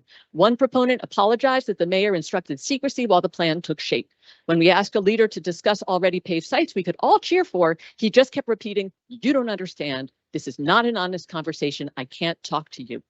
We've seen sham engagement and big money lobbyists feeding precisely the bad processes that Mayor Mandani, I'm finishing, promised his administration would guard against. Anyone who objects is slurred as NIMBY. Urban policy experts warn that NIMBY name calling is a dodge when a plan can't hold up to scrutiny. By contrast, Friends of Mount Prospect Park welcomes your questions. Please. Thank you. Next, we have Percy Hirsch and then Margaret Wilson. Hi, I'm not going to go on my notes because everyone is so eloquently expressed our concerns as people in the neighborhood who use that park for just unstructured green space, which is becoming more and more reduced. There's nothing wrong with this design somewhere else. I think a lot of time and attention and a lot of stakeholders care greatly. Those of us who use the park now don't feel like this is the right design solution. We go up to that park. What's not clear if you don't go there is none of this stuff on the perimeter is usable because it's highly sloped. Okay, so this oval on the inside is the usable area. Okay, so if you're taking this huge chunk right here and making it concrete and it's going below ground, you're digging up 100-year-old roots of the trees. These trees are contiguous with the Brooklyn Botanic Garden. And as we know, environmentally, those trees are all feeding each other. So if you dig into the root structure, you could be killing trees that will impact the Brooklyn Botanic Garden. I'm a horticulture student there, so I'm very aware of this and how it impacts, street trees are impacted. So I just want you to think about whether this design satisfies, because this playground right here is heavily used, and I've been here 20 years, it's never been renovated. They're not planning to renovate the bathroom, guys. They're increasing use here of probably a lot of young people, which are welcome. However, the bathrooms are ancient and disgusting. So that's not part of the $11 million. I'm concerned about that. And there's a lot of dog owners who use this park. Dogs don't like skates. They don't like wheels. So we've got conflicting uses. Why was no data research done on the folks who use the park now? That's all I ask. Location is wrong. Design seems fine somewhere else. I ask you not to approve this design here. Thank you. Thank you for your testimony. Next, we have Margaret and followed by Ian Clark. Hello. Thank you for allowing me to share my feelings about this precious park. I moved to New York City 2 years ago from upstate where I lived in the country, and Mount Prospect Park has been essential for me to transition into the city to be closer to my daughter. It's a neighborhood park. I go to Prospect Park, yes, I do, but the intimacy and the feeling of Mount Prospect Park is precious. There's children playing, there's elderly people being taken care of, there's nannies with babies, there's dogs and dog owners, and the dogs are flying, they're beautiful. And the trees are beautiful and the wind is fresh. And it's a precious place. Our planet is suffering. We are in climate crisis everywhere. And in this city, we cannot afford to damage these precious green places. We must take heed for our children, for our grandchildren. When is this abuse going to stop? It's not a safe place for the skaters either, who are very welcome in this city. But the acorns fly. They fly with the wind, they drop, and they are like hard pebbles that the skateboards will definitely be hurt by. It's not a good idea for anybody. Please take it somewhere else that's already paved and save our precious green areas because the root system will be damaged. The flow of that web between those pin oaks around the outside is essential for their health and well-being. Pouring concrete over them keeps them from wind, from rain, from snow, and even from human footprints and paws from the dog. All these things are natural and powerful and essential. And if you pave that thing with concrete, everything is going to suffer. Thank you so much for your testimony. Everything. And you will suffer eventually too. Please vote against this project. Please let it take to already paved spaces, please. Thank you for your testimony. Next, we have Ian Clark, followed by Emrys Parkovitz. Hello, my name is Ian Clark with the New York City Skateboard Coalition. With our experience of New York skate parks, we feel this would be a great addition to Mount Prospect Park, the surrounding community, and the residents of the great city of New York. We see that public parks of New York typically accommodate many activities. Now, Mount Prospect Park can join the New York City parks and offer another popular activity. We know that skateboarding is often misunderstood, and understandably so. We know that a well-designed skate park builds an unrivaled community of skaters in terms of ages 6 to 60, of all genders, socioeconomic backgrounds, and bringing people together in an authentic passion for something that is unmatched. We are confident the few vocal residents who are resisting the skate park will eventually come to appreciate what this skate park will bring to Mount Prospect Park in terms of diversity and community. Also, this skate park will probably be the best, the most beautifully landscaped skate park within the 5 boroughs, as it integrates so well into the park with new trees, plantings, and an unobstructed line of sight, maintaining the existing vista enjoyed by current park goers. We urge the Public Design Commission to approve this design for the greater good of the good people of New York. Thank you. Thank you so much for your testimony. Next, we have Emrys Berkowitz and then Michael. Hello. Yeah, hi. Thank you all for listening to us today and considering this project. My wife and I have been residents of Brooklyn District 35 for 15 years. We are proud parents of two teenage sons who, like me, are passionate about nature, dogs, and skateboarding. I'm here to support the proposed Brooklyn Skate Garden at Mount Prospect Park. I want to be clear. This project is not about taking anything away from the existing park. It's about enhancing it. This is an investment in a beloved green space that is in need of thoughtful renovation. This design integrates the existing landscape and creates a space where people of all ages can be active, express themselves, and build community while coexisting with nature and the many ways the park is already used. To me, that's what great urban green space should be. Over the years, I've seen firsthand how skateboarding builds confidence and community. Through it, my children and I have made friends, connected with people of all ages, experienced a culture that is inclusive, open, and welcoming. This project delivers a clear community benefit. It creates a safe, central, and welcoming place for young people, families, and dog owners to bring people together, encouraging healthy activity and strengthening our neighborhood. This isn't just about skateboarding. It's about strengthening our community, improving the quality of our shared park, and making a smart investment in infrastructure that will serve most of our neighbors for years to come. Thank you so much. Next, we have Michael, followed by Justin Germick.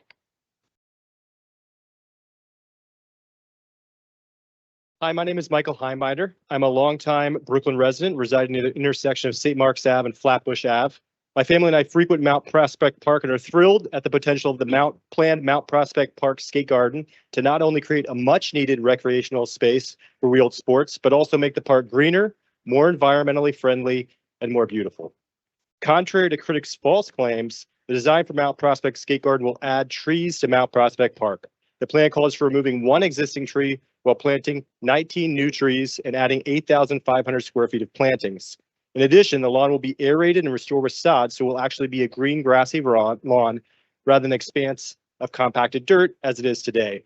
The 19 new trees plus 8,500 square feet of plantings plus restored lawn called for as part of Mount Prospect Park Skate Garden design will also combat the urban heat island effect and better manage stormwater in the park.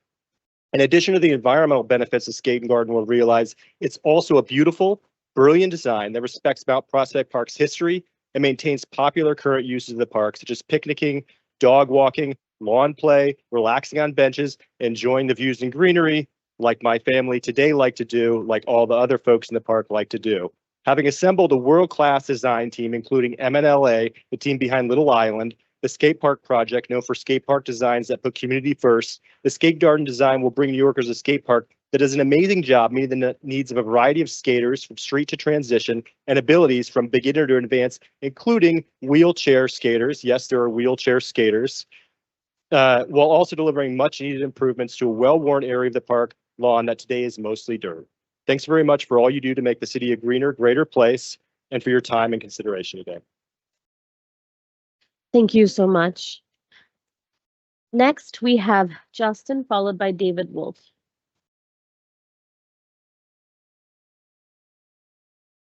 Good afternoon. My name is Justin Germack, and I'm a skateboarder living in Crown Heights. I am here to share my support for the Brooklyn Skate Garden. I've been skating in the Crown Heights and Prospect Heights areas since I was a kid, about 17 years now. And throughout that time, I've had to travel to other parts of the city to find well-maintained skate parks. Building a skate park in Mount Prospect Park would be a huge win for the local skate community and would fill a long-standing need in this area. A safe, well-maintained space to skate within a true park setting. Most of my experiences skating in New York have been in parks located under bridges, near highways, or in industrial areas, places that are often devoid of trees, plant life, and have poor air quality. The push has always been for skate parks to be in pre-existing paved spaces, but we need more skate parks in green spaces. Having a skate park in the middle of a beautiful park would be a game changer for our community. I believe skateboarders deserve to be within a green space and can share it with everyone, not take it over. I would like to also point out that the area proposed for the skate garden is mostly hard compacted dirt. So instead of losing green space, this project would actually add trees, plants, and overall green space. I wholeheartedly support this project and truly believe it will have a positive impact on the neighborhood and the greater New York skateboard community. Thank you for your time. Thank you so much. Next, we have David, followed by Aaron.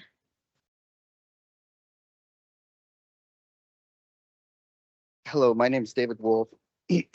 I'm a resident of Brooklyn, a frequent visitor of Mount Prospect Park for the past 14 years, and the father of a 14-year-old daughter who is also a transition skater. I have a unique perspective regarding this park, being a member of the local community and the skateboarding community. Two things are true in this argument. Brooklyn is at a deficit when it comes to skate park, particularly for transition skaters. And Mount Prospect Park is in dire need of a makeover and turned green rather than an eyesore of dead grass and soil. The design of this skate park by world-class designers focused on a skate park that provides progression in skill and development, from beginner to a world-class competitor. On the other side, the designers for Little Islands collaborated on the greater park design for park visitors. I know this cohabitation of skaters and local park goers is easily achieved in this city. I see it every Sunday at Pier 62 in Chelsea, where we have to travel to for my daughter to be able to skate. Where you see sunbathers right next to the skate park, where you see them sitting on benches and reading. So this argument of noise and that skaters are disruptive is a false claim if you go visit Pier 62 on any day of the week. Most importantly, this park will bring together both the street and transition community with world-class designs for both. This is an incredible outlet for our youth and the more talented an opportunity and pursue skateboarding competitively because of the ability to learn more challenging tricks in a safe environment. Action sports such as skateboarding is incredible for a person's mental health. You overcome adversity, you learn, you fall, you get back up, and you do it again. The best part, when you take a slam, your fellow skaters are always there to offer encouragement, advice, and maybe a little trash talk. Skateboarding used to be a male-dominated activity. That is no longer the case in both transition and street skating, particularly in Brooklyn. There are many extremely talented young girls that I have watched grow over the past 5 years who now have sponsorships for skateboards, shoes, apparel, and all other sorts of things. There's also a group of Brooklyn skate moms. In a recent national study by the Aspen Institute. Thank you. Thank you so much. Next, we have Aaron, followed by Rochelle Pilar. Did we? No problem. Good afternoon, everyone. My name is Aaron Anaton. I'm also the graphic designer at City and State, so I recognize a lot of you guys here. I've spent the last 10 years volunteering and working with New York City parks, as well as local elected officials to advocate for better skate park spaces across New York City.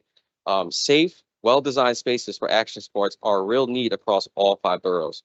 What's being proposed here is a thoughtfully designed skate garden built at neighborhood scale, integrated into the landscape in a way that's greener, more community focused, and more forward thinking than many of the traditional skate parks we already have here.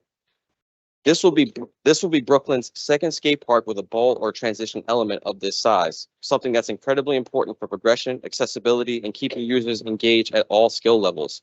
The design of this park blends both street and transition skating disciplines in a way that's truly unique across the 5 boroughs. From my experience, I want to emphasize that strong partnerships are what make projects like this successful. I continue to encourage New York City parks to continue partnering with experienced skate park designers and specialized skate park contractors who can fully deliver on that vision. I've been a volunteer skate park with the skate park project since 2018, and I'm confident that partners like the skate park project involved, this project will be executed at the highest level and built to last.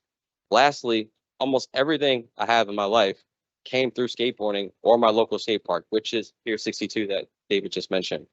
Skateboarding has taught me perseverance, how to overcome adversity, and how to keep pushing forward through failure. Skills that translate directly into real life. It's also introduced me to a diverse, supportive, and inclusive community I wouldn't have found anywhere else. I'm a living testament to how skateboarding and spaces like this can change lives and strengthen communities. I know this park will do the same for someone else. Thank you for your time. Thank you so much, Aaron. Next, we have Rochelle Pollard, followed by Steve Flack. Hello?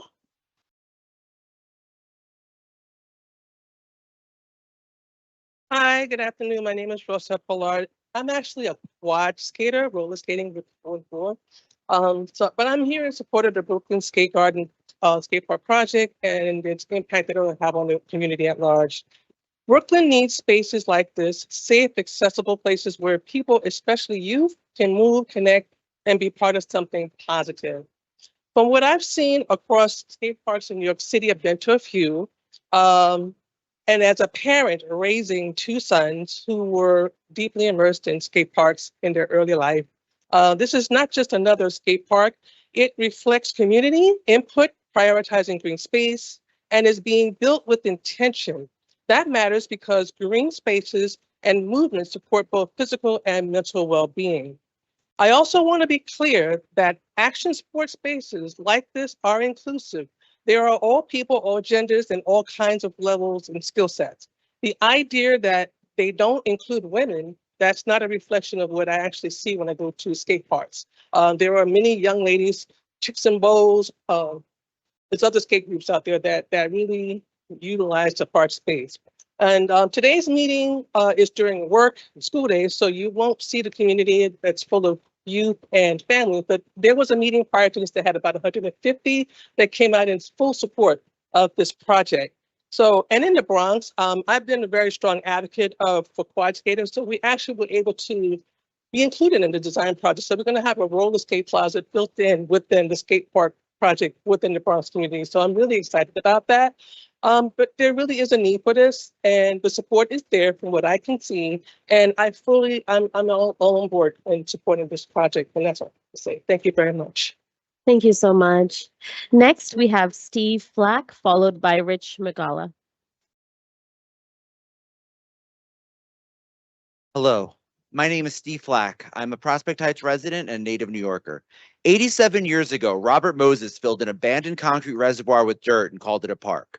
Therefore, every rainstorm, it floods because the water has nowhere to go, causing damage and destruction and rendering the inner circle a mud pit of compacted dirt. I support the skate garden because it's a fantastic reuse of land that was essentially abandoned by the Parks Department, overshadowed by its neighbors, the fantastic green space of the Botanic Garden, and Brooklyn's backyard right across the street, Prospect Park. Taking this land and putting in new amenities that will finally address the long-needed drainage system and give a place for skaters to gather that isn't under a highway or in a heat trap will be a benefit for the entire city. During the pandemic, I discovered the joy of skateboarding when Stroud Playground, a local park in Prospect Heights, became a de facto skate park when the basketball hoops were removed. There, I saw dozens of local children, teens, and adults like myself find joy in an athletic activity that didn't focus on competition, something I can actually say saved my life when I was suffering from isolation and depression. When the space was given back to basketball, the skate spaces disappeared, and so did those who enjoyed it. I look forward to seeing a permanent space be given to those skaters where they can be considered part of the community and not just something people want to shove off to the side. This is a place I wish I had as a child growing up in New York City. Maybe it wouldn't have taken me 40 years before I picked up a skateboard. I support the current design of the Brooklyn Skate Garden, which is a fantastic compromise to create a park that works for everyone and helps create a sustainable park for the future of New York City. If I can make one suggestion, I would like to see a permanent fenced-in dog run at some point, so the inconsiderate dog owners who blatantly break the off-leash rules have a place to enjoy, and their dogs have a place where they could roam safely. Thank you. Thank you so much. Next, we have Rich, followed by Ann Magley. Hi, my name is Rich McCullough. I moved to the city in '97 as an artist to go to our Students League. There was Joe the bookseller in '97, was 95 years old, and he was a bit cantankerous, and was a wealth of information. He could tell you what the Depression was like, and he had a grim outlook on humanity. But when he talked about handball, his whole face lit up. That's what he did when he was a kid. When he was a kid, that's what was important, was handball. And there were handball courts there for the city. I grew up riding skateboards in a very influential time of my life. We built a community. I have friends today from that. I see that happening as I'm back into skateboarding with 3 kids that I've raised in the neighborhood.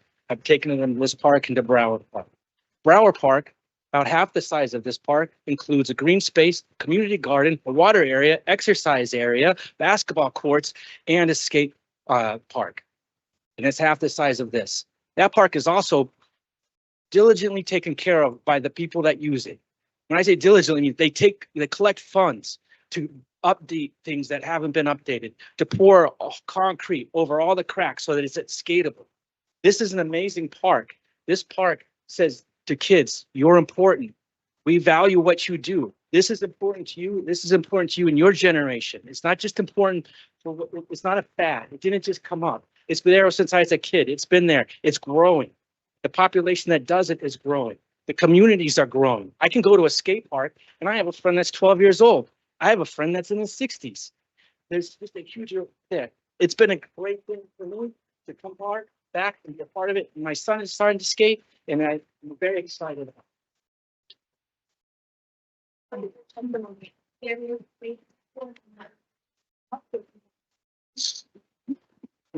Thank you so much. Next, we have Anne.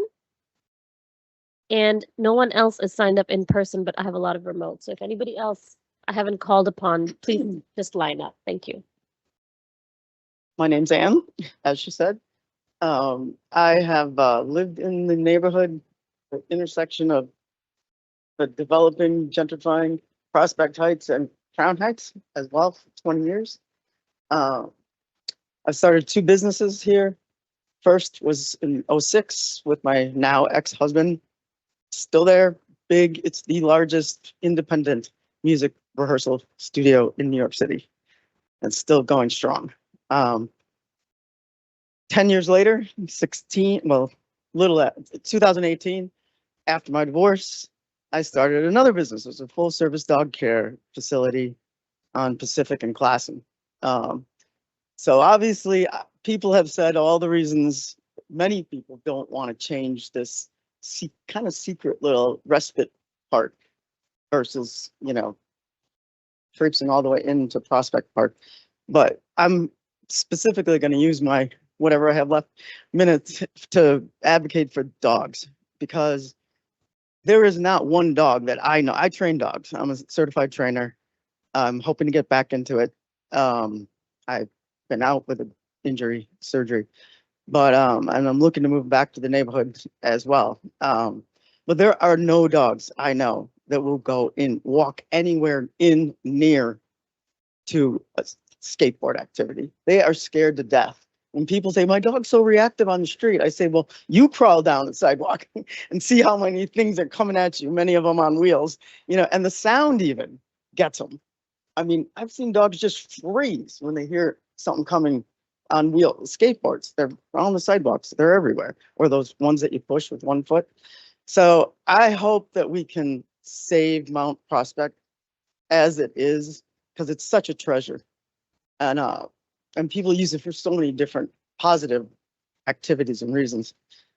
And if we can't, I would love to be connected with whomever might be able to guide me into. I will offer sliding scale canine good citizen classes to anybody who frequents that park, which would be a great advantage, I think. Thank you so much for your testimony. Is there anybody else in person?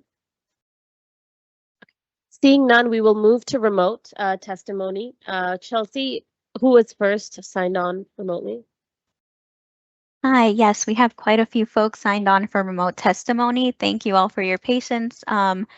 We will be going in the order that folks have signed up for on the remote testimony form, and those that are within the Zoom room already. When I call your name, please use the raise hand feature and I will unmute you. For those of you who are joining via phone, I do want to note that you should press *5 to raise your hand and then *6 to unmute. So we will start with Zoe Scruvala, followed by Rianne Moynihan and Isabel Breuer. Zoe, I will unmute you.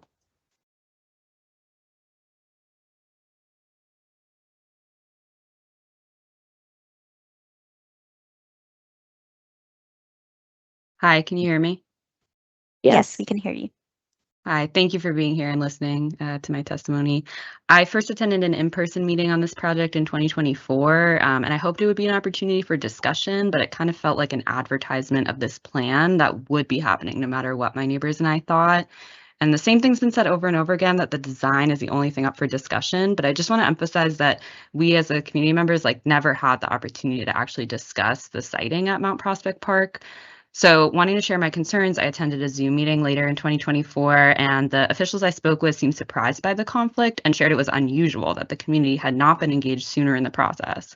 Sharing my thoughts at this meeting had no impact on the decision to move forward with drastic changes for the park. So I tried again. I went to my council member and delivered our community concerns and questions in written form. Councilmember Hudson did not address our concerns, and she told me that this project was a done deal and that we'd have to agree to disagree.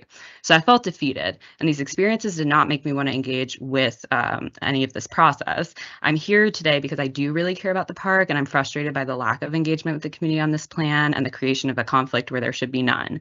The interest of green space is not actually in conflict with skating. We can add green space in a location that's paved. Why is the conflict being sown in our community instead of collaborating on something that could benefit all of us?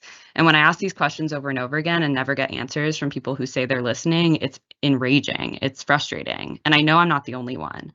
There's others, especially young people like me, who are born and raised in New York. I grew up going to this park, who are not here in this meeting today and are not in other spaces engaging with local planning because they've felt shut down and shut out by incomplete quote unquote community engagement that only served to check a box in a plan that's already set in motion regardless of the community concerns. We just did not have the opportunity. I never felt like I had the opportunity to truly discuss, the future of Mount Prospect Park, this park that I care a lot about as a neighbor who grew up there. So please do not vote for the project. The planning process has been flawed all along with the lack of community engagement. The city should halt planning and construction pending an investigation of violations of city law and policy, including adopt a park law and environmental inequities. 2 minutes. Thank you. Thank you. Next, we have Rianne Moynihan.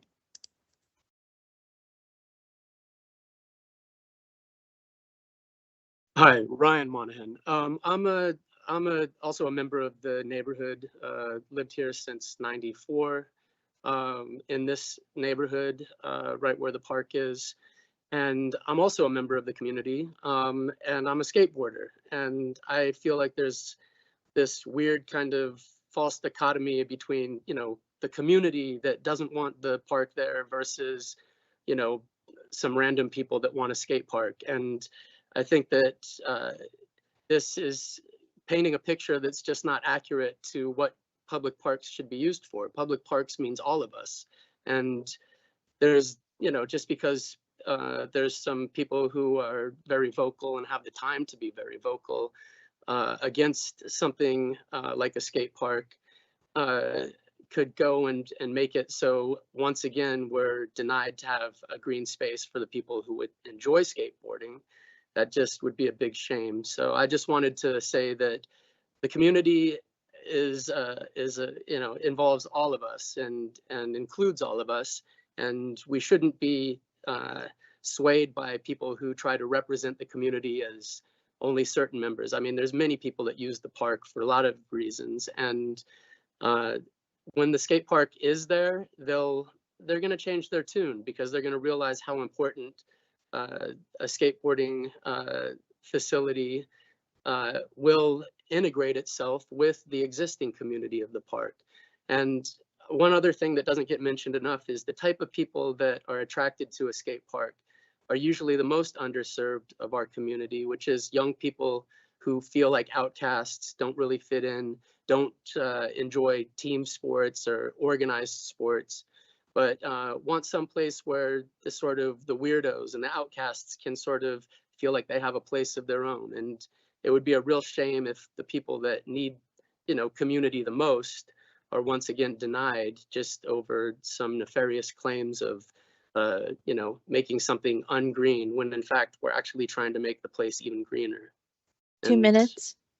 Thank you. Thank you. Thank you. Next, we have Isabel Breuer.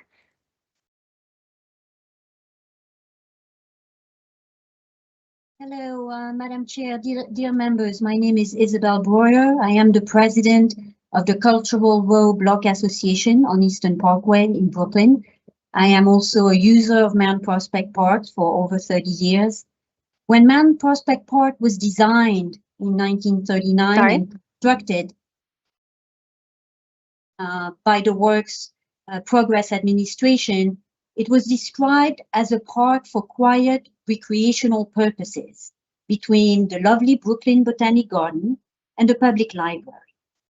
Mount Prospect Park, it was said, is part of the necklace of historic, scenic, and cultural resources at the heart of Brooklyn. It is indeed a gem.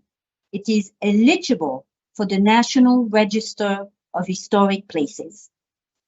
It is amazing that the park's interior design has largely been unchanged since its opening. You have the grassy oval, the heart of the park, and some gently rolling hills all around.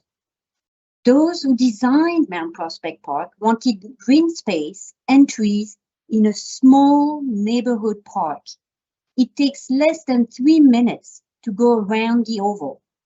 It is a cooling space on a hot summer day, a place for all types of activities. In an urban jungle, Mount Prospect Park is a peaceful place where people can slow down.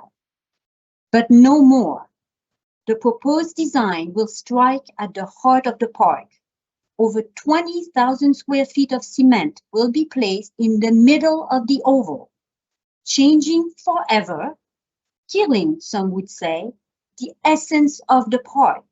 All of this for one activity, for a regional size skate park, not a local one. Those who created Mount Prospect Park created an important green space that is so much needed today. It needs to be cherished and preserved. Thank you. Thank you. Thank you. Next, we have Alec Beck, followed by Helen Coe.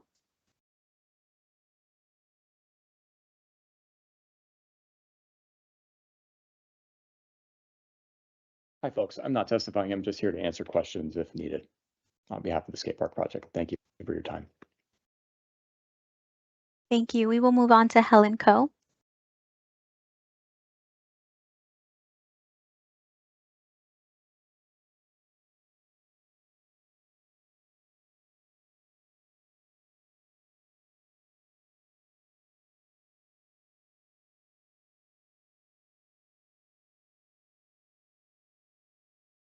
Is the Hi, individual? Helen. You are unmuted if you would like to give remote testimony. Can you hear me now? Yes, we can hear you. Okay, sorry. My name is Helen Coe, and I've been a resident of Prospect Heights for about 25 years. And I use the park weekly, daily, for all kinds of activities, as many of the people have discussed.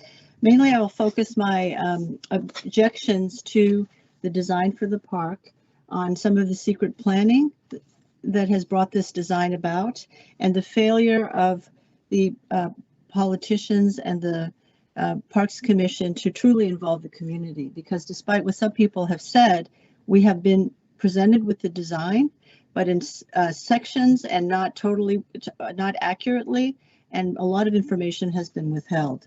So basically, as I understand, the Parks Department standard is that community input should be brought into the design, and we have not had that except in a pro forma format. So when there was a meeting, there have been 2 public meetings before this year, one to announce that this was going to be done, which is basically a dog and pony show of politicians and the Parks Commission explaining what was going to be done with very little ability to discuss it. And then we had a design meeting that was all online, where we put it into breakout rooms, and a lot of the people who were leading the sessions were really unable to answer any questions. And then a long period of silence. But basically this year, a few weeks ago, we were first presented with the design at Community Board 8. Again, I want to explain this because it's basically not been a fully access for given for public participation. Those of us who live in the community, and they're skateboarders too, we should all be able to participate in design and not be told what the design is, and that it is what we have been told time and again, publicly and behind closed doors, that this is a done deal. So if you would like to put in input for the design, we could do that. But this is not.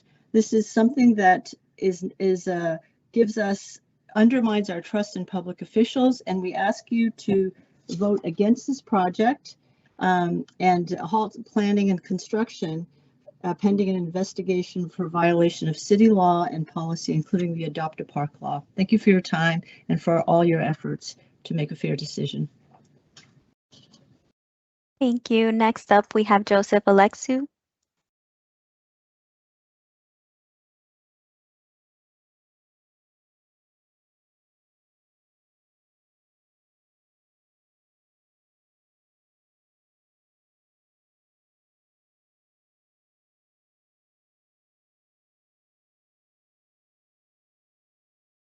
Hi, Joseph, you are muted.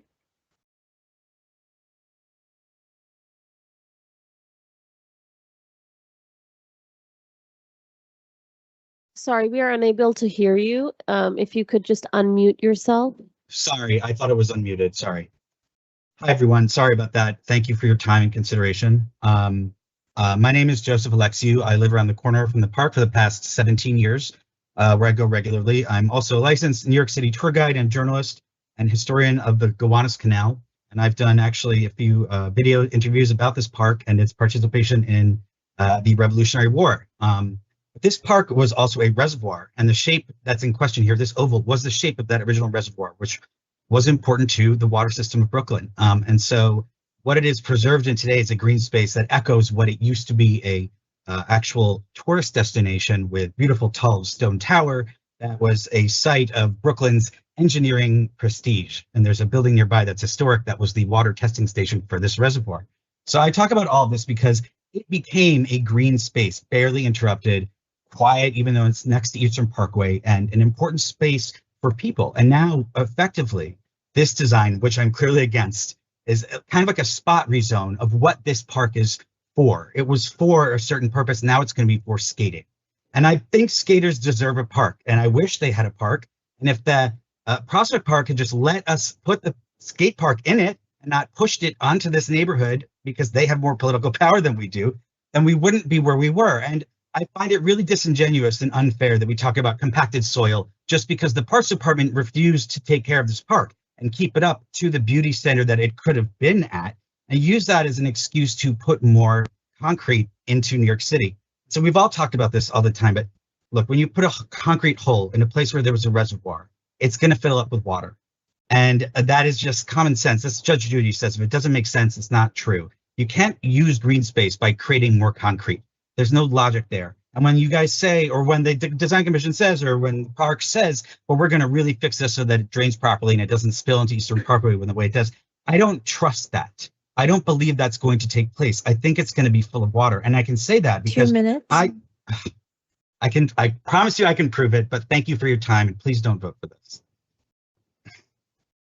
Thank you. Next up, we have Ann McDermott.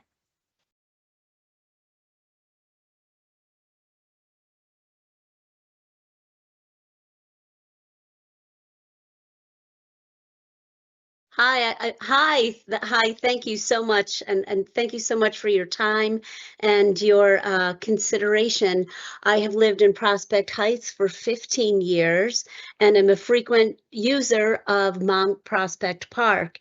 And while I sympathize with the outcasts of the skating community, there are so many other concrete places that can be developed for their use. In fact, there's Atlantic Avenue. And I just want to say also that I am on Crystal Hudson's mailing list.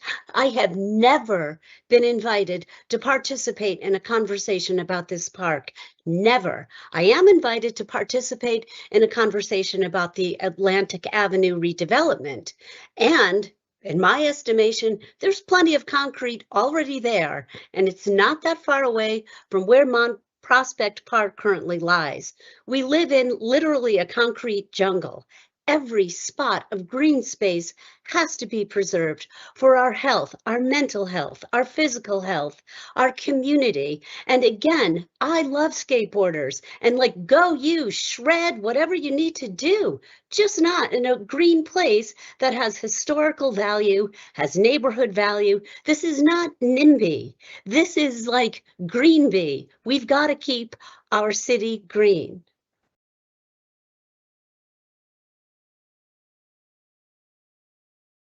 Thank you. Next, we have Christina Pastrana.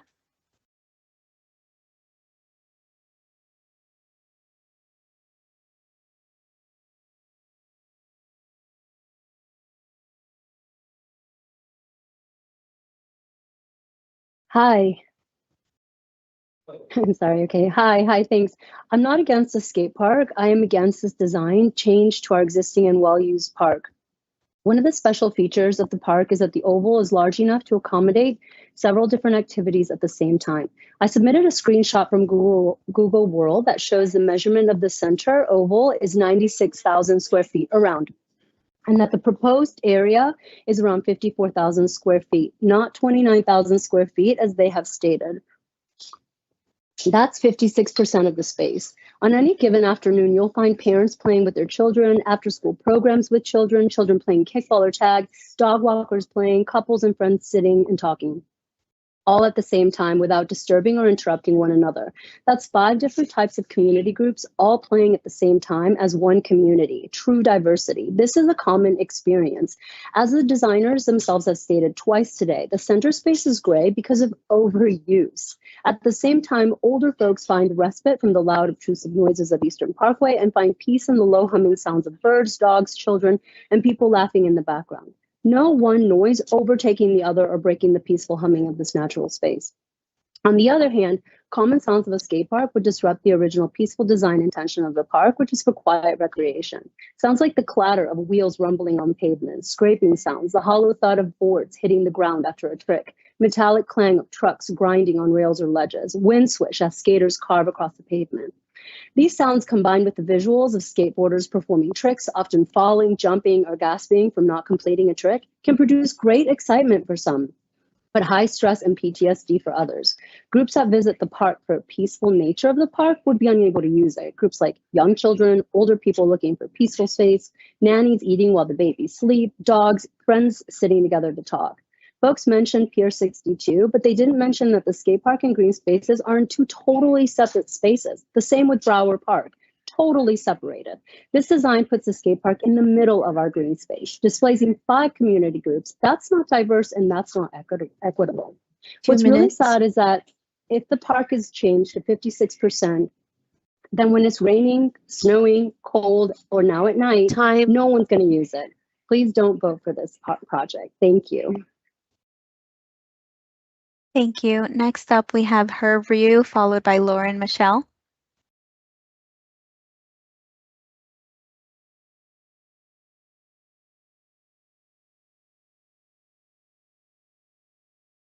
Hi, good afternoon. The reason I'm calling is because I am totally in favor of the Brooklyn Skate Garden. It's a beautiful design. It's going to make this park a better place. Unfortunately, a lot of misconceptions have happened and a lot of falsehood have been propagated. We, the people who are into the Brooklyn Skate Garden, try to get in touch with the people of Kerba, with the people, with Isabelle Boyer, with everybody. And the first response was, no, we don't want the park in our backyard. And there was absolutely no discussion available, and they totally refused to even talk to us. They know it, we know it, but they are not saying it. Also, they decided at the last minute to create the Friend of Mount Prospect. Where were they 20 years ago, 10 years ago, 5 years ago? They were non-existent. They had all this time to save supposedly their park, and they did nothing. They totally against that project because they are skateboarders. They will never said anything if we were doing a baseball field, a soccer field.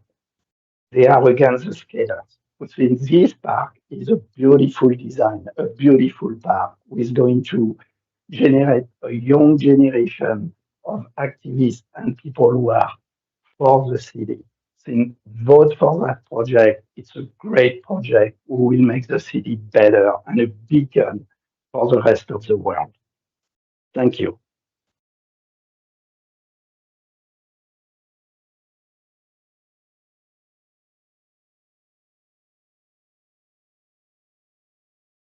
Lauren, you are unmuted now.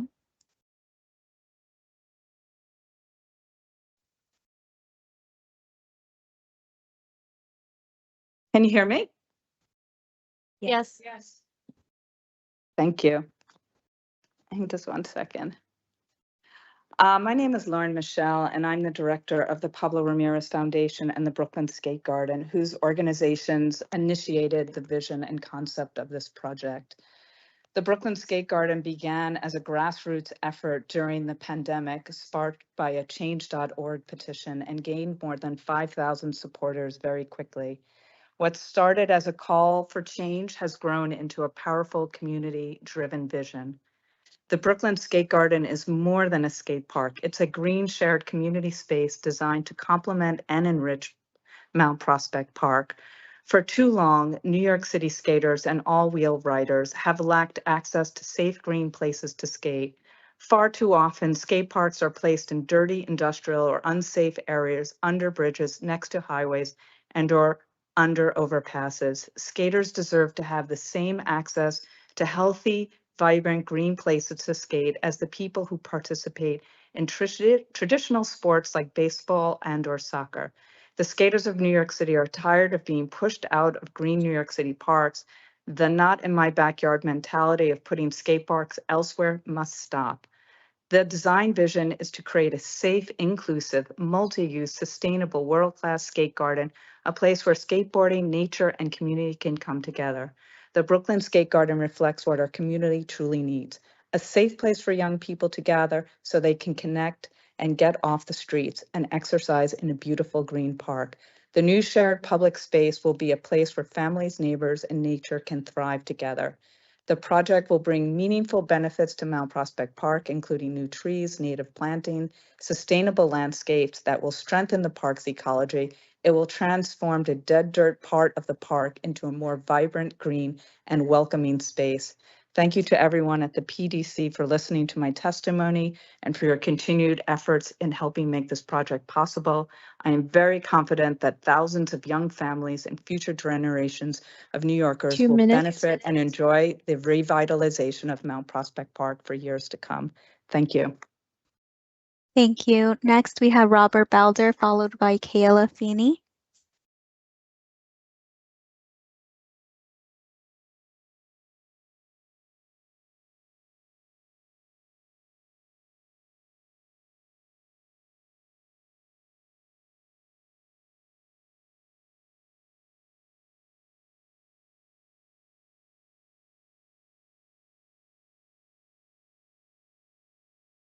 Robert, you are unmuted now.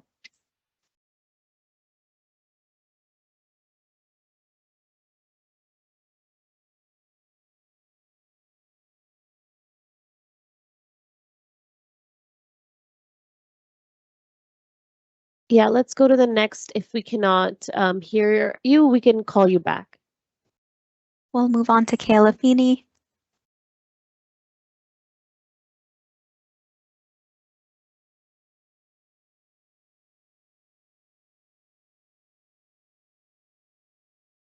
Hi, I've lived across from Mount Prospect Park for the past 8 years. This beloved park was designed as a place for quiet recreation and a green refuge, and now we're being told the space will be fundamentally changed.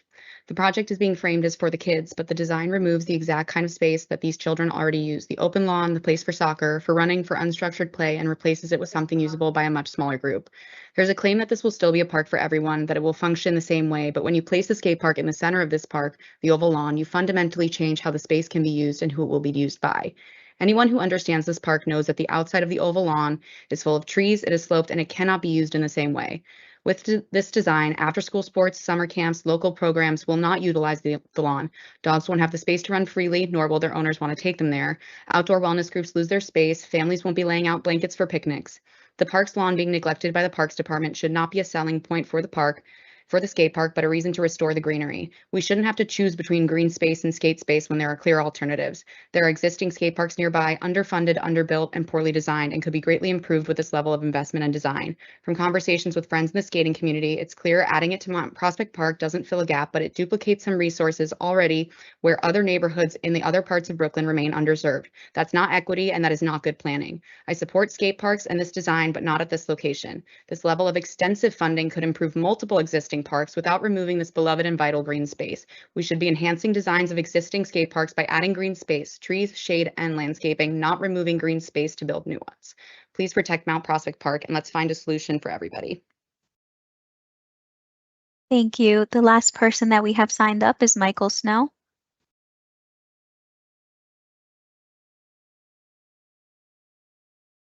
Hi, can you hear me? Yes, we can hear you. Great. Thank you, everyone. My name is Michael Snow. I'm a native New Yorker. I live on Eastern Parkway across the street from MPP, Mount Prospect Park. I bring my 2 daughters there every day. We had our daughter's birthday party there last summer.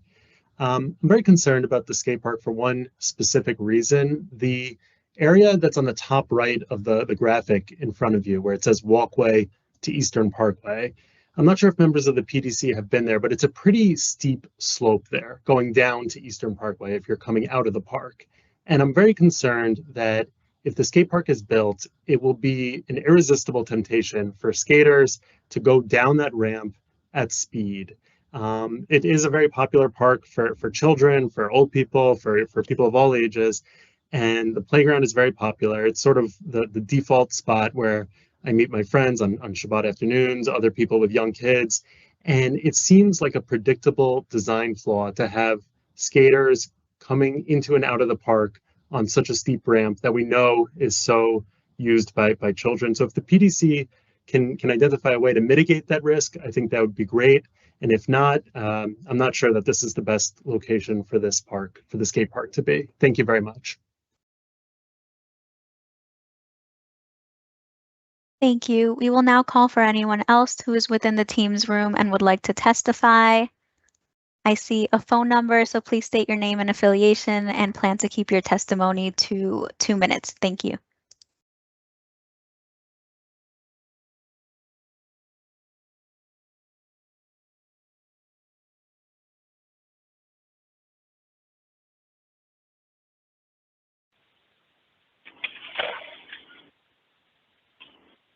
Hello, can you hear me? Yes. Hi, I am the mom of a New York City skateboarding community member. My name is Alice Marcus Krieg, and for more than 27 years, I have worked in garden design, green infrastructure, and public realm project management. In 2021, I completed my master's thesis in urban placemaking and management at Pratt Institute on this very skate garden concept. I have followed and contributed to the project from its early vision through design development, multiple community engagement sessions, and now to this public stage. It represents the convergence of my professional work, academic research, and lived experience in New York City. Through both research and practice, I have come to know the skate community as diverse, international, creative, and historically underrepresented in formal park planning. Skateboarding nurtures resilience, discipline, spatial awareness, creativity, and civic engagement. My 14-year-old son is a product of this community. It shapes his identity, ethos, sense of belonging, and purpose. I am endlessly thankful for this experience and this community. Skaters form networks grounded in mutual support, shared risk, and collective growth, quantities any city should value and replicate. Historically, parks have evolved to serve both passive and active recreation, from pastoral landscapes to health-oriented promenades to programmed athletic fields. Visionaries such as Capability Brown, Frederick Law Olmsted, John Muir, and Teddy Roosevelt expanded our understanding of public land as essential civic infrastructure. The Mount Prospect Skate Garden continues that lineage by serving a contemporary constituency with design, intention, and rigor. This project is not simply a concrete skate park. It is a thoroughly integrated landscape intervention situated among Brooklyn's the Public Library, the Brooklyn Museum, and the Brooklyn Botanic Garden. It reflects the borough's venerable legacy of accessible free knowledge, artistic and creative expression, and horticultural cutting-edge innovation. The garden component distinguishes it. Thank you.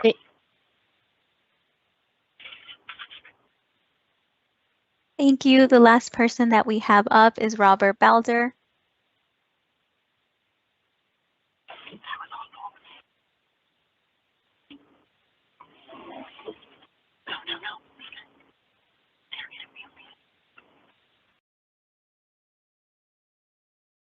Robert, can you hear us? We cannot hear you.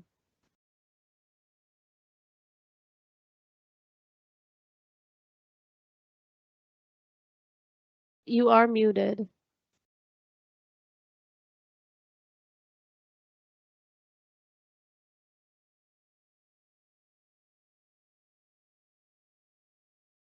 We do have to move on to our deliberation portion. Unfortunately, we do not want to run out of time for that. We are over time. So, Robert, we cannot hear you. You are unmuted now, so if you could test again.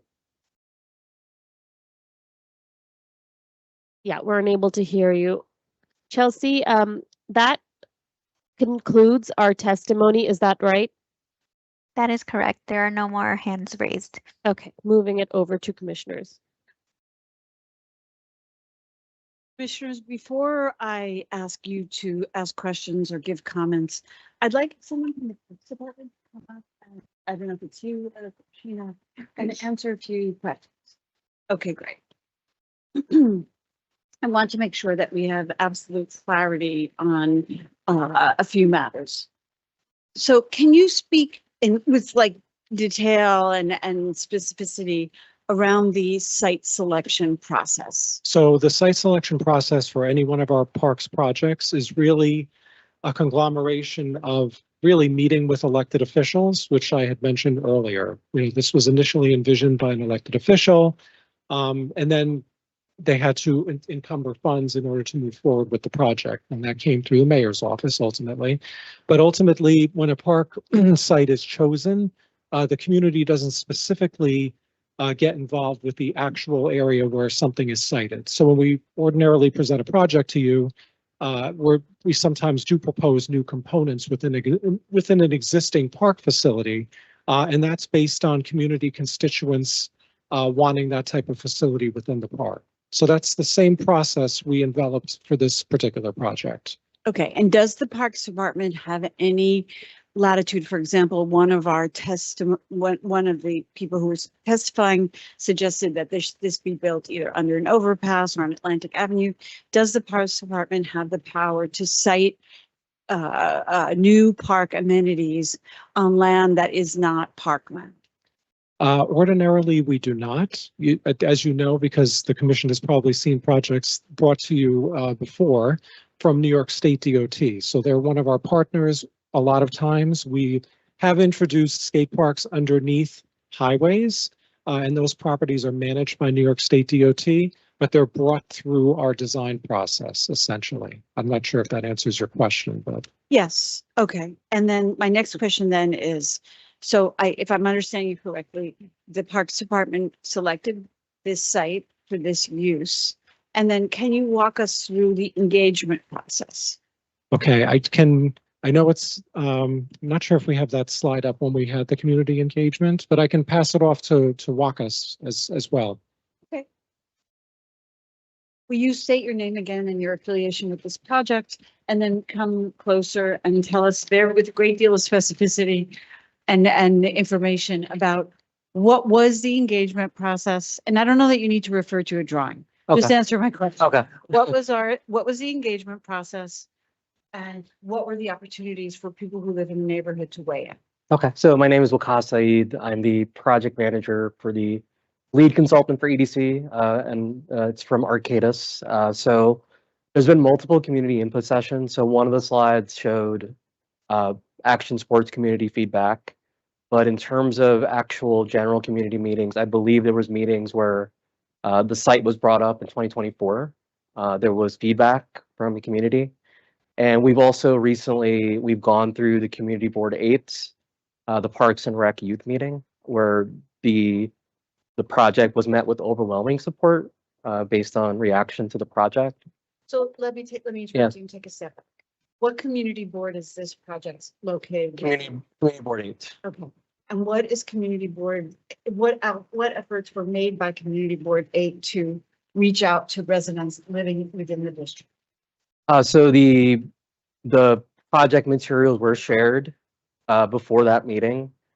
We do have an upcoming meeting, which is the full board meeting, because there were comments from the public that they'd like time to review that material to actually put together some comments. So there's going to be another meeting, a full board meeting. So there's active engagement with the community currently.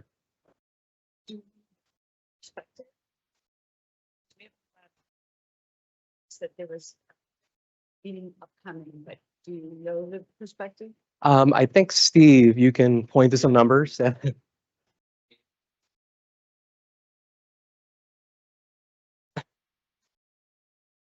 Yes, Community Board 8 is aware, and they got 380 letters of support versus and 32 against for this project. And those are from, can you speak to give us a little more information about People in the community that sent letters. Sorry, members of the public, we don't engage in discussion, so if we could just have commissioners or the agency respond. So I'll ask that question again. Who did those letters come from? People within the community. Within that community board, to your knowledge, And is you that wanna- what you said? Sorry. Yeah. So, yeah. Can you please state your name and your connection to this project? Move over this. My name is Ben Bashine. I'm the CEO of the Skate Park Project. So those letters are from within that district. Additionally, at the beginning of the community board meeting, the board members made clear that there was no debate about whether the park was happening there. This was only a discussion about the design features. Who made that point? The community board members stipulated that explicitly, that this was moving forward, that this is where they wanted this park, that there was only a question of the design elements incorporated within it. Okay. All right, and then going back to questions for the Parks Department now. A question was raised, you stated in one of your diagrams that the size of this is 24,000, right? Yeah, it's a combination. It's actually on the final slide. If you want to go back to that, it's not 20. The better slide to look at is actually the overall concept or the schematic, which is at the end because it has all the square footages on it. That's helpful. Yeah, so you can see the skate garden hardscape, as I mentioned early on, is 19,500 square feet. The access pathway is about 1,400 square feet. And then interior planting, 2,500, and perimeter planting, 6,000. So yes, it's a little bit over 20,000 square feet of That's hardscape, including the pathways and the access. Okay, and that's from 97,000 square feet for the oval as a whole, right? Correct. And someone raised the question of the walkway to Eastern Parkway and how that would be a kind of attractive nuisance for people on skateboards. Can you speak to that? Yeah, sure. Understood. So as we previously mentioned, we have what we're terming these thresholds, which are really granite block, but it's granite block that's still going to be accessible for wheelchair users to get over. But it really creates a deterrent, as Steve had mentioned before, when it comes to skateboarders and the fact of the wheel size going over that joint size between those unit pavers of the granite block really creates sort of a stumbling moment for them, and that would decrease their speed or actually not have them actually skate on that surface. Definitely not as easily. How wide is the portion of those granite blocks?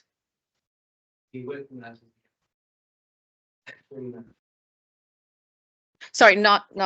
I mean, in this direction, perpendicular to the pathway. Like, could they like 2 to 3 feet? They're about 2 to 3 feet. So could a very skilled skateboarder actually jump that? It could. Very skilled skateboarder could do probably anything. You know what I mean? But I would say that this is actually going downhill as well. No skateboarder that I know wants to go down. Why would you do that? You know, that's like saying, yeah, you can jump off this cliff because you have the ability to jump off of it, but are you going to jump off of it? No. So, you know, going down a hill with these sections, it's like, you wouldn't do that. You know, it's just, that's. So is that paving on the walkway to Eastern Parkway? I don't see it marked. I can't, because the text is. It's this. Oh, that one. I was looking over to the one over. Oh, The one that gentleman was speaking of, it's that. he was talking about this one. Yeah. I was looking at that one. Okay, got it. Thanks. Okay, So just quick correction, it's 12 feet width for those Belgian block, not 3 feet, 12 feet. So 12 feet is Yeah. 12 feet is about. Yes. 12 feet of Belgian block. Yeah. So there's no way someone can jump Yeah. that. That's what I'm trying to get at. Maybe one person. Okay. Maybe you. Maybe the top skater in the world. I don't even think I would try. I have two more questions for parks and then we'll open up trees. Speak to us about, there were many assertions that this would kill the trees because this is in the critical root zone. Can you speak to that? Sure, sure. So as Wakas actually explained this quite well, but we are always very concerned, as you know, as an agency in terms of not wanting to have any design removals for trees. In this particular project, we do have one tree that has to be removed in order to put in the new drainage system. But in general, I can, without using a pointer, I can, yeah, you can just go back to that plan or this is probably a better diagram for that. So essentially, the skate park location, yes, it is in an area where there's totally compressed earth that's not infiltrating properly. But the bottom line is it's also the space that's outside of the tree's root zones. So we're staying out of as much as possible the critical root zones of those trees, which are really depicted on what you see with that black dashed line. We're trying to stay out of those almost completely. But that being said, there'll be areas where we do encounter tree roots, and that's when we have our landscape construction unit, arborists, out during construction. And there are various methods of being able to preserve those roots. We can root pin them, we pin them down. If they're not significant roots, they can be cut and trimmed as well. Okay. And my last question before I open it up is, if the skate park were to be built, it would attract probably a greater number of people to the site than currently use it. And someone raised the issue of restroom, that there's one in the playground that needs renovating. Does Parks have any plans to do that? Not something I know, but we can certainly get you that information. We've gone on, as you know, public restrooms are very important to our agency right now. There's actually baseline funding that's been established by the mayor's office to renovate or actually replace existing public restroom buildings. So in this particular case, we'd have to see how this one is prioritized in terms of its condition to see when we could anticipate receiving funding to restore it or demolish it and build a new one. Okay, so can you remain a moment, Eric? And then I'm just going to open this up. Commissioner's question. I'm sorry, but the public is not part of this process at this point. You've already given testimony. I'm sorry. There is a member of the team who's willing to speak. Alec Beck, are you still there?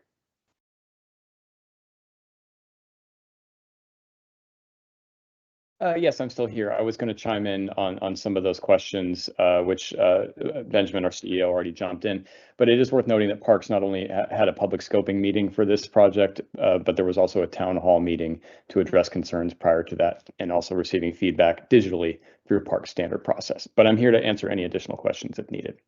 Thanks for your time. Thank you. Okay. Any questions or comments from commissioners? Jimmy? I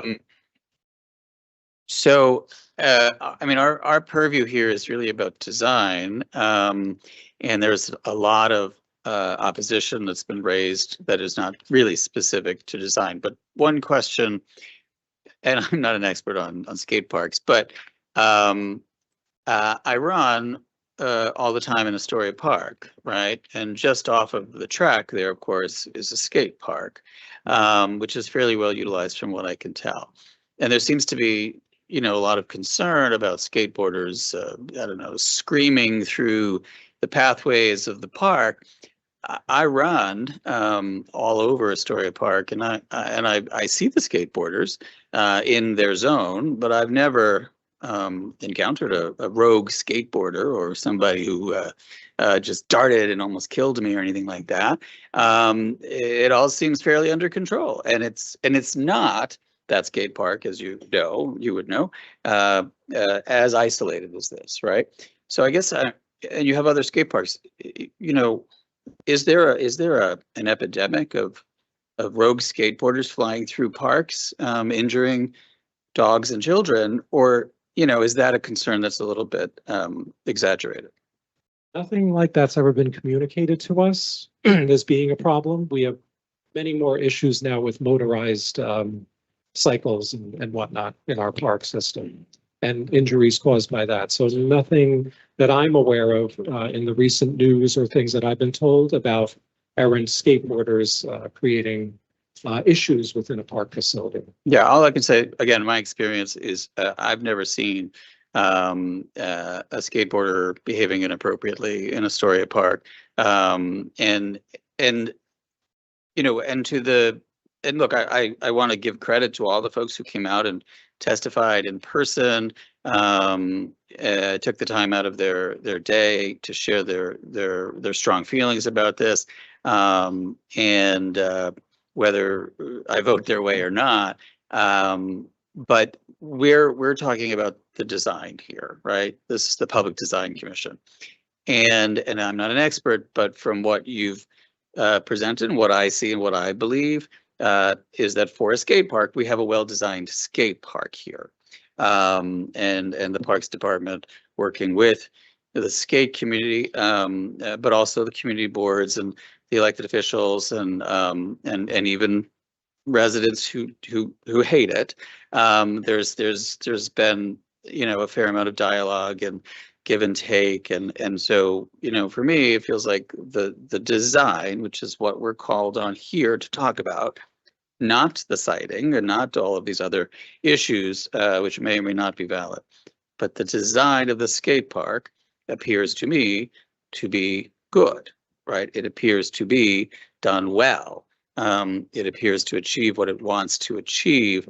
And so for me, that's where this lands, right? But I appreciate, you clearing up that issue about whether or not we have a danger presented along pathways because we have a skate park.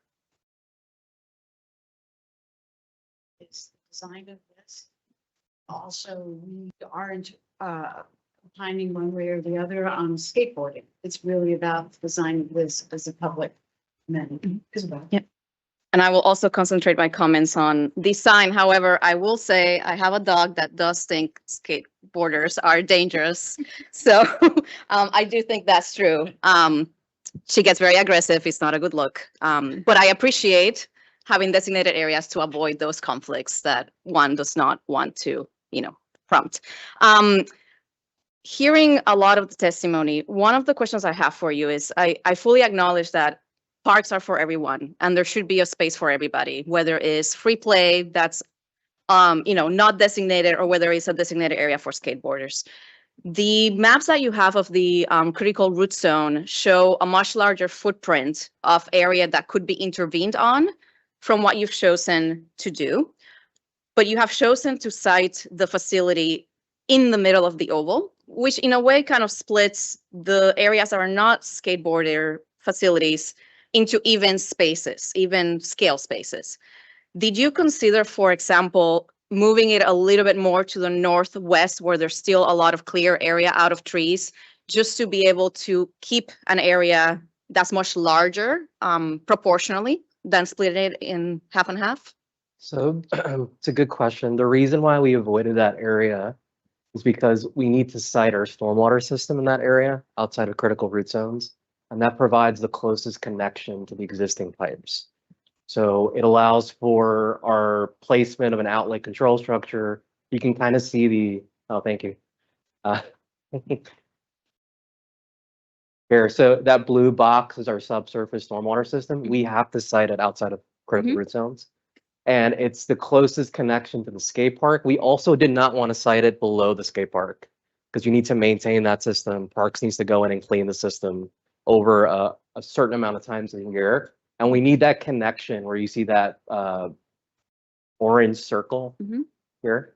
We need that connection to connect back into the existing system to meet DEP requirements. And that needs to happen absolutely there. I couldn't take, let's say, the easternmost ear of the park and flip it and put it in between the stormwater system and the control structures to open up more lawn in the other area?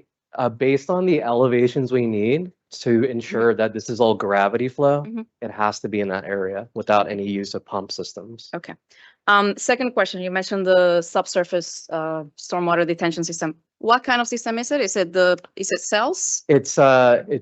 It could be cells, it could be chambers, stormwater chambers that store water over time, and they slow release the water back into the system.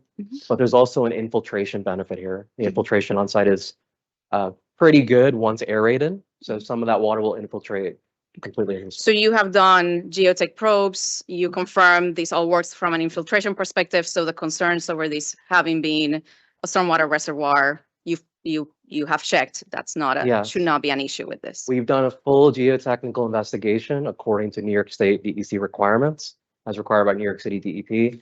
We've completed permeability testing, and we believe that the water will be fully managed on site, and we're also improving the existing conditions of the pipes and inlets on site. Okay.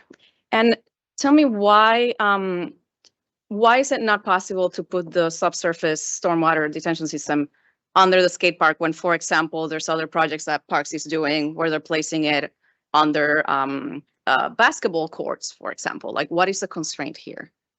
So the concern is with the basketball courts, you have clearly defined kind of out of bounds lines where you can site those surface features where you can access the stormwater systems.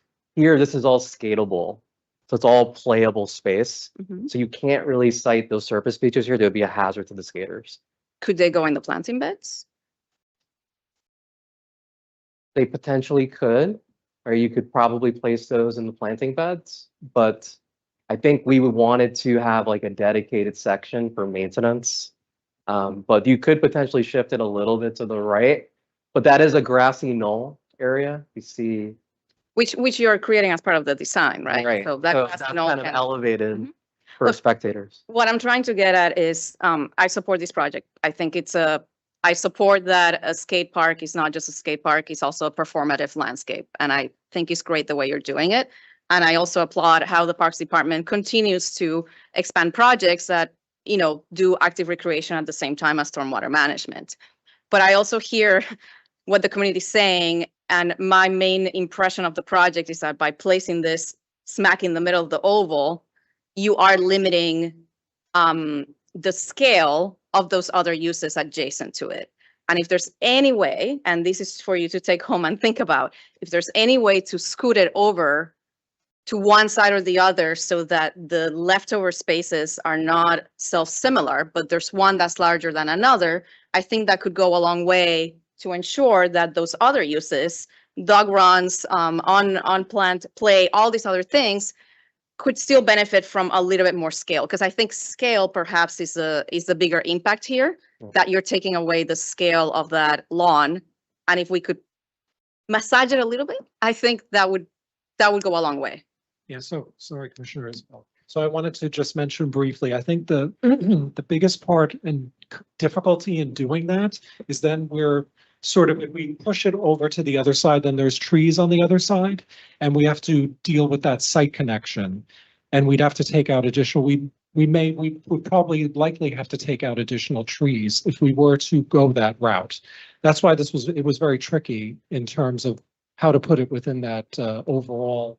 Yeah, and I'm not advocating, obviously, to remove the trees, but I'm just thinking if there's a way to maximize space, I think that would be a benefit. My last question, and I'll leave it at this, is, and speaking specifically to this diagram, I know you're going to aerate the lawn and it will percolate and it will work for drainage, but the topography as well naturally kind of slopes towards that southern portion of the skate park.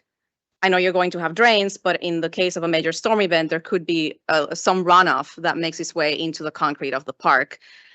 So did you consider making that planted strip a swale just to prevent that erosion from happening on a major storm event? It's definitely something we're going to consider with a detailed design. Okay. For sure.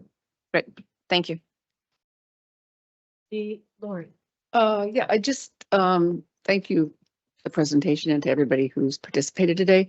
I mean, I think it would, just to Isabel's points, I think it could be helpful here if we had some diagrams about the process or some analysis of some of those conditions. Just maybe you went through, but would be helpful for us to see it in scale on the site.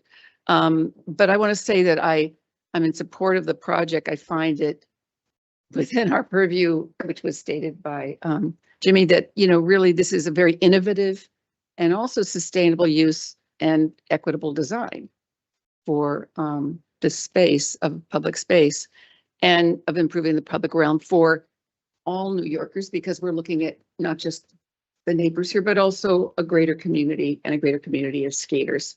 So I think your renderings are very compelling, and it looks like a beautiful place to watch. I have a skateboarding daughter. I have to add that.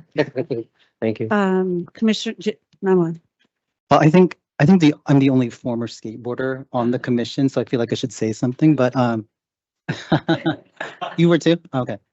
But yeah, I mean, I'm fully in support of this project. I think it's, great landscape design with great skate park design, and skateboarding is mainstream now. I mean, it's in the Olympics. When I used to skate, it really was a crime back then because there weren't as many places to do it, and so you had to kind of, vandalize public property. And if there's a concentrated space for it that's designed, purpose built for skating, that helps kind of like improve that too. So, I think the design is great. I really like the combination of, really considered landscape architecture, planting, with the kind of type of a skate park. So I think I'm in full support of it.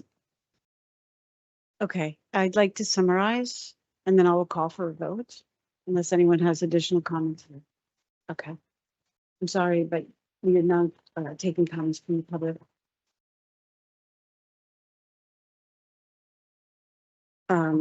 Okay. So I'm going to articulate a few conditions before I call for the vote. First, we'd like you to consider placing the detention system and the swale in the planting beds so that you can limit that use of that land for the subsurface detention system. But perhaps before you do that, I think the bigger question is, I understand the siting here because you do the least disturbance to the critical root zone. I'm wondering if you could consider, and it's a real question, a siting evaluation of shifting it westward and giving us like an interim submission, like if we did that, we would lose X number of trees or whatever. Right. Yeah, because I think that's an important thing to know because it would give you a larger contiguous area. So let's just answer that question. What would the loss be? And so that would be an interim submission and a condition prior to the next submission.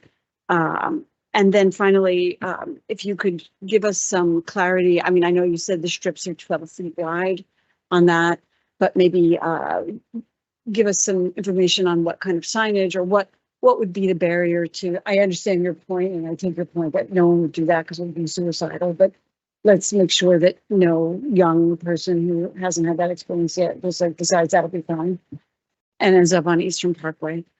Okay, so with those conditions, commissioners, I'm going to call for the vote. If it actually, is there a motion for a vote? Motion for the vote. And second? Second. Okay. Yes. I'll now take a roll call vote on item number 30347. This is preliminary review for construction of a skate garden in Mount Prospect Park, located between Eastern Parkway and Flatbush Avenue in Brooklyn. We are going to vote with the conditions I just articulated, which includes an evaluation and interim submission prior to the next submission. Commissioners, when I call your name, please state your vote. Isabel Casilla. Approve with the conditions. Lori Hawkinson. Approve with the conditions. Bill Heinzen. Approve with the conditions. Approve with the conditions. Approve. Jimmy Van Bramer. Approve. I also approve with conditions as noted. So let the record show that the project is approved with request for the interim submissions. And I congratulate the team on moving forward this project. And that concludes our meeting and the public meeting is now adjourned. Thank you, everyone.